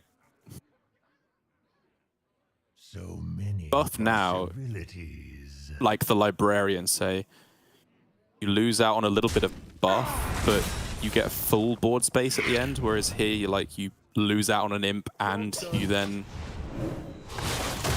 lose a board space because the 14 buff as well. But yeah, this is pretty disgusting. All right, game 4.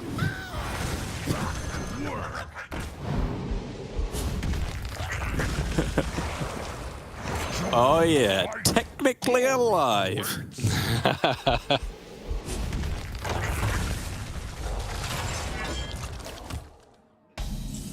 15 plus 3.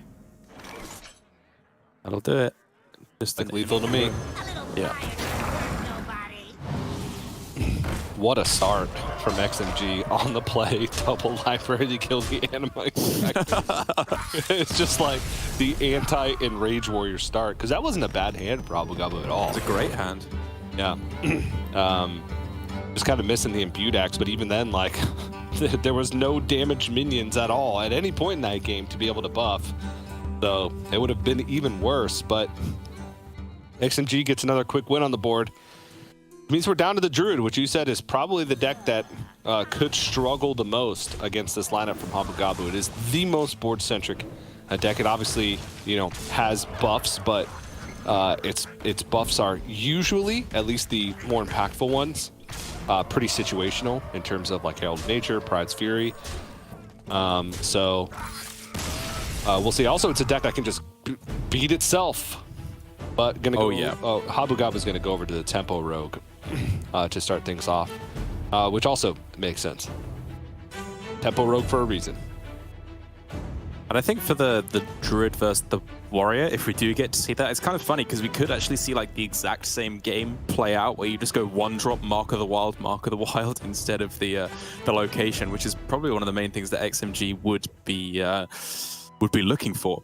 Whereas here against the Rogue, you're not looking to get specific value trades. You're just looking to do as broken of a turn as you can between 1 and 3.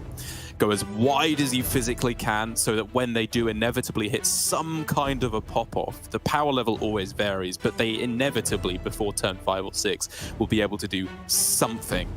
You just got to hope that those stenographers, the gnolls, whatever else it is they're playing on that turn, isn't enough to answer it, and hopefully it comes down after a Pride's Fury or Herald of Nature. Yep. And one of the MVP cards I feel like in this matchup is Thorngrowth Sentries. Sure. Just because, you can, there's ideal pop-off turns, right, where you can go like Null, Stenographer. But especially with Aggro Druid, you don't have the luxury of being able to wait for all of those pieces to come together. So maybe you get like one rush in your sequence if you're going for like a Ghost or a Draka, and Thorngrowth Sentries just completely blocks that attack and eliminates your ability to race. But the minion-based game plan is the most important for Abu Gabu.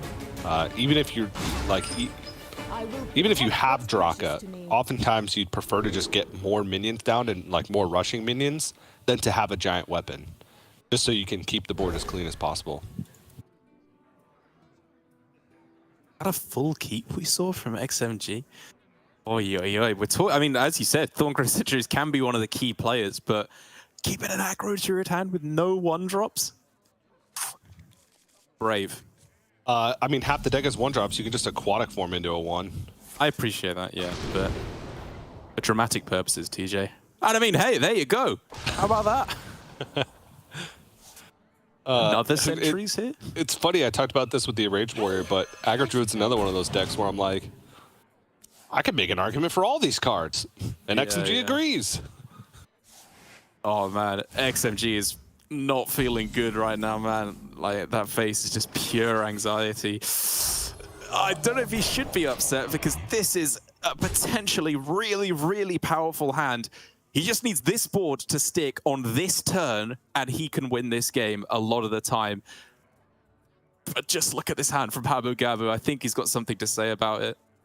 You saw a 3-keep, right? You gotta kill all this stuff or most of this stuff. You can't kill all of it. Or you could try and hold on to resources and kill just some of it. Right, like he could Shadow Step and then the null would be free. He could hold on to the coin. And it looks like he is going to Shadow Step. Also has, interestingly enough, like coin Bone Spike Edwin next turn. Right. Which could clear a minion and leave 1 mana available for a draw to even buff the Edwin. All right, XMG's plan A is thoroughly in the toilet right now, so we need to find a strong backup. Moonlit Guidance? It's free. It's free real estate. It is free real estate, but Wrath is a free clear, which is a very big deal. Like, that thing is going to keep value trading you for the rest of the game. Ooh. Roots? Roots is also a clear. Oh yeah, it is a clear actually. I mean, I think in this instance, I would use it as go wide. All 1/1s, yeah. Yeah. Jerry Carpenter, I was gonna say it's too. Wow, really? Oh my goodness. Oh, this just gives all the time in the world. Like, I guess you can set up for that big pop-off turn on like 6 maybe, where you go 1 cost, 1 cost, 1 cost Herald. But that does not feel winning by that point in the game at all. Yeah. The simple play of just Door of Shadows and Dagger, and then try and pop off with Edwin next turn. Extortion is fine. It's another way to kill a minion. Yeah. And this really is the final turn for XMG to get ahead, because Habu is going to go Edwin, coin Bone Spike, and very likely be able to play anything that is drawn off the Edwin.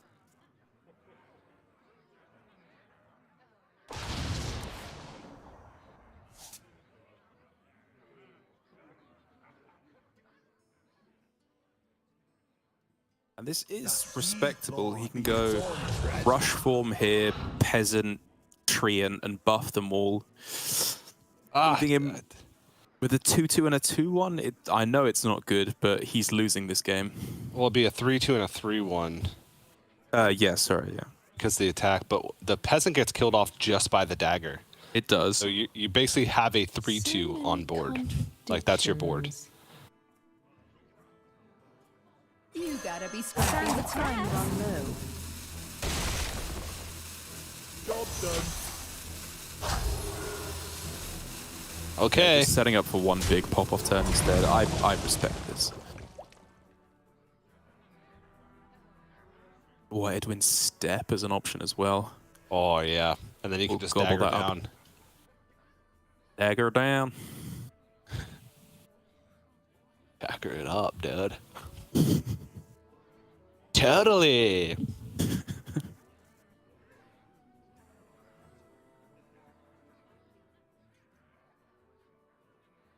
Stone by stone. Right, it's Edwin. Like, you even have the Shadow Step there for an even better play if you needed it. Oh, yeah.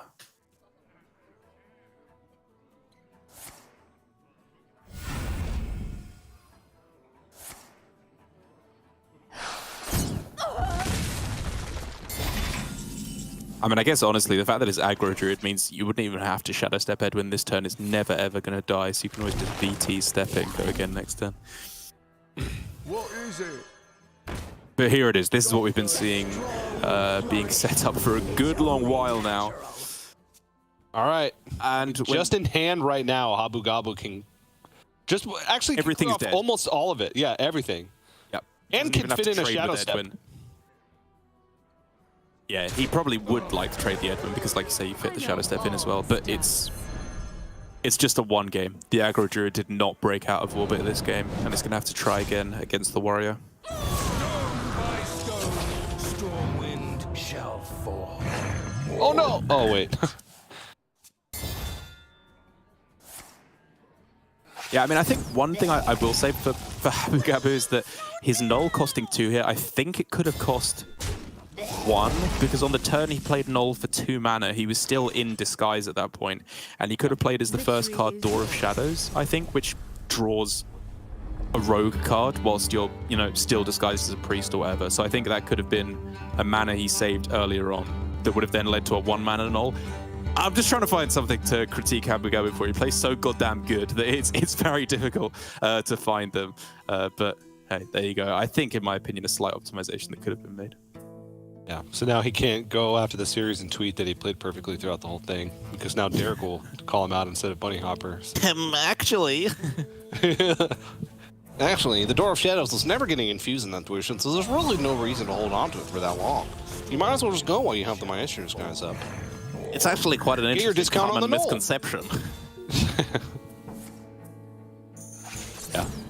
Either way, XMG, as we are goofing around, I think probably one of the most anxious situations he's been in his life, or stressful, I should say, as a single game away from making it through to the finals now, so close to being crowned the full champion. Already booked his spot of Worlds, which is the big part of it, already ticked off. But still, being able to take down Habu Gabu and stop him from being the back-to-back seasonal champion would be very impressive. Like, there's only 2 of them, so yeah, we could say Habu Gabu won every single seasonal championship that occurred in 2022.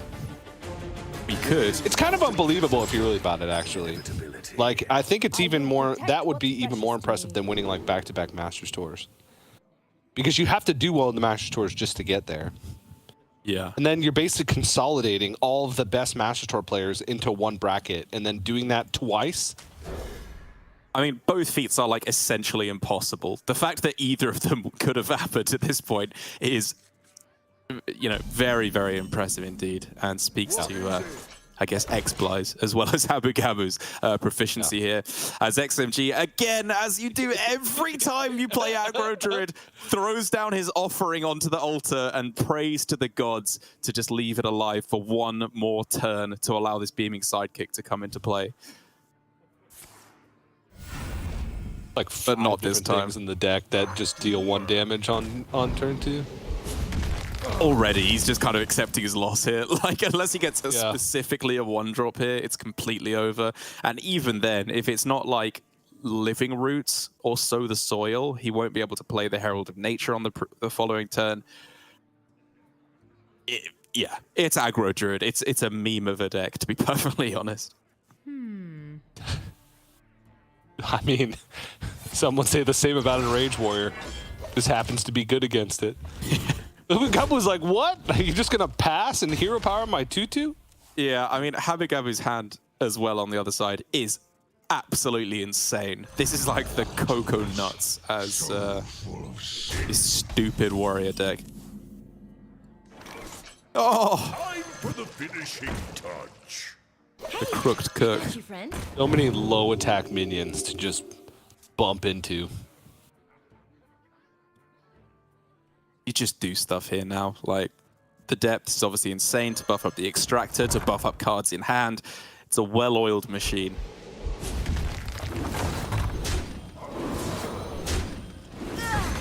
Oh, missed the toll bit twice, or 3 times actually.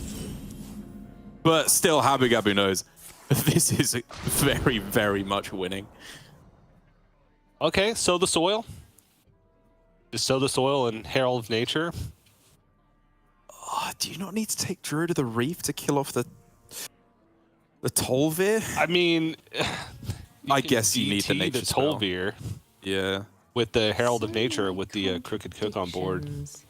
Oh no, you can't. At 3 health. Yeah. Right, you're right. Oh no, sorry, you could because you go for attack buff instead of minion on Sow the Soil. Hey, I got you, friend. Yeah, but then you'd be buffing one less minion. Exactly, yeah. Oh, going face. Oh, I guess he's gonna hero power the 2-1 anyway. Yeah. Oh, he's taking out that anime.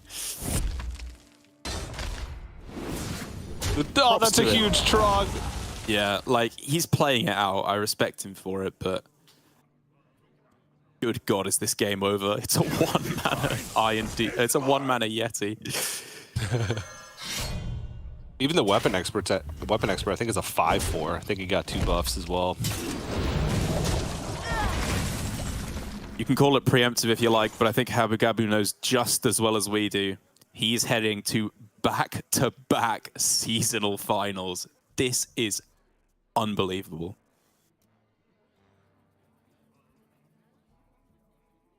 You got to give props to XMG though for taking Aggro Druid this far. Curious. Like the meta read that you have to say, yep, Aggro Druid's the pick. Yeah, sure. Is immense. Yeah.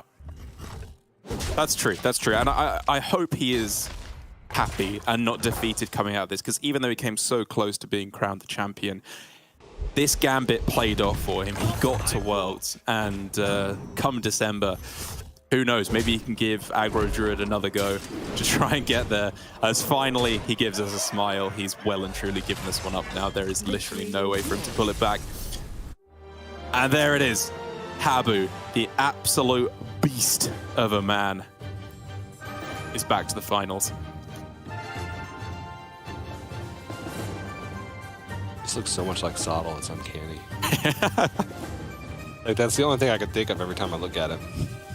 Like old Sottle with the hair. Yeah, it's like every time I look at Habu Gabu, it's like I'm taking a time machine back to 2016.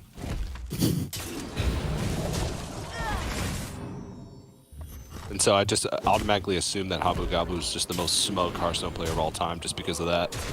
I know, honestly, just you having said that kind of makes me hate Habu Gabu now. Yeah. Kind of crazy, but there you have it. Habu Gabu will wait in the finals for the winner of Xiaobai versus Bunny Hopper. Probably, it would be interesting to see either of those players face off. Oh, yeah. Habu Gabu. I think that'd be a good match, regardless, to see if Habu Gabu's lineup can really stand up against everything in the field. Because today, not so much, right? Today it's been aggro player versus aggro player pretty much for Habu Gabu's entire bracket run. Well, I mean, it was just 2 matches, but you know what I mean. Yeah. But it would be cool to see it beat up on other stuff and be tested against other stuff. So excited to see what's going to come of that. But just really impressive feat from Habu Gabu. If he does end up winning the whole thing, I would even say that would surpass like Bly's accomplishment of winning 2 Masters Tours in a row, because seasonal championships, you have to do well at the Masters Tour first, and then, like I said, that concentrated player scale all into one tournament is difficult. Agreed. Yeah, like we're not quite at that point yet of rivaling Hunter Ace's year in 2018, which for me is still like the golden standard of the best year you can have in a competitive year within Hearthstone. But like a win at Worlds, and I think he's there. He will have, if he wins this and then wins Worlds, that is just like ridiculously levels. Because obviously when Hunter Ace was competing, there were a lot more tour stops at the time. There were a lot more opportunities to get the win. But with there only being, 6 Masters Tours, 2 Seasonals, and Worlds this year, that's like a good percentage of the available tournaments being won by one person, which I know I am getting ahead of myself here, but it's difficult not to when you see Habu play like that with bloomin' Warrior, Enrage Warrior in his lineup as well. It's the most Habu style of win, just to boot. Yeah. Yeah, there's if you don't count Grandmasters, like the rest of the circuit is 9 tournaments, right? 6 Master Tours, 2 Seasonal Championships, World Championship. That'd be 33.3% of events would have been won by Abu Ghabu. No, it'd be better, right? Because he's won an MT and he would have won 2 seasonals and worlds, right? If he gets that far, like the theoretical. He only has a top 4, I thought. An MT? An MT? Am I making that up? Oh, okay. My bad. Yeah, and Bashir went semifinals, lost in semifinals. Oh, okay. Sorry, I'm adding that to his accolades. My bad. Impressive though. 4 top 8s. All right, they're telling me to go to a break, so we okay. we could sit here and talk about it all day long. But first semifinal in the books, which means we have only 2 more matches left on the day. Coming up next is going to be semifinal between Xiaobai and Bunny Hopper. Bunny Hopper finally getting that another Worlds qualification after narrowly missing it multiple times so far this year. See if he can take down Xiaobai. But we're going to go to a quick break, but don't go anywhere. More Fall Championship action right after this.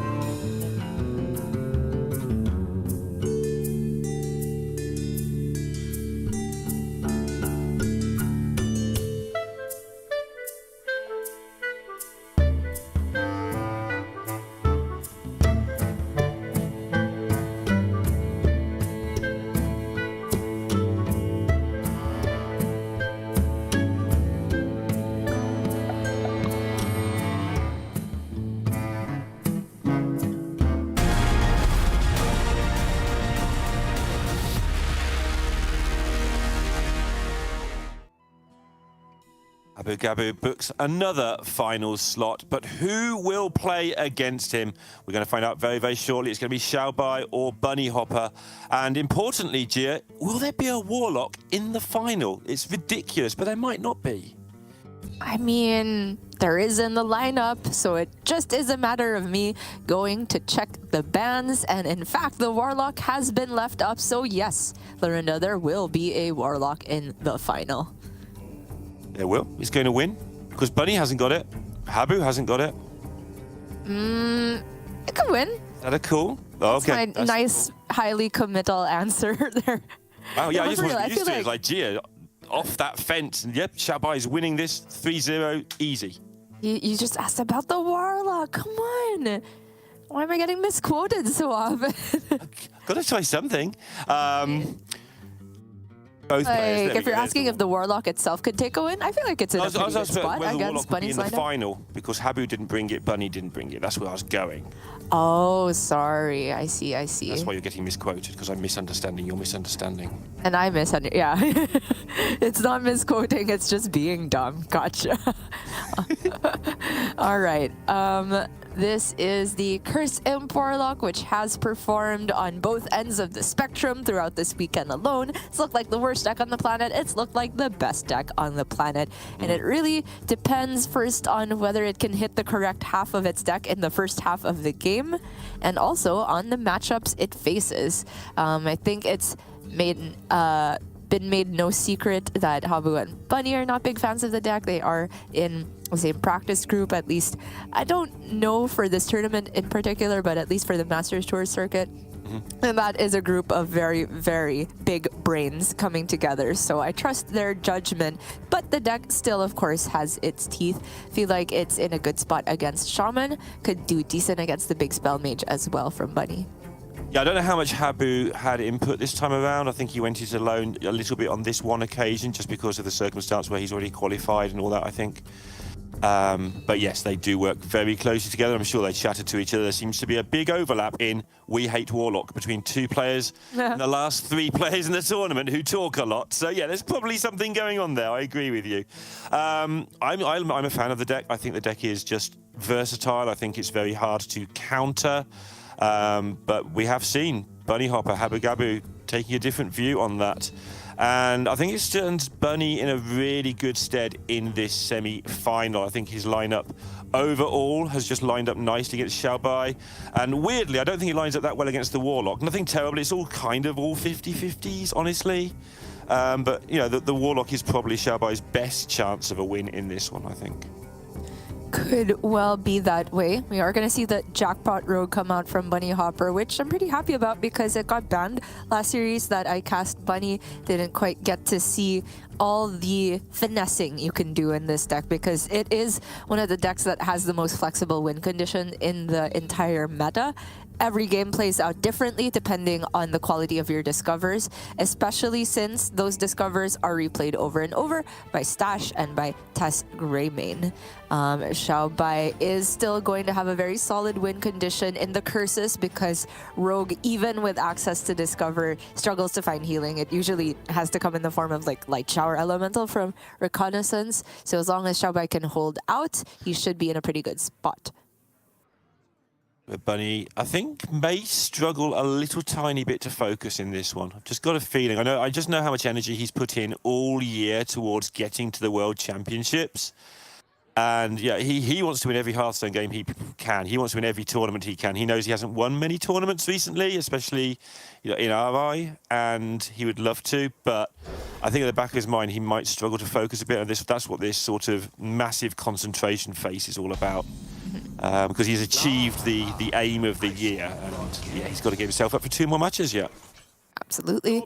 Both players keeping 3 cards here. For Bunny, it's a full keep. Sketchy Stranger on curve into the second one.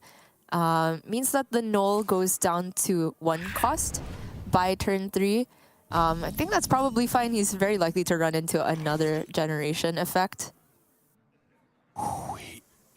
He's got some trouble here. I'm just looking at Xiaobai's hand. That is 3 waves of minions if he so desires. I realise you don't usually use Dark Vein in that way, but yeah. What? These are not amazing. I guess it's sticky situation. Yes, especially as they've got the coin, right? No, just straight up Avenge. Wow. Interesting. It is the cheapest one, easiest to weave in, but I feel like there's a very real possibility that after this turn, Xiaobai just never trades again and just goes face. Yep.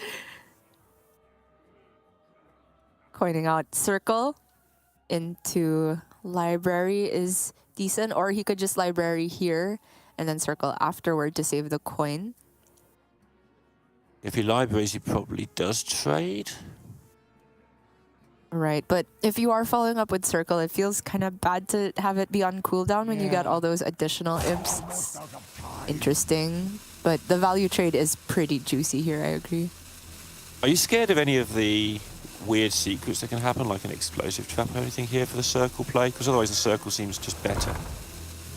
I mean, it is scary, but not to the point where you would play around it, because it is still just a random generation, and at that point it's like super unlikely to be any one specific secret. So Xiaobai here, I think he goes library not necessarily go wide, but to just take a nice value trade and also preserve coin for later on, because if it was coin circle, the follow-up of library was still a bit mana inefficient. Indeed. And he now has the Circle play anyway.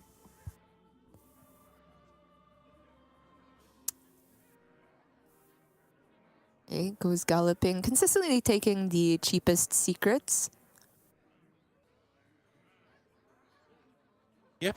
I mean, it's rogue, so that makes logical sense at least.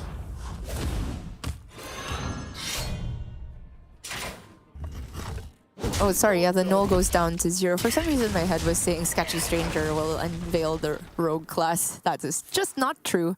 So Bunny is able to weave in the Cutlass as well this turn, gets the full board control, and can continue sweeping up these imps. However, the Mischievous after this is going to present a problem.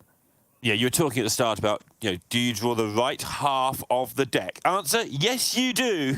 This is absolutely the right half of the deck to be drawing here. So, just what he would need. But Bunny, plenty of minion presence to fight back.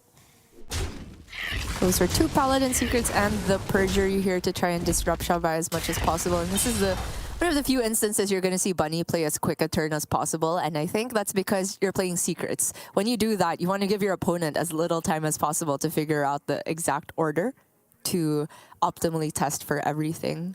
Big fan. That's a very good point. I like that reasoning a lot. So there's no Paladin Secrets that disrupt spells at the moment. Omayog not in the pool. So he potentially can coin here if he wants to. It doesn't really achieve that much. If anything, if you coin, it implies you are going to play 3 cards in a turn, which does play into Galloping Savior. By attacking with the Imp, he's tested Judgment of Justice and Noble Sacrifice, so I think he can narrow it down pretty likely to these other 2. Yep, seems reasonable. He also seems a lot more calm now. He's going to the World Championships as well. He's deep in thought, but not the same terrified image we saw through the rest of the day. Okay, sees his Perjury. He did already know that it was not double cross.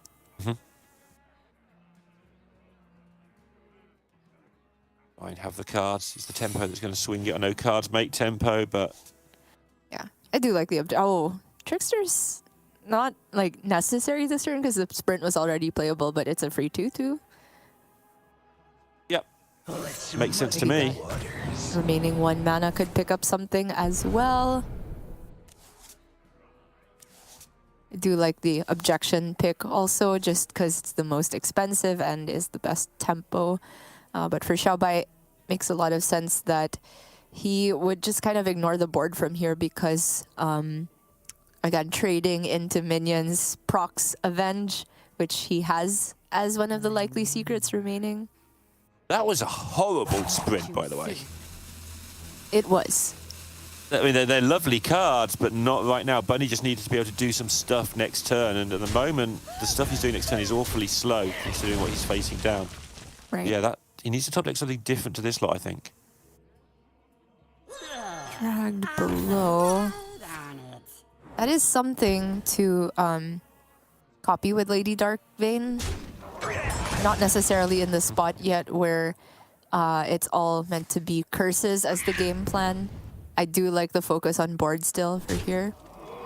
Yep, and Rogue being Rogue. There's no like fan of knives or anything anymore, I don't think, at least. So just go super wide, and yeah, that's a lot of damage that Rogue is going to struggle to get rid of.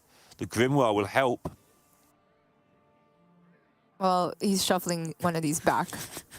If only he could discover that. Jim. But This time was deliberate. The other 100 times have not been.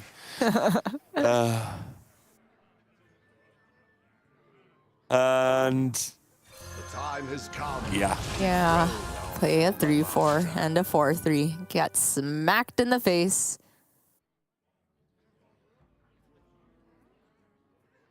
Okay, talking of the Grimoire would help. Is there any reason to do it for Xiaobai just to clear some of this up? Because he hasn't got anything else to do this turn.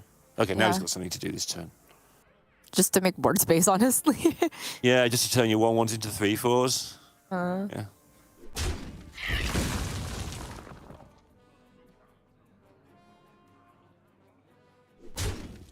Just get the pot both at once, which is kind of nice. Yeah, and this is still just 2 cards played in the turn after Siricast, so it's still not gonna proc the Galloping Savior. Both the minions dead at the same time, so Avenge is not procced either. Very nicely done by Xiaobai. Yeah, and now not quite on lethal immediately, but it's very much in lethal range with cursors existing everywhere, and you know the large chunk of the damage done. So Bunny has to be able to stop this. So it's jackpot time. Ding, ding, ding. Yeah.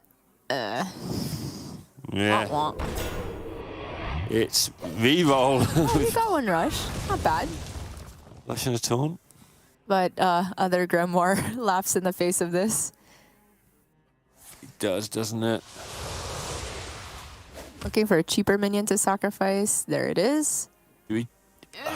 Okay, sure. I was actually tempted just to play the Dark Vein here and forget the rules of the game and what's going on. Just play it. For tempo, for a minion to sacrifice, for stuff on the board. I can definitely see that. Because you just don't look at it as a card, right? It's just a win condition, but actually here it is just a card that can do some stuff. Right, it is just bodies. But as it happens, Xiaobai's winning even without it. Yeah, which makes sense to therefore not risk it, because you might need the backup win condition, considering you're now playing its every card in Hearthstone. And he really doesn't get anything good from the test, just the party up, right? Because the secrets haven't even been procced. Yeah, good job by Xiaobai. From the test and the contraband stash, just nothing good. If he goes Azara, he doesn't have mana to go Horn and the Colossal. If it's Azara, maybe it's Tidestone and Prey. Okay, just gonna go for the play that lets him survive on board. Cheeky smile from Xiaobai. He's like, if that's what you've got, then I'm probably winning this game. Any imps now? Okay, 2 damage off lethal, but it's fine. Yeah. At any point he draws a curse, that's just the game. In this deck, Even it's assuming the basically board gets wiped, yeah. all curses now. And a Tamsin, yeah. Good luck not having that.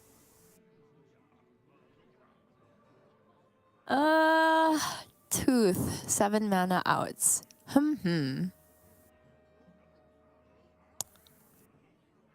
I'm stumped. Can you think of anything? Lifesteal Colossus? Oh, true. I was tunneled on Tooth, but yes, the Blackwater Behemoth could help a lot here. So Azara, Tooth the Horn. We have plotted long. Now we run. Trying to get lucky.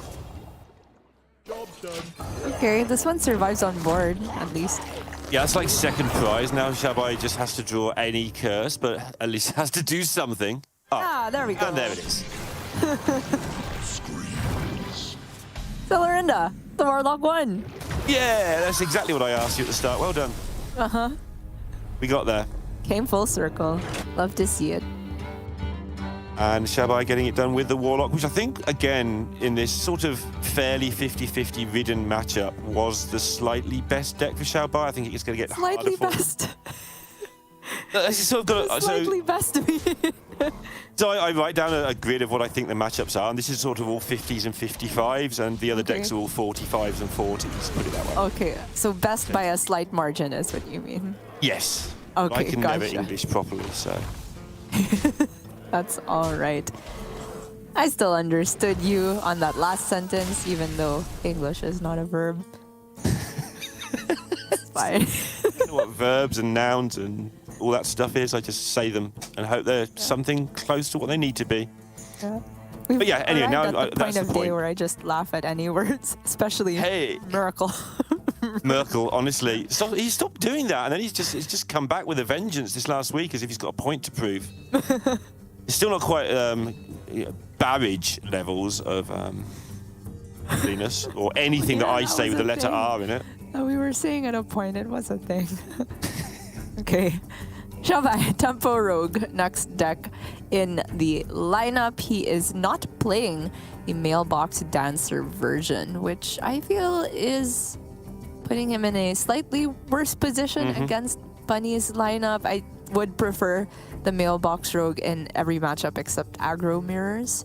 But it doesn't mean that the deck cannot still put forth a ton of damage. You still have the draw cut, you still have a ton of cheap cards, you still have the location. Yeah, I'm not a fan of this deck in general, with or without Mailbox, but I think if you're going to bring this, if this is the job you want it to do, I think the Mailbox version is just strictly better is incorrect. That's always, somebody picks that apart, but it's very much close to just being better in every way. So if this is the job you want it to do, then I think that's a version that you could bring. But it was kind of new. Sort of was being played while these players were playtesting. Maybe he just didn't want to go there, because there's quite a lot of nuance to the Mailbox deck. There's quite a lot of obvious stuff, but there's quite a lot of nuances to exactly when you pop off. It maybe just didn't want to mess with his instincts with a deck that he is already comfortable with. Yeah, that's fair. There's also, sometimes an upside to starting as a different hero if you high roll the good hero powers. We do have Bunny moving over to his big spell mage, something that I've just come to associate with Bunny Hopper. He's played so much of this deck throughout so many tournaments in the year and done very, very well at each of the Masters tours. And for good reason, this is a deck that is just sort of a catch-all in my opinion. It's never a terrible inclusion in a Conquest lineup because it doesn't have terrible matchups. We saw Bunny do miracles with Rune a while ago. Can do it again. I'm desperately trying to search for his record with it in Grandmasters, but I couldn't bring it up in time. I should have had it ready beforehand, but he played this week after week and got incredibly good results with it. And the deck's barely changed. It's been updated as the years gone by, obviously, for... Well, Renathar was one, but also Theatar bits and pieces have been added. But it's the same deck it's been for a year, pretty much now. And he has performed with it, as you have said, incredibly well. I seem to remember it was about 70% in Grandmasters, but that could be reasonably wrong. But I know I was putting it on his notes every week, as Bunny has done this with this deck. So that usually implies about 70% or more. Very impressive stuff, especially for a deck that I was saying is a safe inclusion because it tends to go 50-50. If you can gain that extra 20% off of skill edge or good meta reads, then that is just a good deck, Yeah, absolutely. But he is kind of the last person playing it pretty much. There's not many others in this tournament. Well, he's the last person in the tournament play, but there weren't many others in the tournament. There weren't that many in the Masters Tour, I don't think, were there? Yeah, I feel like it fell off at the last Masters Tour compared to the one right before it. So he is just the holdout, but he's showing how good it can be. There you go, Barbaric Sorceress on 6, easy. Right. It's got the Evoker as well and the School Teacher, which makes for a very clean turn 5. The curve works out nicely except for turn 3. Watch Post going to just disrupt one card, you'd have to imagine, from Xiaobai because he has the Tooth to clean that up pretty nicely, but upside for Bunny is if it is Tooth used on that, then it's essentially a useless discount from Cutlass. Yes, and this has disrupted the backstab, which might not sound like a lot, but every point in this Rogue deck is painful. Still goes for the tap. Xiaobai not afraid of the debuffs from the Watch Post, and I mean on Null, that's a very good outcome actually because that'll still go to 0. by next turn, you'd have to imagine, since Tooth is online. What to do? I think so. Bunny with a 3-mana ping, never nice for Mage over any part of Hearthstone's history. But as you've said, next turn it all starts to kick off for the Mage, so the Rogue really needs to get rolling a little bit now. Right, Tooth and location seems pretty clean. Okay, Shadow Word Death. Yeah, I mean, easy Belinda answer. Yeah. Fair enough. Rules The is others getting were set just up. far too expensive, right? Yeah.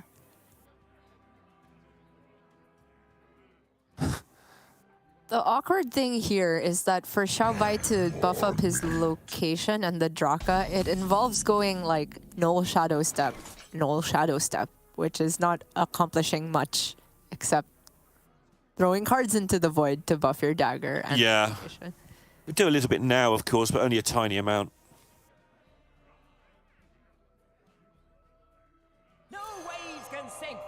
Yeah, it can do something now. Take value trades on the Deep Water Evoker.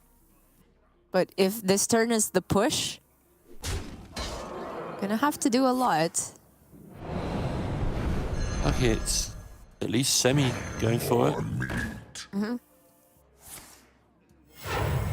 Yep. We're going to see coin backstab for a minute, which is something you don't see every day. Alright, Xiaobai deliberately going in the order that lets him push 3 more damage face, even if it means 3 less health on his null at the end, which I think is reasonable for this spot. But the dagger is honestly not super impressive. The more important part is he lands the stealth minion and gets a lot of spells out of hand before Belinda can potentially come online, and the next turn can play almost all of these before Belinda as well. I say Belinda, but it's Barbaric, sorry. You get damage out the Sinister Strike. Oh, sorry, of course he's going to get damage out the Sinister Strike. He's going to empty that hand. Anybody? Alibi? It's pretty amazing. It is. Just wonder if it... There's so much health. Does it? I mean, I'm instantly drawn to the alibi here, but the only thing with the alibi is, yeah, sure, it stops you for a turn, but what do you do with the next turn? Does it actually get you anywhere? It means you play Barbaric the next turn, and then you can go Drake Fire. Like, it's obviously not dealing with the board instantly, but I feel like the health this saves Bunny, which is 2, 4... like at least 13, even if you were to go all face with it, is enough. Yeah, it can get you there because the Drake Fire can then... Yes, you're dead in 2 or 3 turns, and the Drake Fire could just stop that from happening. Yeah, so it is in time. I mean, that was my instinct. I just suddenly, when you start calculating, it's like actually not quite so clear sometimes, but this one was clear. Right. Just viewing it as an ice barrier is pretty interesting. Yeah. Better ice barrier. It's just weird because you don't necessarily want to play Alibi right away in a lot of instances, but here it just fit the curve so cleanly, and Bunny didn't have 1 mana to spare for quite some time, so... Here we go! Switcheroo! There's no 0-cost cards because of the buff on various things. For Xiaobai, that was the best outcome, though. The Shadow Word Death was the least useful of his spells. Sinister Strike still being playable is a big deal. Not seeing a way to get honorable kill with Tooth on the Barbaric. Might be an Edwin turn instead. Yeah, are you locationing again here if you can? I think you are, right? You've got to win in the next turn or two or things start getting out of hand, so do it now while you can. It's such a wide board that you just get it done. And yes, the Bone Spike. Making all of that important. Excellent draw. Door to keep the train going, sure. And got a prep. Oh my goodness. Bunny's face just getting more and more like irritated with the situation. Like, really? You've got all of those things? It's nuts. Drakefire can't really deal with this. He needed a rune, honestly. Yeah, go back and watch your rune, Bunny, from the last round if you have any problems with this. Everything went face. And that's such a low roll Drake Fire as well. Uh-oh. Oh my. Well, that's a 7-12 thanks to the Scale Bane. Uh-huh. Okay.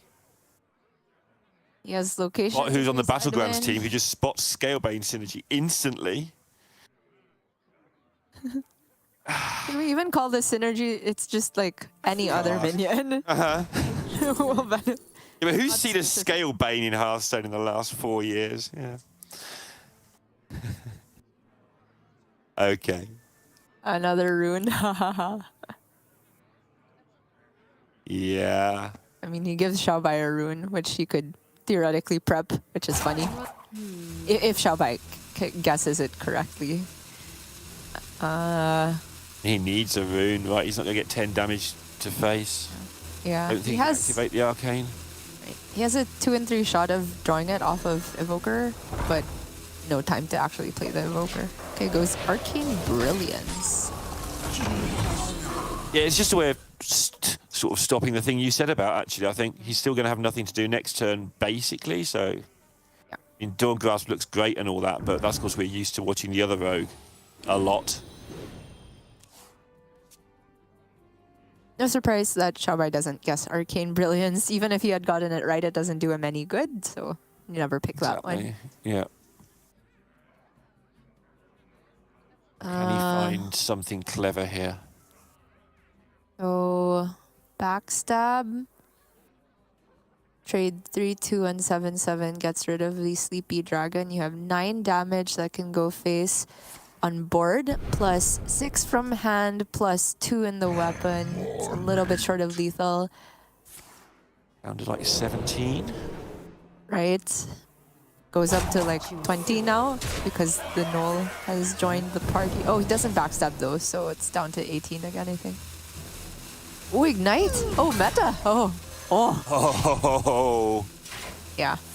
All to the dome. No question about it.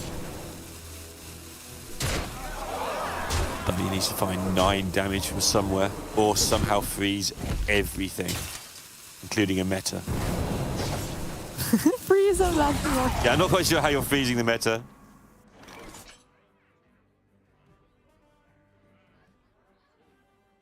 Well, the Alchemist can get him some freeze effect. Blizzard doesn't freeze the Metamorphosis though, but he doesn't know about that. Yes. Smidge of this, a pinch of that. Oh. Wah wah. How close to lethal is he himself? Not enough. Okay, good. I mean, he had the lethal on his own hero with Fireball. That's probably the correct play here, actually. Oh, Onyxia. Doesn't remove nearly enough. Yeah, without its friends, it turns out it's just an 8-8 with Rush. So. I need more study. Just like that, Xiaobai 2-0 ahead. The sole representative of Warlock left in the tournament, trying to get it into that final, along with himself and all the money that goes with reaching the final, of course. And he is just down to the Priest deck. Getting the Warlock to the final is the more important part, and he himself, as the player, is the one being dragged along for the ride. Yeah, that's Take away from that. Absolutely. Yep. You think it means something else? No. I understood your Englishing at that point. Yeah. You've worked with me long enough to understand my Englishing. It's great. All right, last deck for Xiaobai is the Wig Priest. Just still in a pretty good spot. I feel like his lineup overall is just good against bunnies. Yeah, I wasn't so sure, but it does look that way. And we have seen quite a lot of good Wig Priest play in this tournament, so no reason to think that's going to stop anytime soon. What would you queue first if you were trying to beat this deck out of Bunny's lineup? I guess let's go with that question. Let me just look through the classes again. His own priest was banned away. Probably Shaman. There's double Primordial Wave in there, which is quite good against Wig Priest shenanigans. Framester for fun. Yeah. I mean, he may not even queue the one with the best chance. He might queue the one with the least chance to find out if he can go to bed again. But Fair. That is very, very fair, especially when you're playing in this type of tournament where the main work is done, the pop-off has been had, he's going to Worlds. absolutely, yeah. I think that Xiaobai in particular here is doing a very good job of getting himself up for the rest of the tournament, honestly. It can be difficult, but there's still a lot on the line. I think it's $7,500 for the winner. So definitely something you want to do, but with that adrenaline rush of the quarterfinals being so important, it can be a bit awkward, but yeah, coping admirably at the moment. Oh, goes Jackpot Rogue instead and hits the dynamic duo Jackpot to generate a high cost card and Trickster to cheat it out early. But for Xiaobai has a decent curve here, but no wig. I feel like it might only be the Slither Spear kept. Yeah, it's interesting, right? Because you kind of want all four of these, but not together. So, see which middle ground he favours. I kind of like your play here. Take the Slither Spear, so you've got something to do. It keeps Scribe still, fair enough. Yeah, that gives him some high roll potential as well, I guess. So.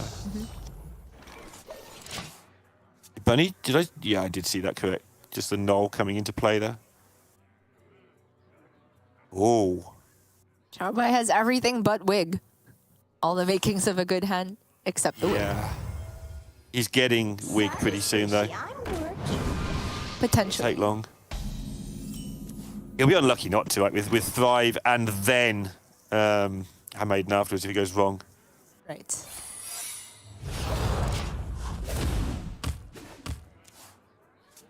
We'll learn a lot from the order here. If he goes Thrive first and hits Wig, that means he can immediately activate the Wig with Slither Spear. This is, I think, the order I would have favored as well, even though you miss one immediate attack on the Slither Spear. It amuses me how Double Cross activates immediately. It is spend your mana at any point. Even if you've got a coin or something in your hand, unlucky, you should have played it first. It's great. That's what it says. That makes me happy. Wait, that's collateral damage. That's so nuts. What? And he has stash? Oh my god. Oh. I'm glad he kept this deck first. Oh, wait. How does Xiaobai ever stick anything again?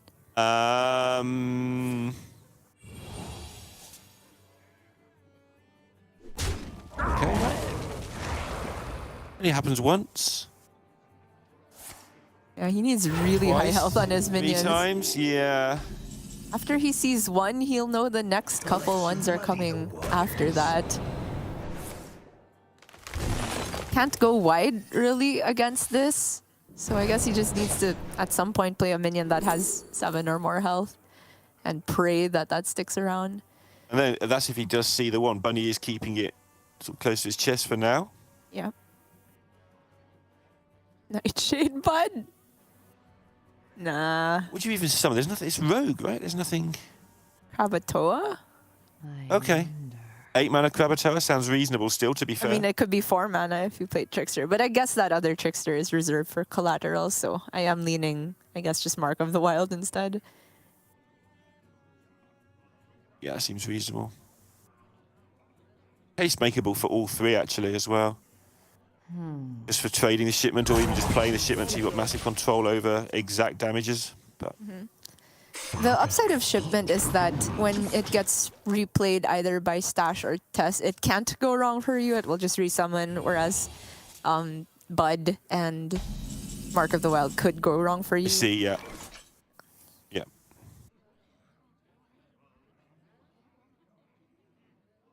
Well, Bunny must be, I mean, he's got a great hand, but he must be getting a bit concerned that Xiaobai is saving up for an absolute monstrosity of a turn in a moment.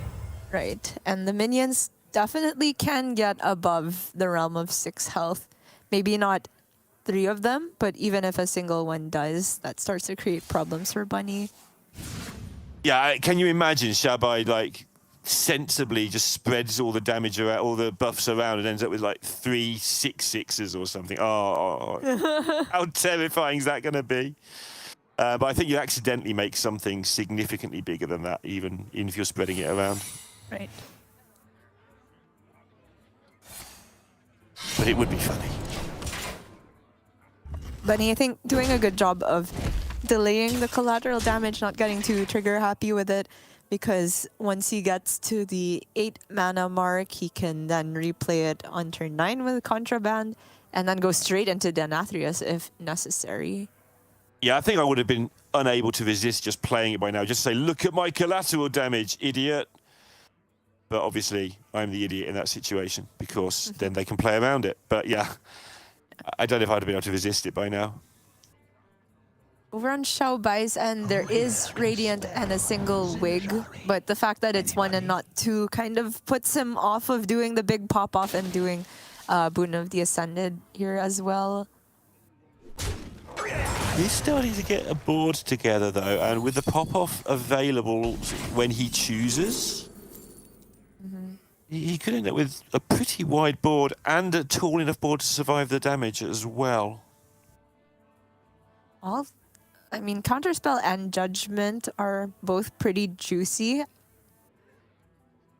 So many options. Yeah. Okay. Ooh.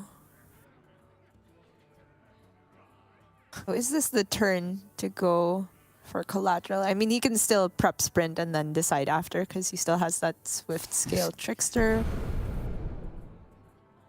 The hope for Bunny, yeah, is that he gets another stash or Tess here, so it could be back to back to back collateral damage. To say things that sound horrific. I see it. Well, you said this deck was versatile, and I was wondering if that was designer speak for does loads of stupid, crazy stuff, and I'm sticking with that. That is designer speak for does lots. Once again, I am on the Battlegrounds team. Come on, Gia, we've got to irritate you somehow. This is our only chance. I mean, I'm not gonna play ball. I've had to do media training and all of that. I'll refuse to comment on as many things as I want. Fantastic. Who let Gia near the media training people, honestly? Ruining our fun.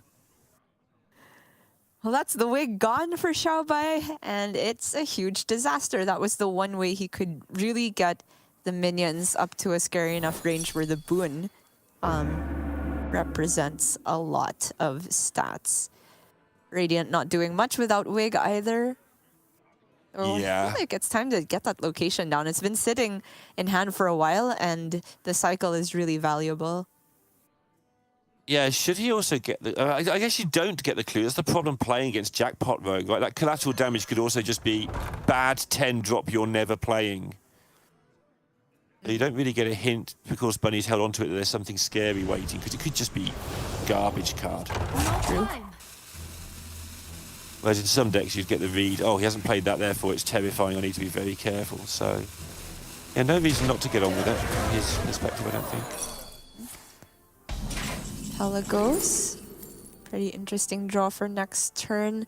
But for now, on Bunny's side, it's weird that I want to pick the cheapest one, but I feel like Judgment of Justice is the most effective against Wig Priest. Especially if he can isolate a minion. Yeah, Water Ellie's not doing anything really, even if it triggers. Yeah, emergency maneuvers, again, nothing exciting to trigger. I mean, Krabatoa would be kind of cool, but it doesn't bring back the battle cry, so yeah. I like the Judgment, I agree. Wait, Battle Cry on Krabatoa? There's no Battle Cry. Well, Colossal, yeah. Okay. But speaking of, Krabatoa looks pretty good for this turn. Absolutely. Mountain Bear? Whoa. Replay that with your Contraband stash and also collateral damage. Mountain Bear is so hard to get through for the priest. I mean, it can do it, but in conjunction with all the other stuff going on, that you're actually trying to not lose the game as well. ends up taking Fel Rattler, which does clear the board by itself this turn, but I did think Bunny was going to play Krakatoa to be more mana efficient, which is why I thought he could afford to just take the mountain there. He is taking as many reactive resources as possible. Surely the Fel Rattler combined with collateral damage can get through almost any board state, to be fair. Yeah, especially if Shabai doesn't know that's what he's got to beat. If he actually knew those cards were in the deck, then there's maybe things he could do about it. But given that he's got to accidentally play around them to some degree, you know, collateral damage could just as easily be a bloodlust here. So, The Queen's trove is forbidden. what do you even do? The Queen's trove is forbidden. Just stall, I guess. Really needs to find the wig that was shuffled back or the other wig. Is it time to unleash the collateral? Like, at this point, it's just letting him push damage, right? Yeah, he's getting very close to just winning the game. I do agree. Might not be quite enough. Maybe another turn or two. No, he agrees with you. It's 10 damage from collateral. Oh, gonna go Denathrius instead. Okay, this makes sense because if he was gonna go collateral, he probably shouldn't have traded at all beforehand. Yeah. Whereas with Denathrius, it makes a lot more sense. All right, the wig is back. Is it in time or is it a turn too late? Or about 4 turns too late, actually, but you know what I mean. Pick me, pick me. Power.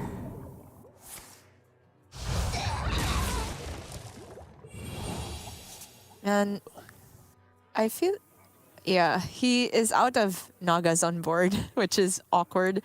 Don't want to play Valish this early, but the only way to get another Naga from the Amalgam. Yeah, he's just working out if he needs to. Like you say, you don't want to play it this early, but yeah. Super weird because the Nagaling, because it plays Shadow Word Devour, instantly kills itself. Yeah. Orestia's blessing, I will find the truth. He has decided to go this way instead. Yeah, I guess so. Which means Boone has to be committed as well. So, Valish, Wig. Gotta go. I haven't said that many times this tournament, but he has got to go. This is going pretty rapidly, Rope. Yeah, and it's an impressive board state. Collateral damage does not get through this. It does Shockingly. not. However, he can play 2 collateral damage this turn. And 2 Fel Rattlers as well. He does also only have to get through the taunt, and if you can find 13 to face, that's just the end of the game. Yeah, that's guaranteed. Because you can go like Trickster, Collateral, Contraband. And that's 12 damage to everything. Certainly enough to kill the taunt. And then the second one's actually going to do damage to face as well. The taunt's going to die. He's going to get 20 damage in from the board. Easy victory. Look at all the arrows going off. It's 1 million damage. It really is. I think, no exceptions, that's the best jackpot roll. Collateral. I just don't know a situation when it's not good. Yeah, and Bunny played it very carefully there. He was obviously against a deck where you really wanted it, and you've challenged me with the no exceptions, but yeah, even control decks play large numbers of minions these days, so I think you're probably right once again, Gia. Try desperately to find a situation where you're not. I mean, you could have made the rune argument, and there's certainly an exception there because the ceiling on rune is infinite. Yeah, that's the TJ line, right? I don't want to steal TJ's material, where he'll find a way for every card that generates other cards to do absolute guaranteed lethal no matter what the situation. But I'm not like that. I wouldn't sink to TJ's level. I mean, I did for 3 years, but you know, we'll talk about that. You're calling yourself American. I'm not even calling myself American, and I moved here. Moved here and not moved there as well. There's the clue, you see. It's happening. All right, Bunny, down to I was just those doing last English bits. correctly. Englishing. I wouldn't know, honestly. Say things in any order you like, and I wouldn't have a column. Talking of not having a clue, if Bunny Hopper cues the Shaman, I'm not going to have a clue what's going on because I haven't seen a Shaman forever. I've not cast any of Bunny's matches. I have seen them all. But that match he had in the quarterfinal with the Shaman was absolutely ludicrous. Yes, that was something. He definitely played very well that entire series, so I don't want to take away from that by saying the box did all the work. But in one game, you gotta admit the box did all the work. It did, yeah. Not the entire series. Bunny did his part. He manifested also the good box. Had a whole year of boxers, or a whole 2 years really, of boxers just not doing what they need to at key moments in tournaments. So he was allowed, I wasn't going to say due one because you can go forever without that happening, but he was allowed a good box, I think, at some point. Yeah, Bunny has been a devoted acolyte of the box throughout the entire year. Built up all the karma, and it's paid off in the most important series, gotten him through to Worlds. It's amusing, actually, sort of the most stoic, calculated player we've got who would quite happily just have Hearthstone chess, I'm sure, with no RNG at all, is the person who gets through with just super box. Amuses me. Fair enough. As does this Murloc Holmes amuse me. Signature card for Bunny. I did enjoy the commentary. I think it was Sottle just saying, well, he just enjoys playing. He plays it because he likes playing the card. He enjoys the puzzle. Sorry, Squishy, I'm working. Yeah, nothing to do with going to the World Championships and thinking it's the best card for the job. He just wants to have fun investigating mysteries. Yeah, I think what's happening here is that Sottle and me too just don't get the mysteries right a whole lot, so we think the card is trash. But Bunny actually does get the mysteries right pretty often, at least whenever I tune into his stream. It's just bish bash bosh, gets all 3 cards, no big deal. How does he do it? PhD maybe. Probably PhD in solving murders. That'd be an interesting PhD, actually. Criminology is a thing. I don't know if you can get a PhD in it, but... I'm pretty sure you can. Get a PhD in anything these days. Go to the right place and pay the right money.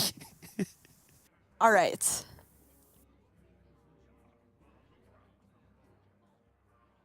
Well, he hasn't seen any of these played, so that's minus a bit of info. But he still gets it right. Uh-huh. Oh, wait, sorry. He did see the Murkwater played. Never mind. And so that makes it less likely that there's another Murkwater in hand. The other spear would have been played if it was there. So I think Handmaiden is a reasonable guess. And it is the correct one. Time runs out on me.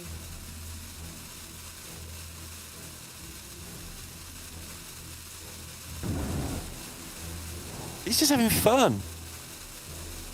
He's not having so much fun now. Yeah, it doesn't look like that. That's not a having fun face. Fair enough. It's fine. He didn't need those cards. He's still curving out. He really is, actually. Again. Oh, wig has been located. Valuable cosplay item. Those keeping an eye on Play Hearthstone's Twitter. That wasn't Coldplay concert? No, apparently not. Dang, I didn't. It's not been revealed yet, so it could be Coldplay concert, but I don't think so.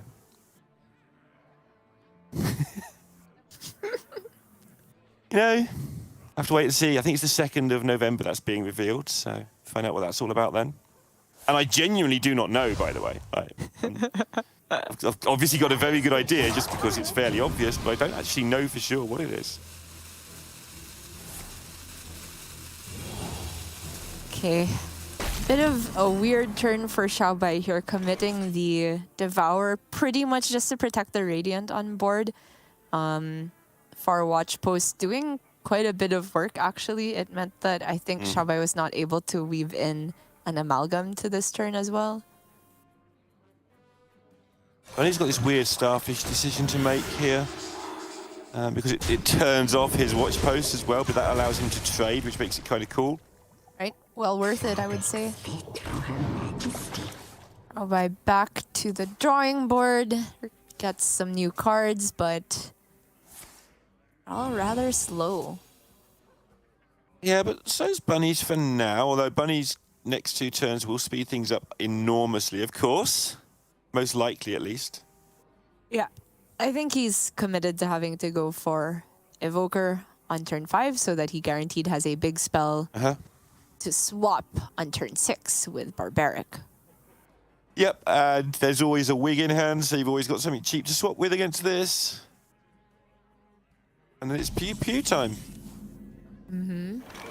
Open them Maybe boxes. it's like roar roar instead of pew pew if he gets the 10 cost instead of the box, but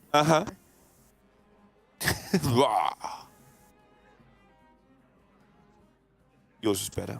Okay. my next career after PG design team. Dragon voice liner? actor. Yeah. Specifically dragons only. Of a rather small scale, because I can only do roar roar. That's it. If they sound any bigger than that, you can't hire me.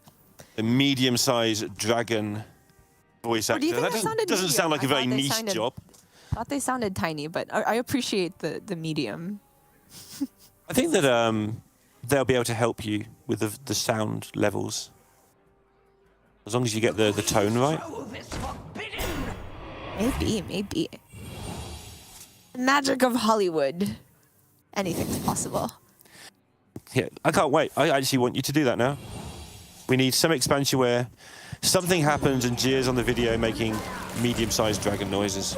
Otherwise, I'm going to be depressed about everything. Oh my god. That sounds so terrible. You are mailing somebody immediately. All right. Swap. And it turns out it's not roar roar, it is pew pew. Rune is the draw. Xiao Bai knows it. And he knows it's coming next turn. And he's like, okay, there's a bless then. Or a thrive. Or a thrive.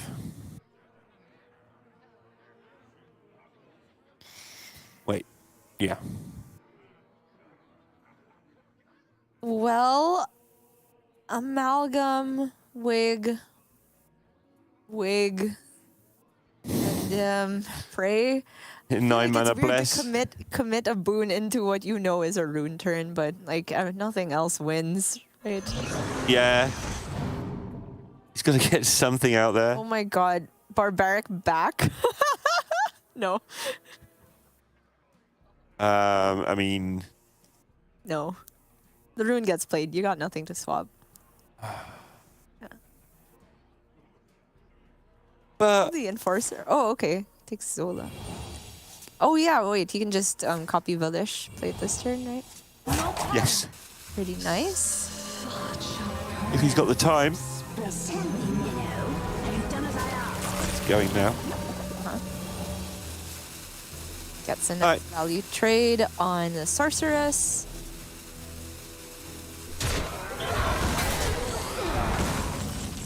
And here we go. Here we go, indeed. It is box time. Oh, is it box time? It is. Thank you. Go, little box, go. Oh my god, the insta pyro again. And it hits the good targets? Funny. How And it does hits he it do again? it? No wonder he likes this deck. Okay. Yeah, sure. Absolutely perfect. Every single one of them. Did everything it needed to do, as far as I'm concerned. How does the pyro hit the right place every time? And this time there were like, what, 6 targets? 7? Including Face? Face was not the good target in this instance. Karma build up. Carestia's blessing, I will find the truth. You're watching this and you're all well-behaved folks out there, you will also get karmic build up and get amazing boxes. So just be good to each other. That's how it works. Your purpose Xiaobai going for the best refill that he can. The Mordrush is not active yet, thankfully for him. But Sylvanas can just flick one of these away. Probably the Pelagos. Worst theater ever. Yes. Oh, that's infused now. Oh, it just steals the Pelagos.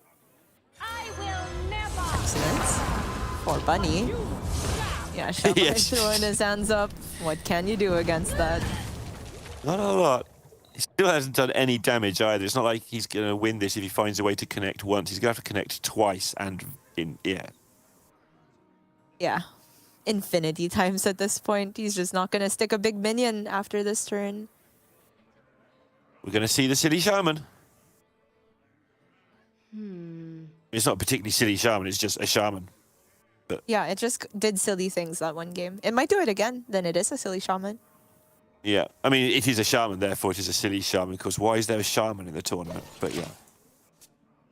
It's not that silly, it's in top 4.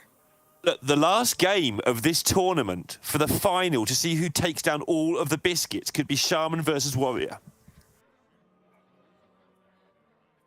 That's the cool part of the tournament meta. It's meta reads. Uh-huh. Imagine not predicting a shaman versus warrior happening potentially in the final. Couldn't be me. What are the outs? What are the outs? What are the outs? Are there out? I don't think there are outs, Lorinda. I'm sorry. What are the answers? The answers are, yeah, Yogg. That's it.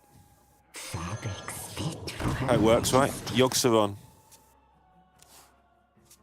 Okay, how do we that get out. the Yogg? I don't know. The out has fallen apart. Abort. What other outs have we used throughout the years when we've run out of ideas? My blood boils. Well, my favorite one was Mount Seller into Griffin, but that's also not something available in Okay. this context. Yeah. There's an out. Is that like a 2 in 7 or something? You had to do it repeatedly? I do not remember, but you're the stats guy, so if you made up a number, I am obligated to believe you. I'm also the old guy, so I do make up numbers because I can't remember anything. Interested in any boxing? What to do? What Sir? to do? Yeah. The old boxing. Maybe after trading these 3 minions? That's the interesting part, right? Because he knows there's likely a bless in hand just from the way the game's been played. Yes. So making sure these minions do something seems kind of important. Could freeze and Pagan with the Atar instead. Misses the blast, which is funny. Because Bunny still doesn't know the card that he swapped, whether it's bless or thrive. Yeah. It's the boon, not the wig. Yeah, Boon was easily the scariest because, like, if he froze the 914, it didn't really protect against Boon in the long run. Yeah, that's fair. Your purpose awaits. Yeah, gonna take so the trades here silly. to play around bless a bit more, I guess. It's so silly. Not actually over either, but he's slowly but surely starting to rely on this box more and more. Okay, so Wig, Amalgam, Wig, probably start location first. And it will be to the point where some combination of the 911 and another minion can trade over the 916. Yeah. Or Here can spell Zinjari. no, it's okay. I'm being crazy. Oh, Shadow Word Death! He can push so much damage now. I just had to check what minion type Mordresh was, but it's nothing. It is indeed nothing. Okay, we have a game again. It needs to be another very good box. Otherwise, Bunny's dead. Yep. Oh, okay. So that replays box 2, and he still has the location in case something gets left. What do you want me to do? I've resisted wave after wave of this random box. Please make it stop. Just one time, let me hit him in the face. Oh, okay. Oh Oh my god. my, it's Bunny does it disgusting. again. The box master strikes once more. Shabai's twitching. I mean, how can you not be angry at that? Like, he's not even angry. He's just like, he's gone. It's just over for Xiaobai. I think he's angry. He's just lost it. Wait till he finds out what's the last card in hand. Oh, that was disgusting. Oh my I know. goodness. Bunny's done this all year. Doing it for years. No, this year in particular. He's been doing it this year. He goes back to Worlds. Correlation. Seems good. Do you take me for an Those ordinary? both Drake Fire. Or not? I forgot about the ignites. So did Bunny by the look of it. 5 mana ignite. Yeah. Fine. Is it? Yeah, it's fine. He just freezes some more Drush, goes face, has a grand old time. Because no matter what happens, there's still another box. There's always another box. You have to teach people when they're young. No matter how good your box is, there's always another box. There's always somebody with a better box. Yeah. Always someone with a better box. Actually, I think a lot of kids learn this at Christmas. We do. That's true, yeah. Young. Go to school the next day. Look at me, I got a bike. And everyone else goes, yeah, but I got 3 bikes and a computer. But, And a PS5. Yeah. Unlucky. Our kid's been building up karma in their past life. Yeah, and he's going to Worlds. 3 times the different platforms to try and do it on.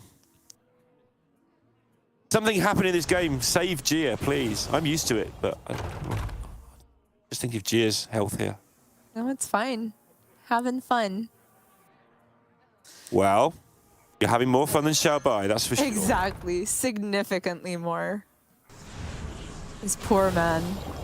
My blade seeks. Okay. Hello? Is it clear? I mean, this is the cruel thing, right? He's consistently being given hope turn after turn, sticking something on board. Will one of you just miss? I'm not biased, I don't care who. Will one of you just please end this game? I mean, we'll see. Yeah, go and turn the switch. The game I don't know switch. what you're talking about. Media training. Media training, hide the switch. Yeah, I understand. Under no circumstances admit to the switch.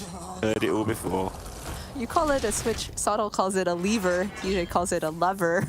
I don't know what you're talking about. We're just trying out all the words until we work out what you call it. What it is. It's a conspiracy. I call it a figment of your imagination. No. And we've known for years that the script is real. It's Xiaobai's frustration. He's still not out of this. He's got to carry on for another turn or 2. This is so horrible. This snap freeze just hit the best target and he can't. Ah, this poor man. And the 2 cards in deck still could win. Randomly losing to Spooky Mage now. Like, what did he do to deserve this?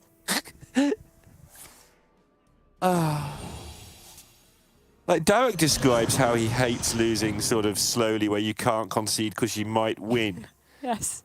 This is the ultimate in that, oh my. Surely that Naga Giant costs 0 by now, right? Yes, you would think so. Better than a Treasure Guard, maybe not.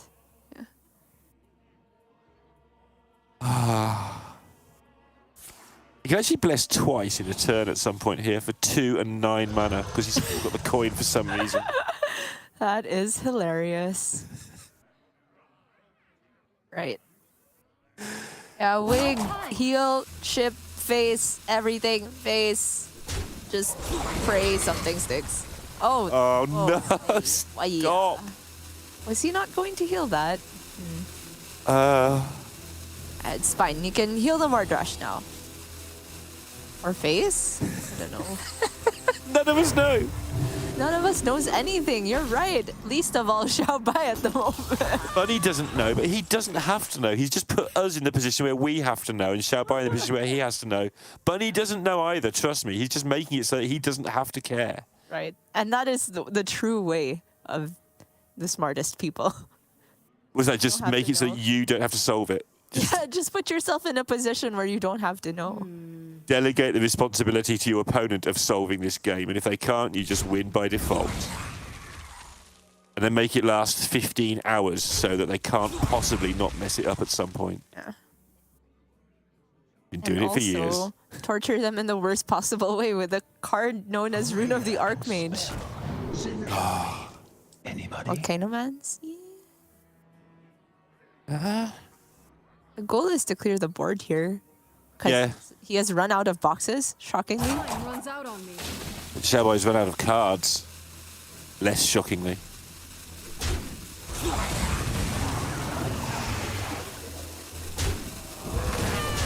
Right, I guess he can just freeze for now with the location. Play Dawngrasp. That's gonna replay Drakefire.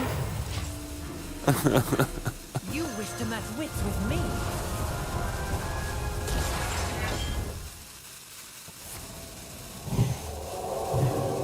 Your purpose awaits. I am out of cards. Oh, boon. Wait! Wait, he didn't play Drakefire? I'm just... Why is it on the 12-8? He played boon. Yeah. Oh. Yeah. Xiao Bai's just fatiguing. Oh, buddy, That's the most excruciating way to go out. Devour seems like the right picker to guess, but maybe Smite works out better on board. Yeah, I don't know if this Smite accomplishes enough. Just killing a 2/2.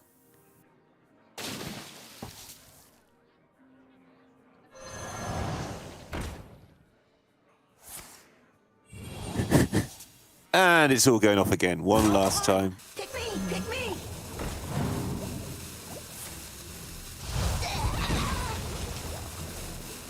Nice. Okay. Yep. Good talk. I mean, the board has stuck, and Bunny appears to have run out of answers. Yeah, yeah. I heard it before, Gia. I've listened to you say this many times today, and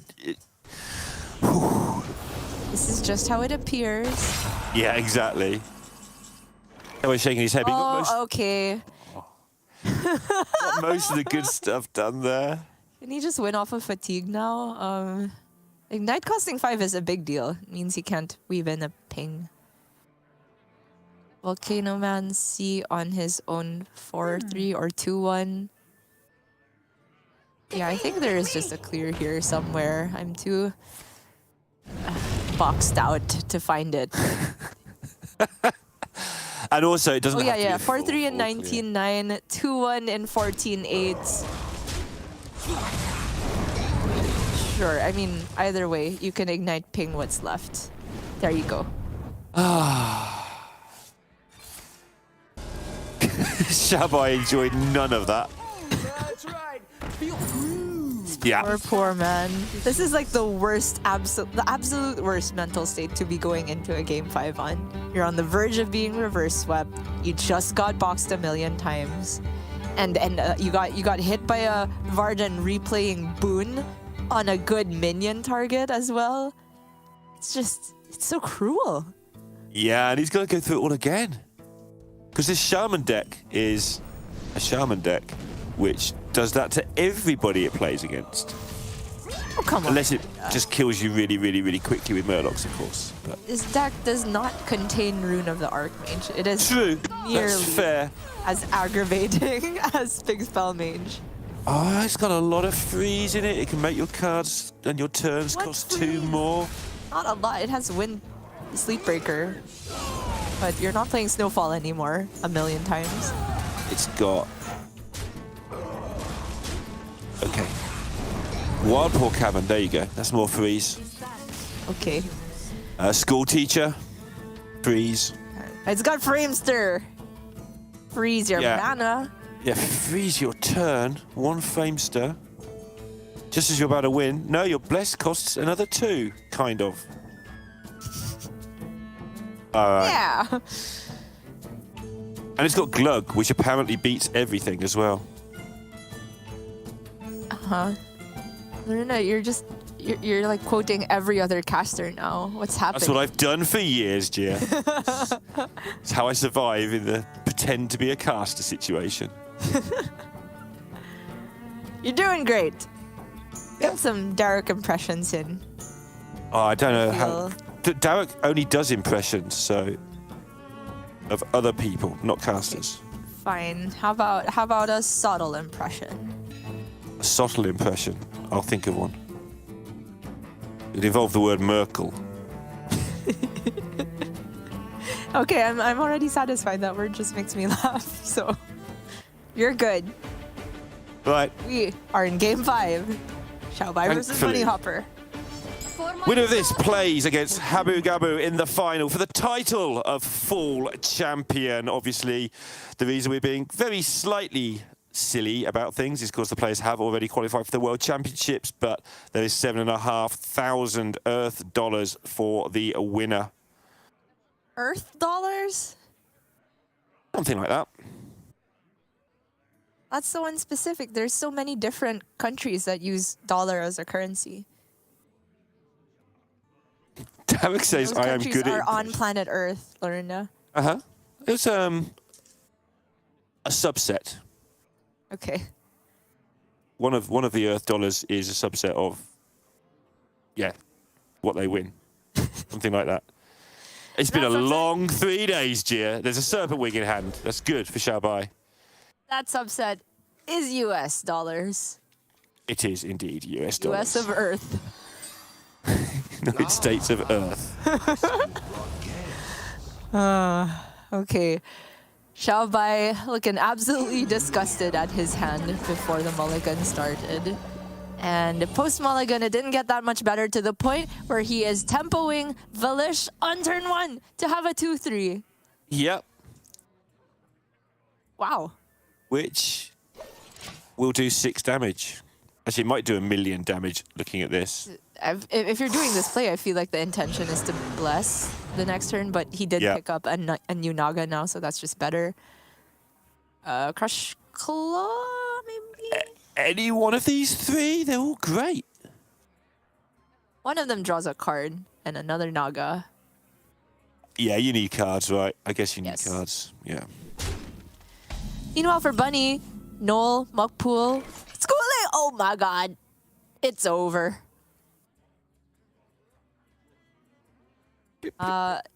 Playing the Schooling makes the Knolls go down to 2 mana, so he can't quite play Noel and Mukpool this turn. But next turn, oh boy. Yeah. It's going to be another of those games where just all the messing around is going to make Xiaobai go crazy, I'm telling you. Yep. It's like double Noel and evolve one of them. Other gets a value trade as well, most likely. Ay, ay, ay. Nah, Xiaobai probably blesses here, right? Wig bless? Yeah. Yep. Okay, so one of them doesn't get value traded. Whoopee. And so Bunny probably doesn't play both Knolls because that would involve having to use the coin as well. Oh my god, Primordial. Yeah. Just about the timing though, right? It's obviously an incredibly good card, but there's plenty more gas from Xiaobai still to come after that. He's not all in on something yet, despite the fact of having this really big board. True, but he'll be contending with the 10 drop. He will. Yeah, and he knows he will. Several 10 drops because there's another evolve effect in hand right now. Job's done. Oi, oi, oi. Oh my god. Dead to a single piranha. You know that 11 damage you did early in the game, Shabai? Well, yeah, I mean, you can't fly, but you can try. He can boon the Denathrius, I guess. Actual. I've never seen someone look like they're in more pain playing in a tournament. I am so sorry, Xiaobai. When you take damage in the game, you take the same damage in real life. Oh man, don't do that to him. There's a 10-10 on board. Oh. Doesn't even bother going face. Oh, he's gonna, okay, damage with the bubble. Sure.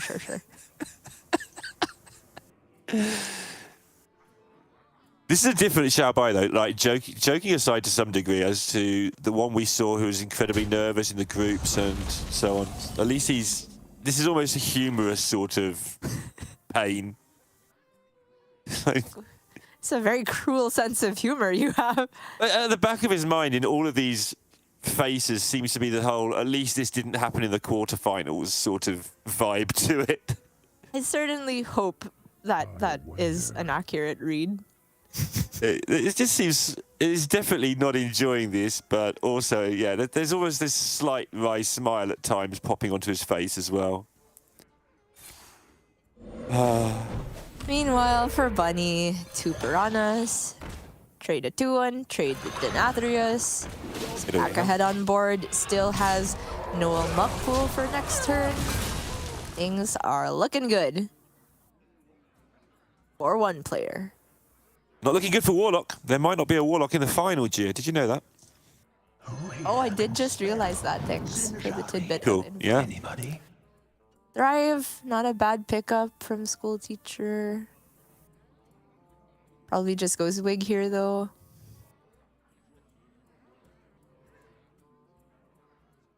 Thrive has to be better than Illuminate.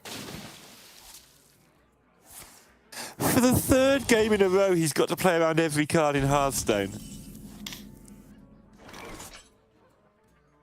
Not fair. Yeah, I do like command over Null here. Lets him get rid of the minion. I mean, the Null would have as well, but he wants to actually have the Null alive so he can evolve it. And now awkward turn because of the mana costs involved, as well as the board state, but that's secondary. Ali, Crush Claw, Wig, Nagaling, Wig. Trove is forbidden. Why not? Yeah, going Gotta for try. Treasure Guard instead still gets it to... I mean, it's a 3 attack. That's the awkward part, right? Doesn't challenge the 5/4 so cleanly. Yeah, he's just trying to keep it on board so he can do something with it next turn, I guess. Yeah, this is the instant Null evolve turn for Bunny. More bones to It's Like, juicy value trade. Xiaobai's reached the point where he can only play his own hand and kind of ignore what Bunny's doing, which isn't where you want to be when they've got a board of 5 attack minions and 10 10s and stuff. But he's at the point where deal with my own problems first and hope the other problems go away on the other side of the board. They're not going to, but that's kind of where he's stuck at. You just look so miserable. Having to play Wig Priest 3 times in the first place, that's one thing. Having to face boxes, that's another. Having to face multiple evolves only by turn 6 is another thing on top of all that. He'll be speaking to whoever his friends are, who he confides in and stuff later. They'll be like, why are you so upset? You've qualified for the World Championships. He'll be just going one word, just bunny hopper. Like, that's all he'll say over and over again all night. Bunny hopper. There's this guy. He's got a PhD. In making people in pain. PhD in torture. Devices being ropes and boxes, and you'd be amazed at what he could do.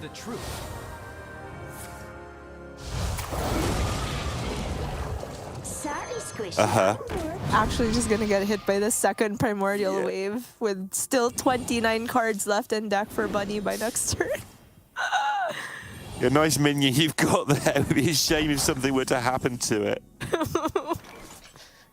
Or you could just win the game by playing Glug. Yeah. Yeah, Raven's on deck. Pretty sure that if Raven's on deck, then Glug is unbeatable. Alas, he is not, so we're playing Primordial Wave. What happens before that, you might ask? Maybe a Piranha and a Totem? Maybe just a Totem?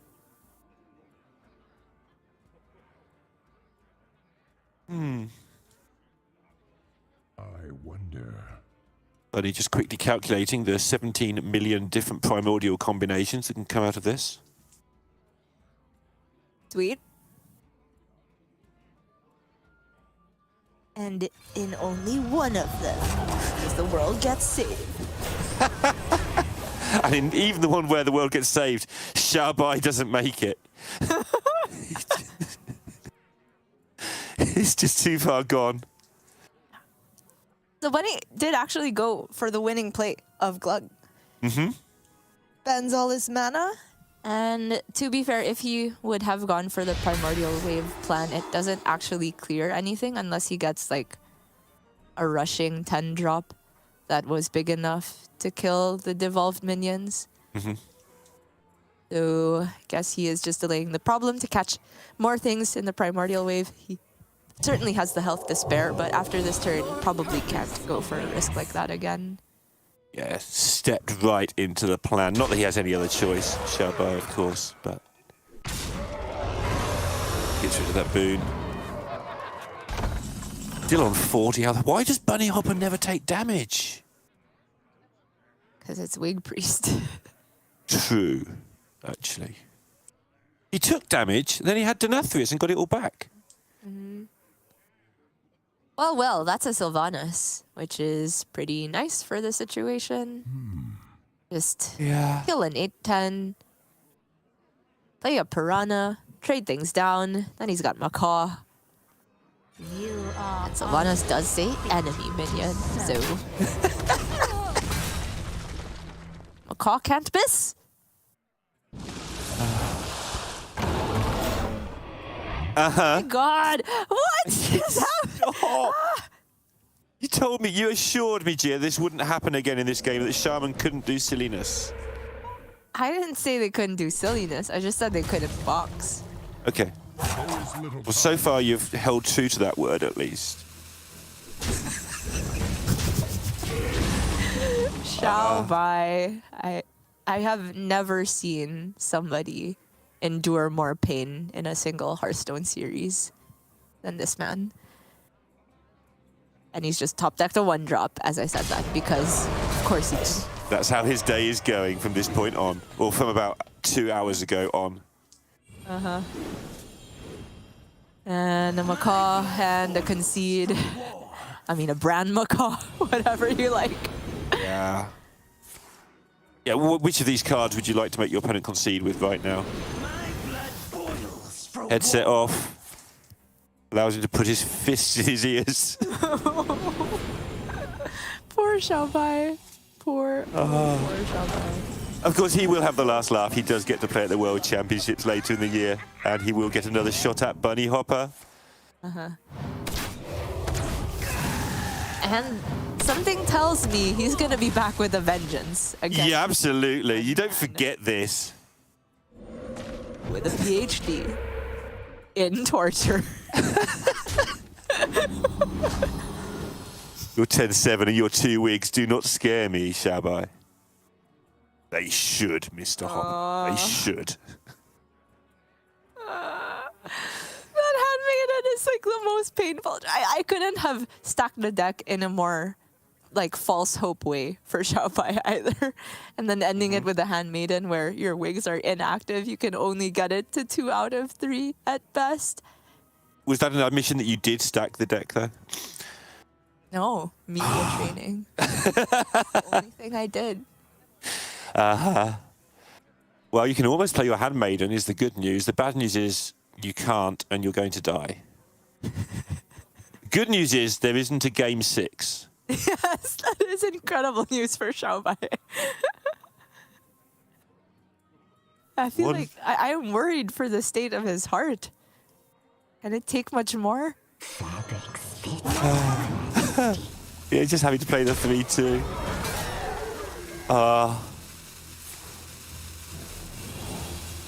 Yep. Sure.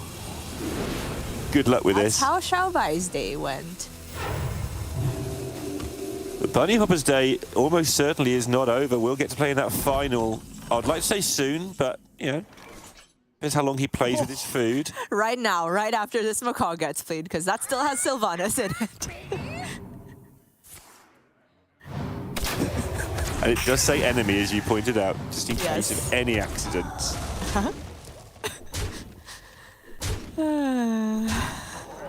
He's hoping to draw nothing here. He's hoping not to draw something that could possibly keep him alive. He just wants out of here. Bunny, don't you dare think about anything this turn. End your turn! End Xiaobai suffering! That's it. That is it. Literally nothing left that Xiaobai can do. Just play those wigs on your opponent's minions and bless them. That's it. That's the best play right now. No, is he alive on board? Please, no. He is by 1. Off. Okay, the Not now, he's going to lose his own wig. But he knows it's lethal. It's over.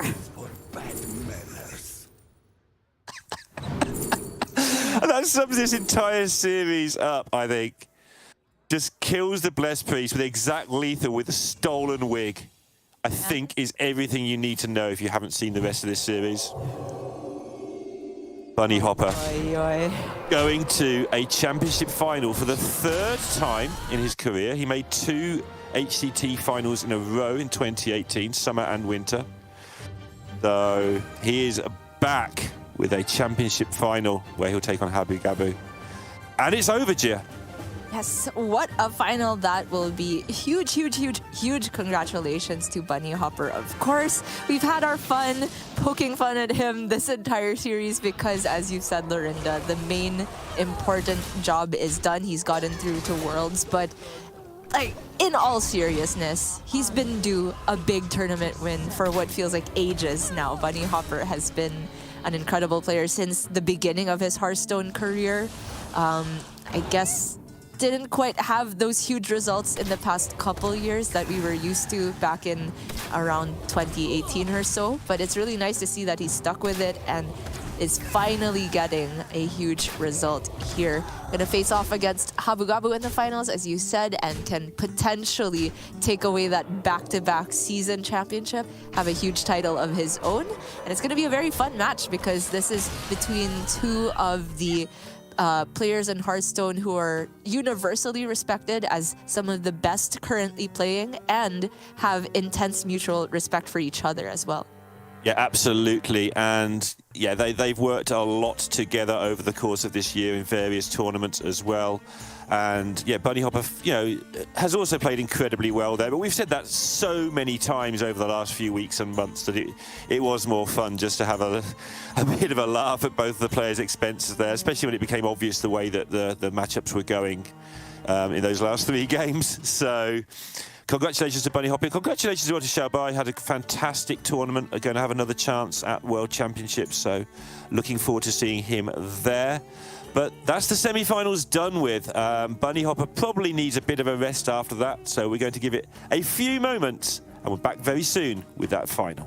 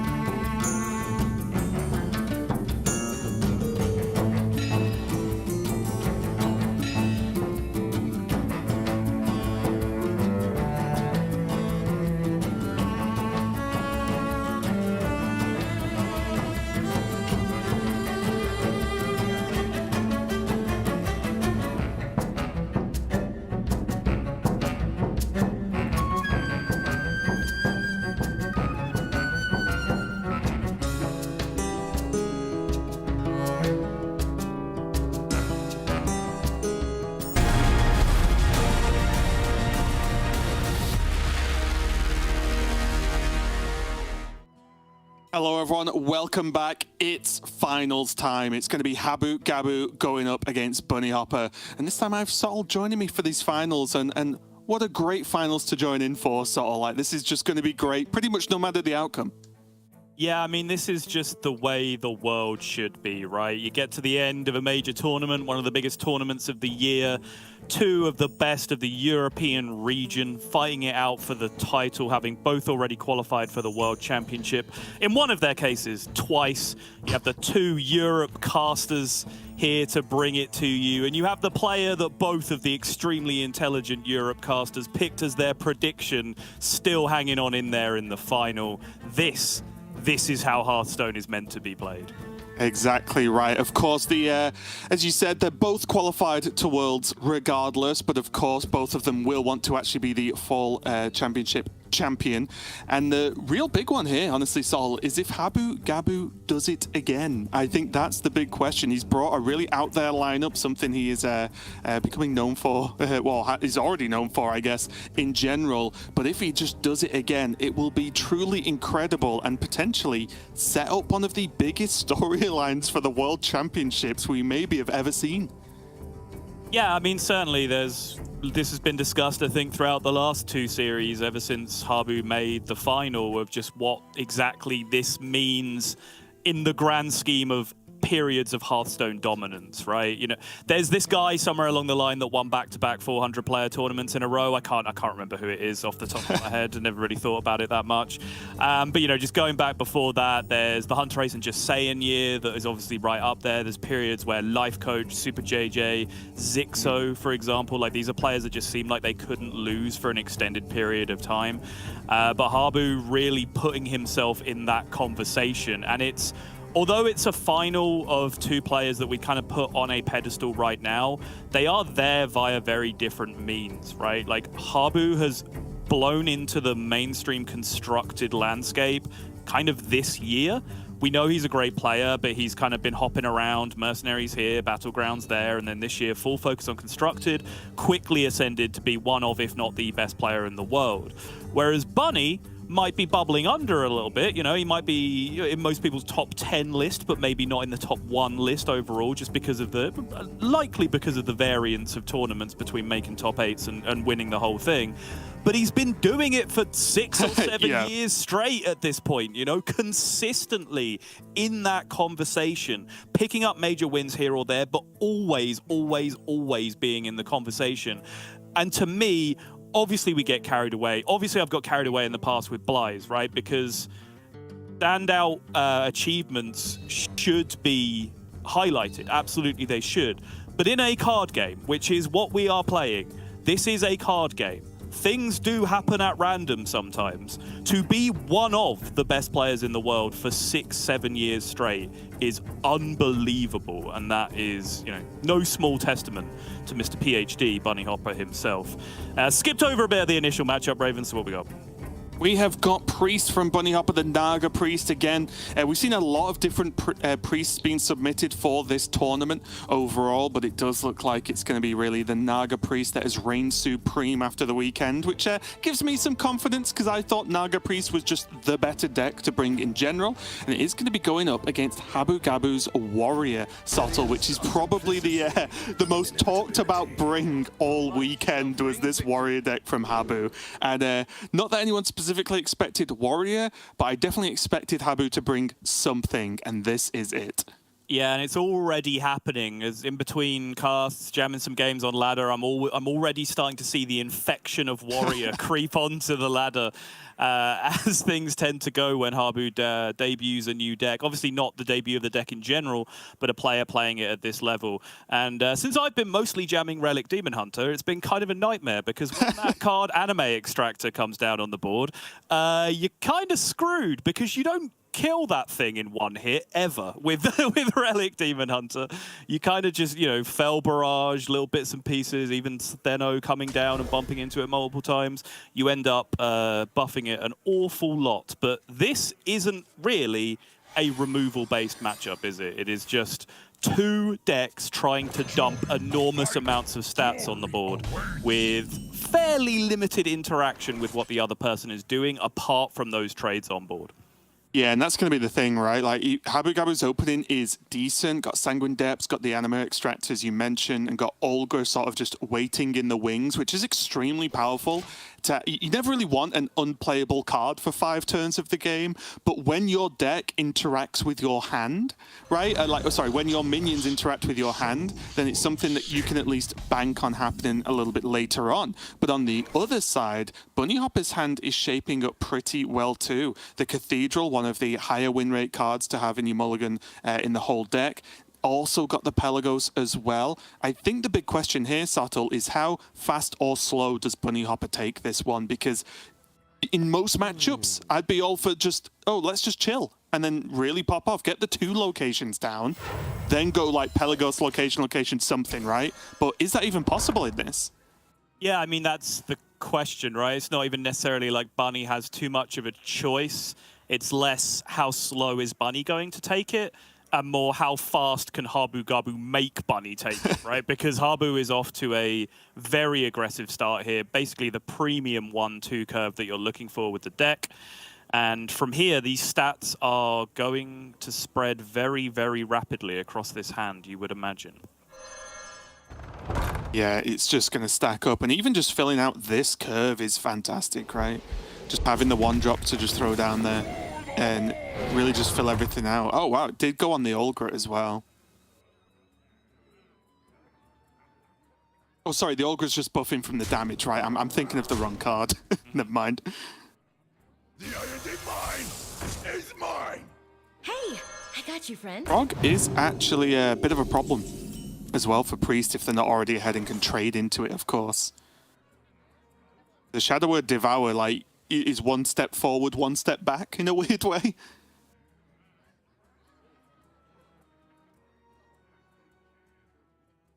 Now, I actually...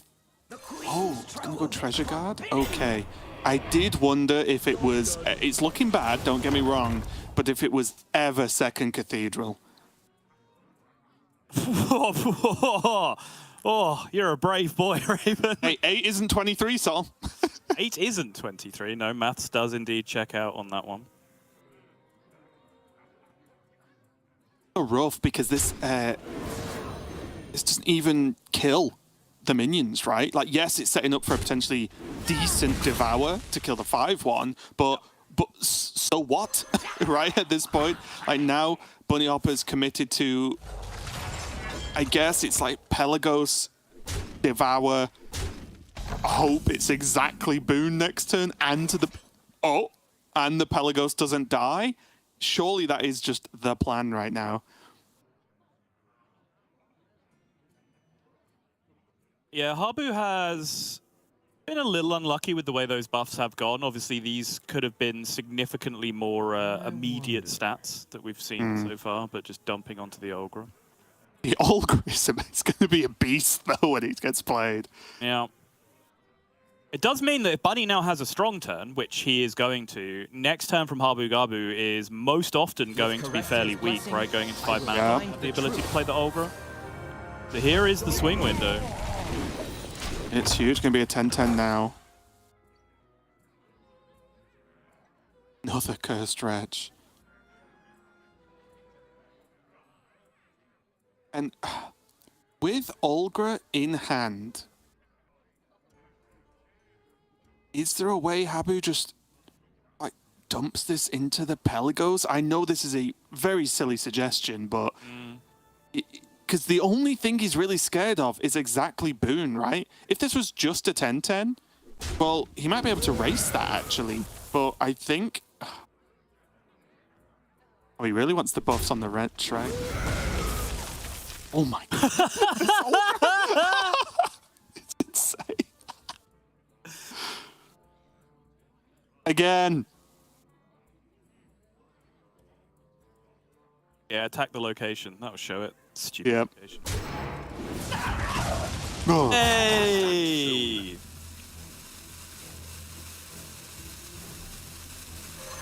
Yeah, with the right hits, that would have actually been a clear, right? One more. Oh, wait, yeah, of course. Yeah, of course. I wasn't counting that. Yeah, I'm an idiot. 2 from the location, 2 from the card text on the Wretch. And I just love this. It's just Olgra for the win. It's like, just play it and go. Yep. You know, you can say unlucky because of the way the buffs went, and Habu could be significantly more ahead right now. Or you could flip that on its head and say, well, you drew 2 crazed wretches, right? And if you hadn't have drawn those 2 crazed wretches, you wouldn't have been able to answer that board state, and you'd be getting booned out of existence. But even then, the size of this Olgra. It's disgusting. Oh. So strong. And Bunny Hopper now, like I said, I suggested the Pelagos into the Devour as by far his best option, because if that lived, look what was possible, right? Like, whichever way he wanted to go with his hand, whether it ended up as boon or not, like, there was still great options going on there. But now he's got to basically start all over again. Does have the location, the cathedral, so he, again, can make a fairly large taunt here. If you could just fulfill your purpose for me, Raven, and check my lord. This is Mancrick's wife we're dealing with here, right? Yes. Correct? Yes, okay. So how on earth... Who killed Olgra? Like, look at the sun. Who on earth was able to kill her? Maybe she just got stronger after she died. Yeah, maybe. Because this is the afterlife.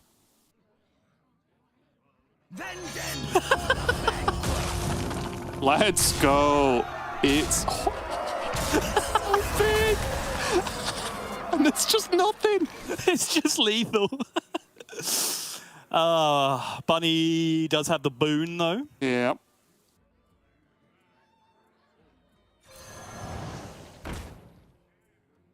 I'm going to buff this up. Play Wig as well. Fairly decent. I mean, it's not going to stand up to Olgra, but... Habu's only just opened his eyes and realized his opponent is not conceding in this position. Yeah. He's now worried again. Yeah. Burn the Olga, okay, yeah. Your purpose awaits. Big buffs there as well, because now we can actually trade and kill it. Right.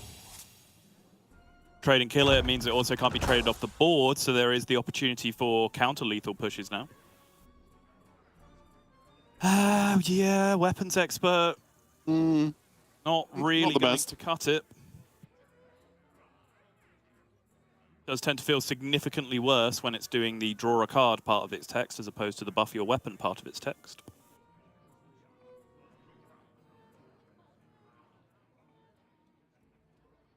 Not for my forge.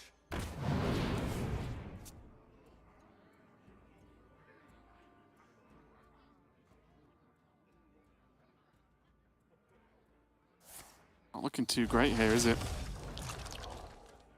We just has to armor up, maybe buy an extra turn somehow with the armor. Trade in, but this is just going to go from bad to worse. Second Cathedral can be played here from Bunny Hopper. Could go for School Teacher and see what's offered as well. Ooh, okay. Very solid options. All of which have their merits. I mean, can almost just do everything except Cathedral at this point, right? Yeah, which just I think is the right way Nargling, to go. Devour, yeah. It's the thing with School Teacher in this deck, right? Like, yeah, sure, you hit some nice Narglings every now and again, but quite often its primary purpose is just, this is 2 Nagas that you can play your wig in one card, and that's exactly what you're seeing here. The actual contents of the Naga barely matter at this point. But it's like, you will not get through this taunt. Does get the bless off the Thrive, though. Means this is now a monstrous amount of damage. Yep.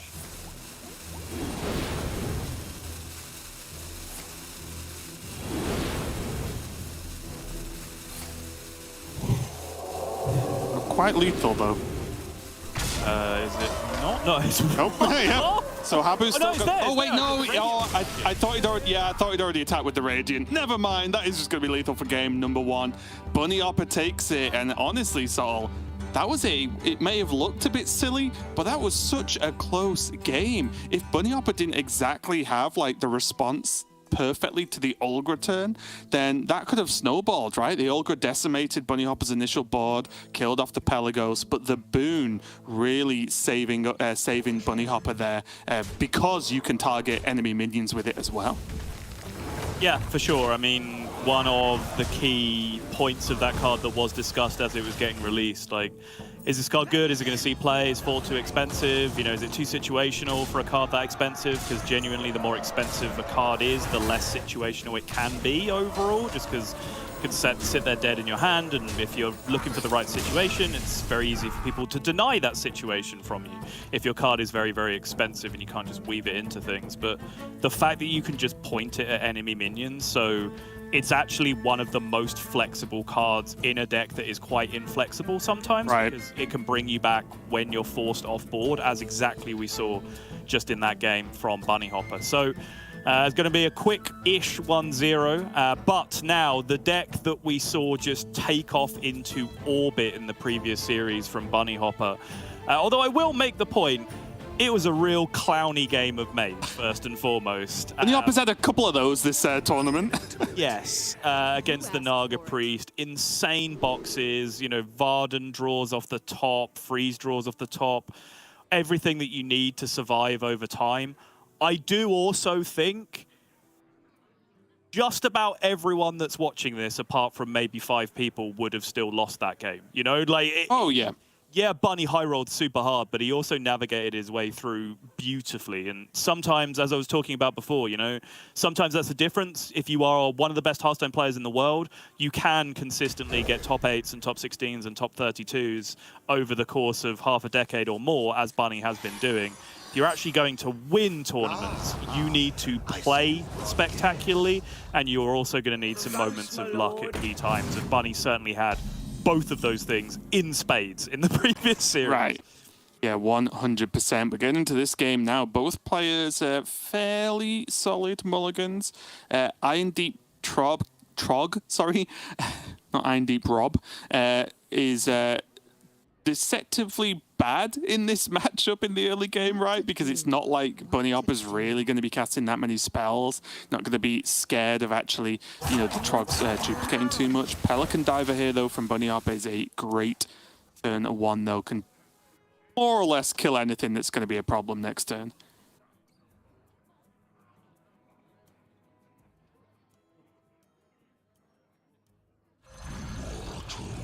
An absolute shutdown on that Trog, right, which was otherwise looking fairly promising. Anima Extractor is the best possible response because of the buff from Ohimark on the other side. It's going to at least be able to survive this, even if it's a trade ping turn for Bunny.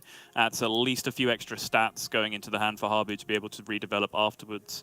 To the point that I think we will probably just see the Amplified Snow Flurry come down here. I could see arguments for Watch Post as well, but just the free 2-3 on board, essentially, I think is just way too juicy to pass up here.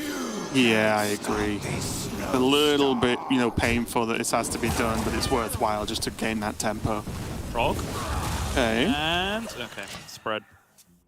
Kind of okay. Yep.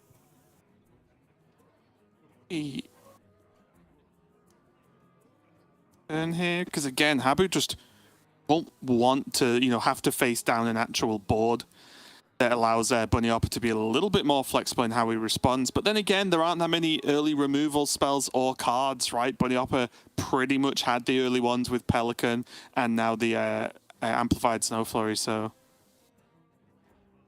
2-4 Trog. A little bit more difficult to kill than usual. Indeed, yeah. Oh, he's going to go Cruel Taskmaster, okay. Yeah, this is fine as well. Just look at this as a 2-3 and just I know, just fire up some Patron Warrior. Honestly, every time I look at this card, I'm like, wow, this card is a beast. Like, it's so strong. Yeah. Just gained 1 health. Pretty easy Sanctum, I think, on the other side from Bunny. Lock things down. Do you think it's actually worth using this turn? I think so, yeah. Okay. Mainly, as I say, mainly for the skeleton, but yeah, the point being is like you're using a freeze and putting it on cooldown to stop 2 damage, but the skeleton, you know, can make things happen, especially against that Trog, right?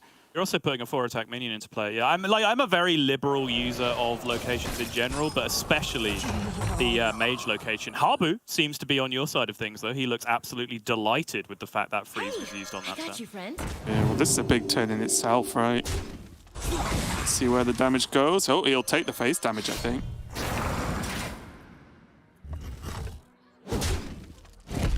Well, actually, he wanted that to hit another minion, right? Because then the weapon swing buffs more stuff on his board. I think. Oh, sorry. Yeah, of course. Ace was absolutely the worst outcome. Yeah, you're right. You're right.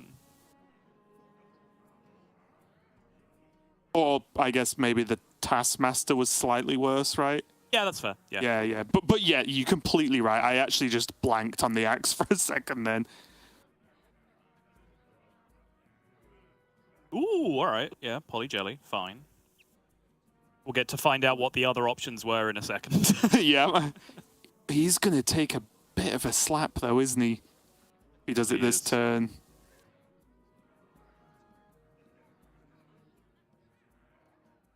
What to do? What to do? Let's get location back up again next turn. There's one of the matchups where Far Watch Post starts to become a little stupid looking, right? Yeah. You do not want to spend 2 mana on something that can't attack here because it's absolutely not doing anything for you. And Habu Gabu's pretty much already reached the point where he's going to have floating mana on quite a few turns from this point, depending on draws. So really not doing a great deal. You know, it's just going to throw it out there to fill out the curve anyway. Yeah, didn't want to go with the jellyfish. Like I said, he would get hit pretty hard.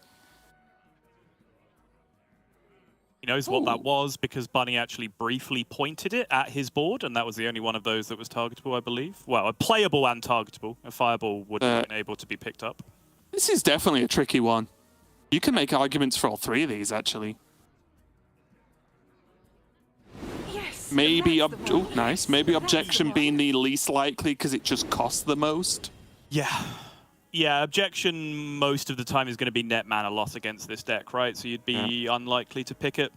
Unless Bunny was really thinking about the Olga. True. You know, the Taskmaster can actually get a lot of work done again this turn.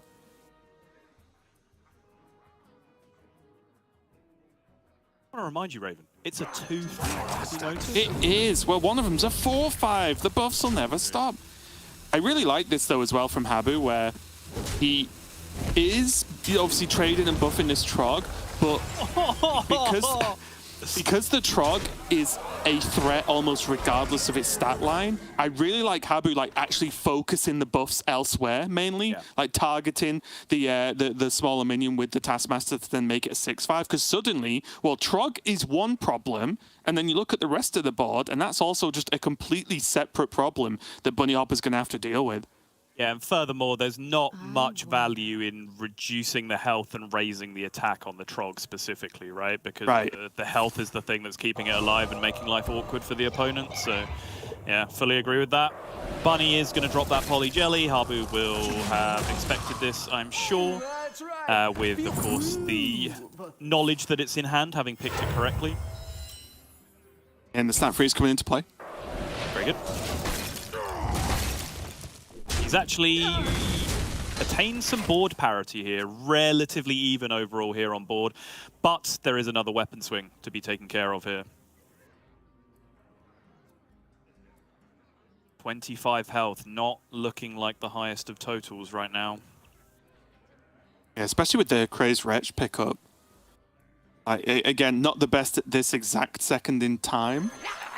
But it's just more stats, more things for Bunny Hopper to worry about, because when it does get it does get damaged, things start to stack up. But that was an absolute disaster. He really wanted that skeleton to hit the 1/4 then. Yep. And in that case, he absolutely would have taken face over minion as well. Yeah. Why though? It's a promotion. So Bunny can now Theater for a guaranteed snap freeze. Oh, what if he just kills it now? Yeah, I started that sentence before the Sylvanas draw. Imagine. Which does suddenly seem a little bit more appealing, it has to be said.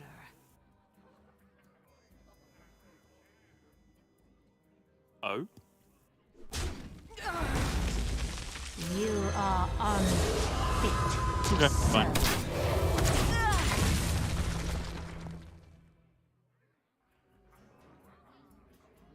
trading the small minion off the board, so there's no ability for the minions on Habu Gabu side to take small bumps and then get buffed, get damaged, and then get buffed up by the weapon. Actually, a smart little piece of optimization from Mr. Hopper.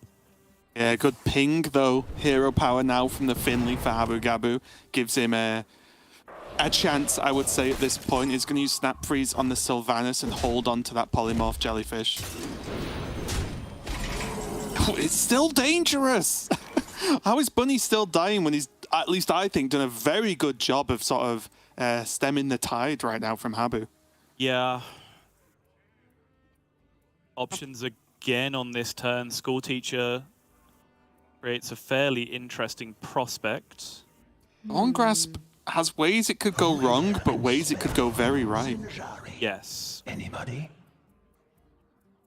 Speaking of going wrong, would love to be able to see these Discover choices. Yep.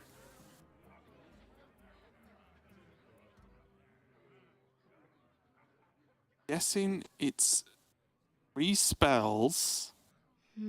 Good. 3 mana or less. Honestly, regular old Murloc Holmes over here. Congratulations. Yep. No problem. Anytime. Another Snap Freeze. Okay, that'll do.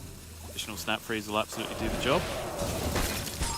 I mean, yeah, as far as Bunny's concerned, if he didn't do something about that, that was just potentially lethal, right? Because he didn't go for the Dawn Grasp. Yeah, had to find an answer. And you saw it on Habu's face. Well, you barely saw it on Habu's face through the lack of focus that is going on up there. Lack of focus in camera, but I'm sure not on the game. And there are choices here, aren't there? There's a bump, there's a dredger into Ping, and he could actually face tank the Jellyfish if he wants to. That actually a better way to do things? Oh, so play the high mark and then ping it. Essentially this value trade, but you've played the thing, you've pinged it, and you've just used the weapon to... On the Jellyfish, yeah. Yeah, it makes a bigger board, right, which is valuable, that's worth something for sure, but you're also putting your opponent to 8, and you just have kind of guaranteed weapon damage over the course of a couple of turns here anyway. You do have Mage hero power as well, which, you know, it's not Hunter hero power, which we've seen Habu Gabu with in the previous games, but I think valuing the play that actually goes face is... That's fair. Worthwhile from Habu's perspective.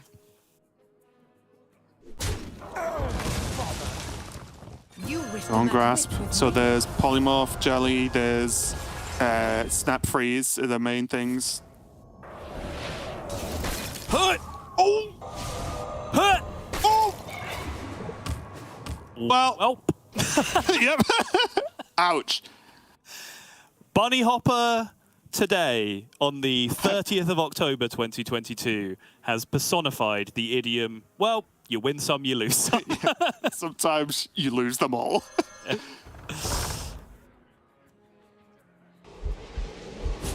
that's 9 damage. Packing through, extra buff from the weapon, goes face, does the job, 1 damage to spare with the ping, and that is going to be Habu Gabu picking up a game on a 25%er, right? Both the Snap Freeze and the Poly Jelly having to lose the 50-50s. Again, it's a game which is seemingly decided by random effects, but where, again, I think both players have played very well in the situation. You know, if Bunny had won those flips and won the game because of it, I think he navigated the game extremely well to get to that point. Habu Gabu won the flips and won the game because of it. I think Habu navigated that game extremely well to get to that point as well. So very, very nicely done. Habu, I think, will be glad not to be falling behind too quickly in this series. It was a hard one to read, just, you know, narratively, right? Like, as the script writer for this tournament, what's the more satisfying ending? Habu just 3-0s as he's been doing throughout the whole tournament in half an hour, or, and this is the other option I was debating for the final chapter, he just tries to play Warrior 3 times and Bunny's like, no, that deck is trash. Let me show everyone this deck is trash, and just wins 3-0 in the final. Unfortunately now, neither of those are going to come to fruition. That is very true. It looks like Bunny Hopper is going to be sticking to his Mage, and Habu Gabu going to be jumping over to the Demon Hunter now that the Warrior is out of the way. And again, I know you've been playing Relic Demon Hunter, Subtle. I know you quite enjoy the deck to just, you know, sit back and have some fun games. But what do you think of aggro Demon Hunter, because I will say, like, this deck looked so much better than I thought it would when I saw, you know, a few people that had submitted it going into this tournament. Yeah, I do like this deck too. It is terrifying in terms of damage output. I think that's the best way to put it. It can brick. It does have those aggro druid-esque draws where you just run out of stuff way too quickly. Your first and second board get blown up, and then you're on a hiding to nothing. But those are rare. When you actually break down the number of just insane refill cards in the deck, the weapons, and then the draw to 5 cards, and all you really have to do is hit one of those, because there's a good chance the first one you use will bring you to a second one, and then the second one you use will bring you to a third one, and then you'll just never run out of cards for the entire game. So it is definitely a terrifying prospect to be up against, particularly if you're a deck that does not do particularly well with picking apart early boards, because some of those snowball minions, you know, if a Bibliomite goes unchecked in the early game, then you are absolutely in trouble. If a Battle-Worn Vanguard goes unchecked in the early game, then you are absolutely in trouble. A Mage kind of fits into that category, right? Sometimes can struggle to be able to take down minions from off-board in the early game. But there's the start again! Oh, Pelican into Snow Flurry, the dream. I will say, I think one of the highlights of this whole tournament comes from this Demon Hunter deck for me this weekend. And I think it was roughly, I was casting, and Tonsoku was on turn 5, and he had like 3 cards in hand. One was Dispose of Evidence, one was Kurtrus, and he just disposed the Kurtrus. I was like, no, I'm going full aggro. Threw the Kurtrus back, and then ripped the 4-drop to refill the hand next turn. I was like, yes, that's what I want to see. That does dedication, sound like pod racing to me. Yeah, dedication to face damage. You can't argue with that. But you are completely right. Pelican into Snow Flurry. You can see Habu's response. Yeah, honestly, Habu, I am with you on this one. Pelican comes down, you're like, all right, that sucks. I don't love to see that, but I do have Dread Prison Glaive, which is the best possible response, going second to a Pelican start. Oh, never mind. Look at the follow-up. Pelican's mate. And then a Suspicious Alchemist. A smidge of this, a pinch of that. Habu's just behind. Just take Fireball. Yeah, do it. I'm aggro now. Habu will never think you picked Fireball in this situation. Yeah. Trust me. I think it's just the best card. Siphon Mana, well, the reduction does nothing. Mainly. Okay. Yeah. Does a tiny thing. Refreshing Spring Water. Who needs card draw when you're just punching your opponent in the face? Honestly, by the time Habu Gabu has Dread Prison Glaved all of the Pelicans, you're just going to Fireball him and then he's dead. Like, this is actually just the correct pick. Yeah, I agree. Yeah. He never picks Fireball. That's exactly the reaction. I was like, I want the Fireball, but no way has my opponent chose Fireball here. I was probably thinking, but what would I do in Bunny's situation? I would definitely pick Fireball.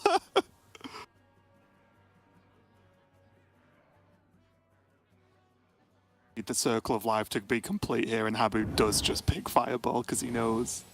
Oh, no! Get absolutely outplayed. Oh, this is so crazy. I don't know why, but I cared more about that outcome than like the winner of the whole tournament. That was the most important thing that we will see today. Yeah, you can have your shiny, you know, trophy thing, but who actually won this game of Hearthstone? Right now. Let's have Reckless Apprentice now to follow up, and Habu is probably going to go flying. Pushed back onto his bed from the power of this play. Yeah. Dead! I think Bunny just ignores the Fellwing, right? 1 mana 4/1s are just lethal. Well, no, because it had Rush. It had Rush. It woke up this turn. Oh, sorry, it had Rush. Yeah. Never mind. I was going to say, how dare he? If that could attack, yeah, you're 100% good. Yeah. So have all the freaking 1/1s you want, mate. Okay, Fireball, ping, ping, ping, ping, ping. Problem solved. I mean, just Theatar some damage out of their hand and give them a rune, you know? Yo, toss Slitheno for Slitheno Fireball. Easy. I'm honestly playing a 3. I just want a 3-3 my opponent. Genuinely. Yep. Yep. Oh, yeah. Oh, give him the Drake Fire. No, give him the rune. Easy. Bunny Hopper now knows the full extent of Habu's hand, of course. Yes. Only reason you'd be shown 2 cards is that one of them is a duplicate, so you do now at least know that it's 2 copies of one of those cards and 1 copy of the other, and since one of them is a legendary, you have a pretty good idea which way around that's going. But he's like, no, I would have preferred the Fury. I am not blind to your cry. Really would. Just has to trade. It's dead. Fireball, ping. It's a one-off, though. Yeah. Like, that 1 extra turn, right? Because you fireball ping this turn, your opponent's at 2, not 1, crucially. Well, he knows the answer to that one. Yep, okay. Yeah, exactly. Oh, dispose. Oh, it's over! It's over! This is the best game of Hearthstone I've ever seen. I mean, he could also... Oh, he's not got another... Nah. I was looking like Slitheno dispose this. Just go. I think it's like location, skeleton. Yeah, I think so. You have the 9 damage for next turn. The only thing that you do not immediately win against is hero card, right? So then you have potentially the extra damage that you might need on board. From a little cheeky chip damage from the skeleton. Yep, it is going to be courteous. Oh, Habu gets to hold on. Ooh, okay. It's a good outcome as well. Deserves one at this point, I would suppose.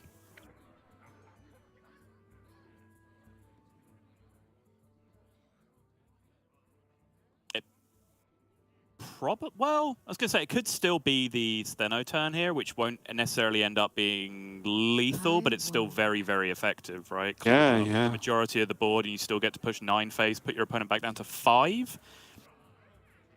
Kind of on board.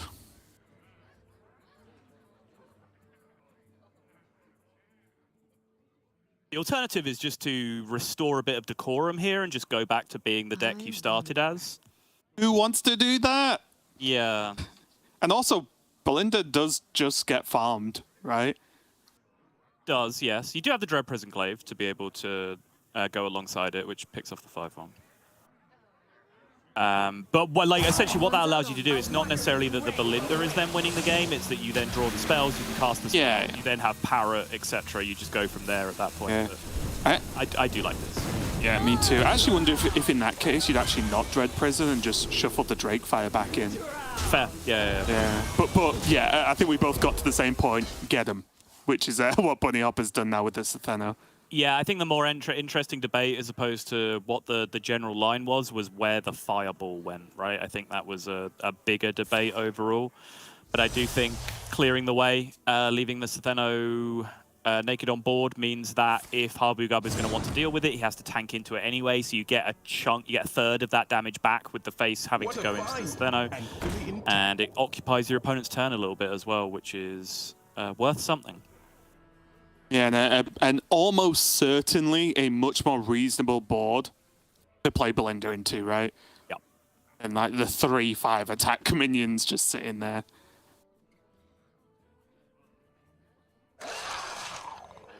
Also dumps a whole bunch of cards, right? Which is relevant too, because going back to that Discover information, right? 1 copy of Slitheno, 2 copies of Magistrate. You knew that was the hand, so keeping your hand size nice and low is actually relevant as well.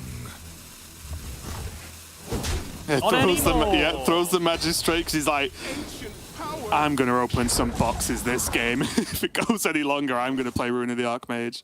I mean, this is just sheer bloody-mindedness at this point, right? It's like, well, Bunny, if you're going to Theatar me for damage as big spell mage against Demon Hunter, you're going to pick a Fireball and then swap a rune into my hand trying to fish out a Fury or something. I'm going to use that rune to beat you with. That's just how this game's going to go.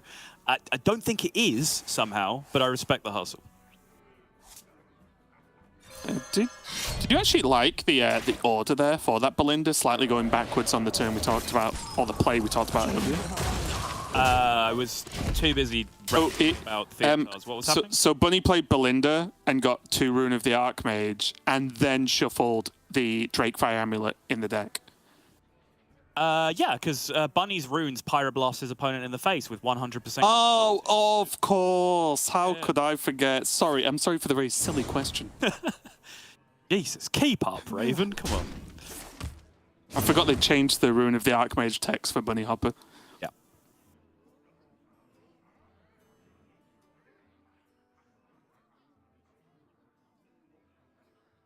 Wait, what's the plan here? Draw and get something. Yes. It does have a Naga, so like double predation. For war. Does have Metamorph into block. Yeah, it's just Yeah. it's meta as a blocker, right? That's all you've got. Ding. Got to be Rune first, right? Oh, wait. Oh, it's just short. I was thinking of Dawn Grasp with the hero power and then the swing. Short of the taunt. With a fireball in the Dawn Grasp as well. Oh, yeah. Volcanomancy. Wait a minute. Wait a minute. Kill that immediately. This has done nothing. Well, the explosive continues to do nothing. Explosive Rune is. Oh, he's through. Well. Yep. No, I think he's just trying, right? I think he's just looking at the animation. He's 100% through. Yeah, there you go. It's gone. Wow. And it's gone. Bunny Hopper wins game number 3 with the Mage, gets it over the line after losing to the Warrior in the previous game. And what a game of Hearthstone that was. Like, I think, I don't know, I'm loving this series so far. So, like, not only, obviously, the players and the caliber of player we spoke about at the start, but the games and the decks and the way they're interacting seems perfect to me. What great play from Bunny Hopper saying, you know what? One, I got given the good opening, as we saw, of course, that helps. But then to just go, wait a minute, I'll just become the aggro deck against this aggro deck. Yeah, but then also having the, I don't know, the humility, I guess, to bail out of that situation on this turn, right? This is specifically the turn that I'm looking at.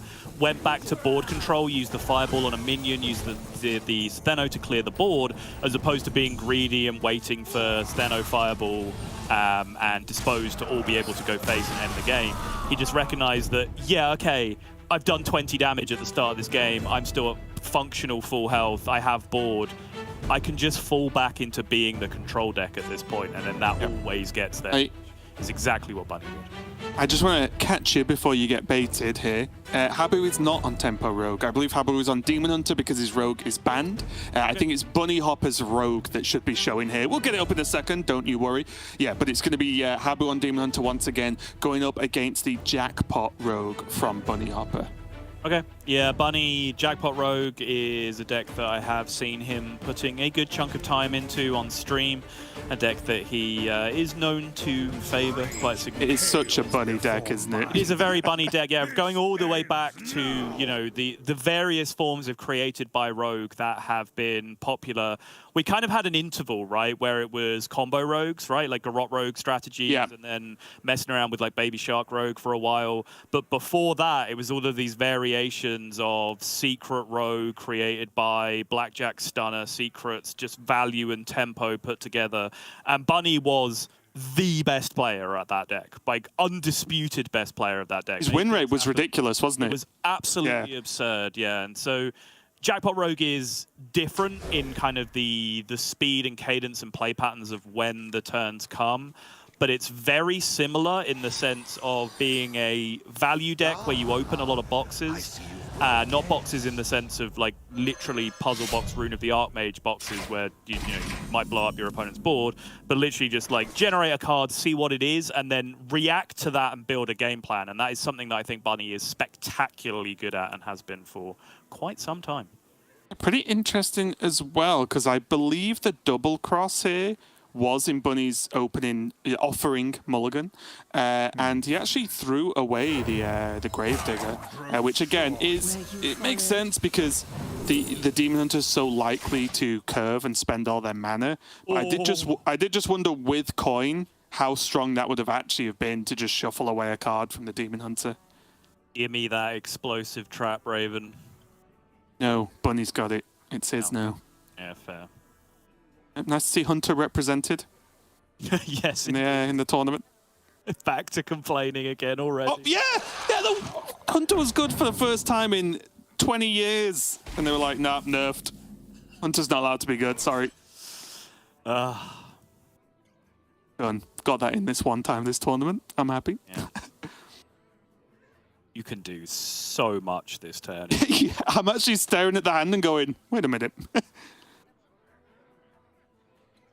I don't think you do, because you have the, you will forgive my terminology, but you know what I mean. You do have the ability to prep a Shara down the road, which could end up being particularly potent.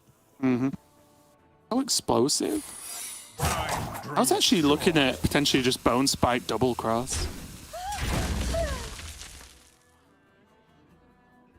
Well, that's why I want to keep it, right? So now this happens, and then you have prep, Bone Spike, Ashara on the following turn with Ashara. Yeah, I guess so. It just pains me to see Explosive Trap only kill one minion, so. Yeah, I know.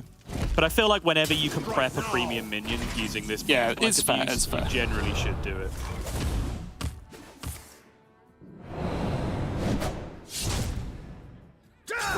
And fair to assume this is going to be the horn.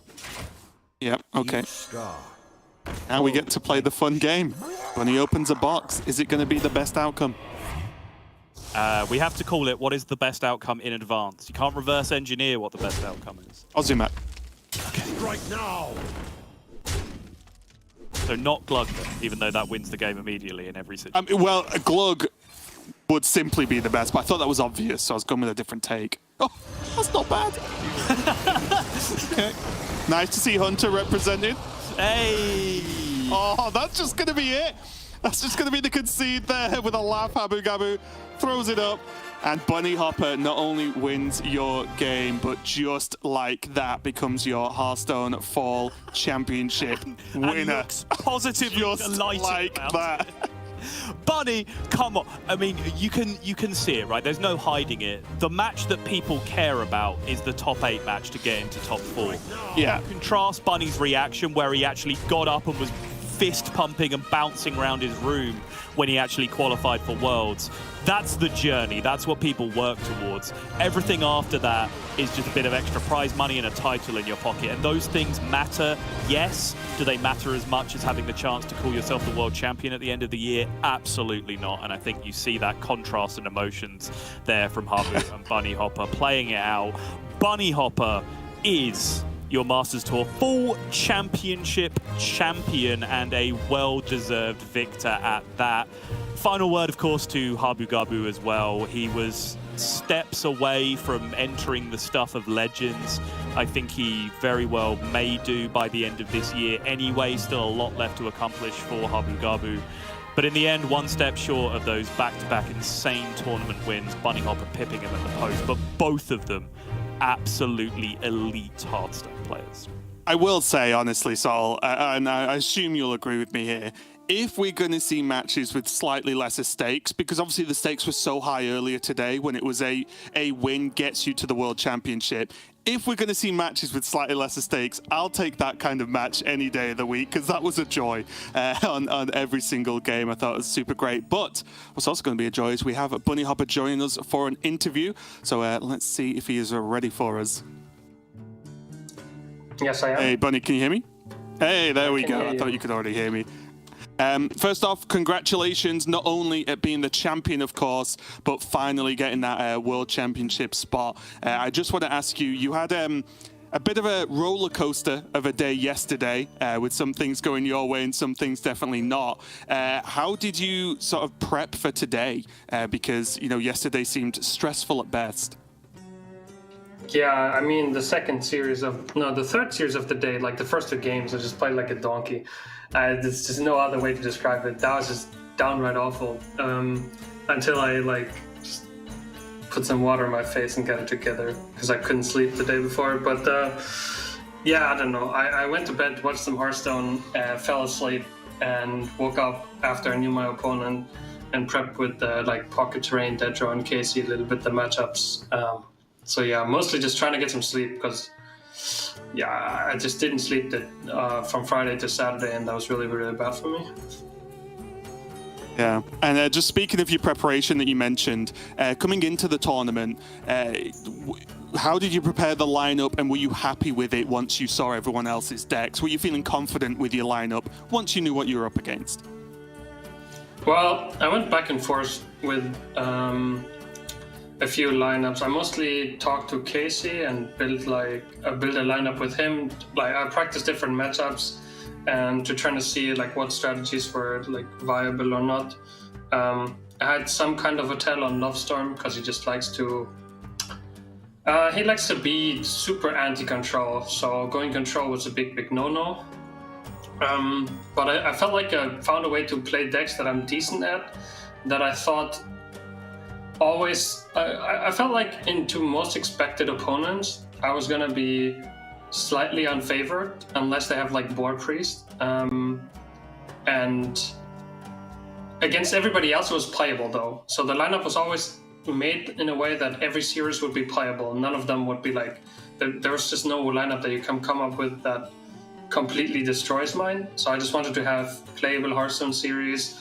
And then if I face any aggro, I think I was favored. I think if I faced Boar Priest, I was favored. So yeah, that's kind of how I came up with the lineup. Yeah, I've just got to ask you as well, who's responsible for the Framester tech in the Shaman? Because I enjoyed a lot of those games where that card was involved. 2 weeks ago, I was just like streaming, and I was like, you know what? This card's new. I'll put it in my deck, and then I put a Jailer on top of it as well, and I got rank 1 legend with it. Like I just steamrolled ladder with this, and I was like, okay, the Jailer's obviously garbage, and I was high rolling, but the Framester is like, it's really. I mean, it's not good, don't get me wrong, right? It's a little bit of like my personal touch on the deck, and but it has some upsides, especially if you expect any of your opponents to play Big Spell Mage. This thing's hilarious. Have you ever seen a Belinda on turn 6 kill itself because it draws a 0 mana Framester? That's hilarious, alright? That thing had to be in there, and it just, like, you see I ended up on a 1-off in the end because I cut the command of Neptulon, but it's just a better card. So like the one flex spot I had, where I wanted to be a little bit anti-control, so like Boar Priest, these kind of decks, I realized that one frame set might be fine. Okay, well actually I did not think about the Belinda interaction. That was actually hilarious. And just before I let you go, Bunny, any just final shout-outs, final words before you go? Yeah, first and foremost, I want to shout out Casey for just taking so much time out of his day, like for a week straight, just helping me prep whenever, like I wanted to prep basically every single day, just being there and taking time out of his day. Huge shout out. And then also, of course, I had some help from the practice group with like Pocket Fury, Dedra, those people. That was also quite helpful. But yeah, I can't stress enough how helpful it was for like to have somebody that was just there for me to practice, like no own agenda, just there to help me. That's huge, and I appreciate that a ton. Great to hear. So once again, congratulations, Bunny Hopper, and we'll see you at Worlds. Thank you. Did not think about the Belinda interaction, Sol, till now. That is actually hilarious. Didn't even get his 3 for 3. SMH my head. Come on, Ray. Step it up. Yeah, I mean, I will echo that towards Casey as well. You know, Casey has been a good friend of mine for a while. There was recently a thread on, like, you know, best Hearthstone deck builders, and I didn't see the name Casey being thrown around. I'm like, you're a something, you know? yeah. That guy has defined the competitive metagame over long periods of time at the highest possible level. That practice group with himself, Bunny Hopper, RDU, Tice, I believe it was really pushing out the optimal deck list week after week throughout Grandmasters. And yeah, like Bunny said, very selfless act for someone who is really not in contention for the World Championship, not in the tournament, has no reason to be thinking about high-level competitive Hearthstone at this point, to put so much effort in for a friend of his. So I think that was a very nice thing, a very nice shout out for Bunny to make, and Bunny being the nice, wholesome and grateful person that he is. Yeah, we expect nothing less from Bunny, but yeah, just like that, Sol, that is going to be it. Any quick final words before we go?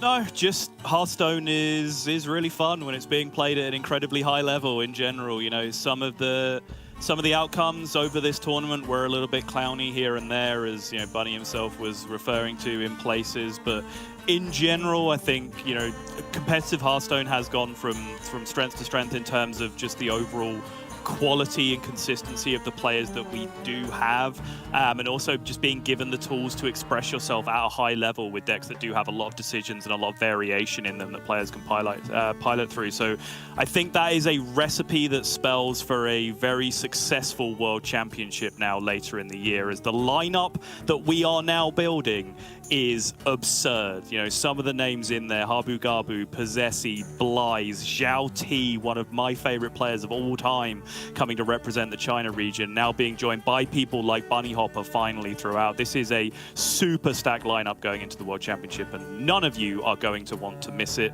I promise. You can take it to the bank. Yeah, 100% agree. But as I said, that is it for the Fall Championship. We hope you had a great time. We've got, for standard, the World Championship, of course, coming up towards the end of the year. And there's still some lobby legends left over if you like Battlegrounds as well. So keep your eye out for those dates coming up soon. But for now, we hope you had a great time. Thanks a lot for watching, and we'll see you next time.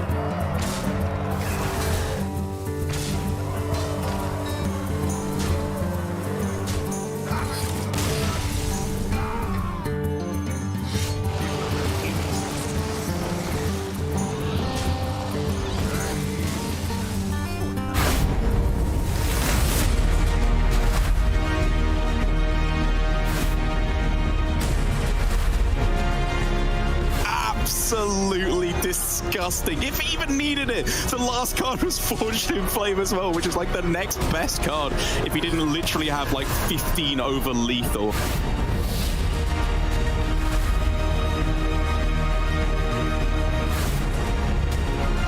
I'm gonna to call it too soon, but yeah, there we go. That's the big moment there for Habu Gabu. He Can't believe you're still counting. He comes back, takes the victory, and Habu Gabu is your summer champion.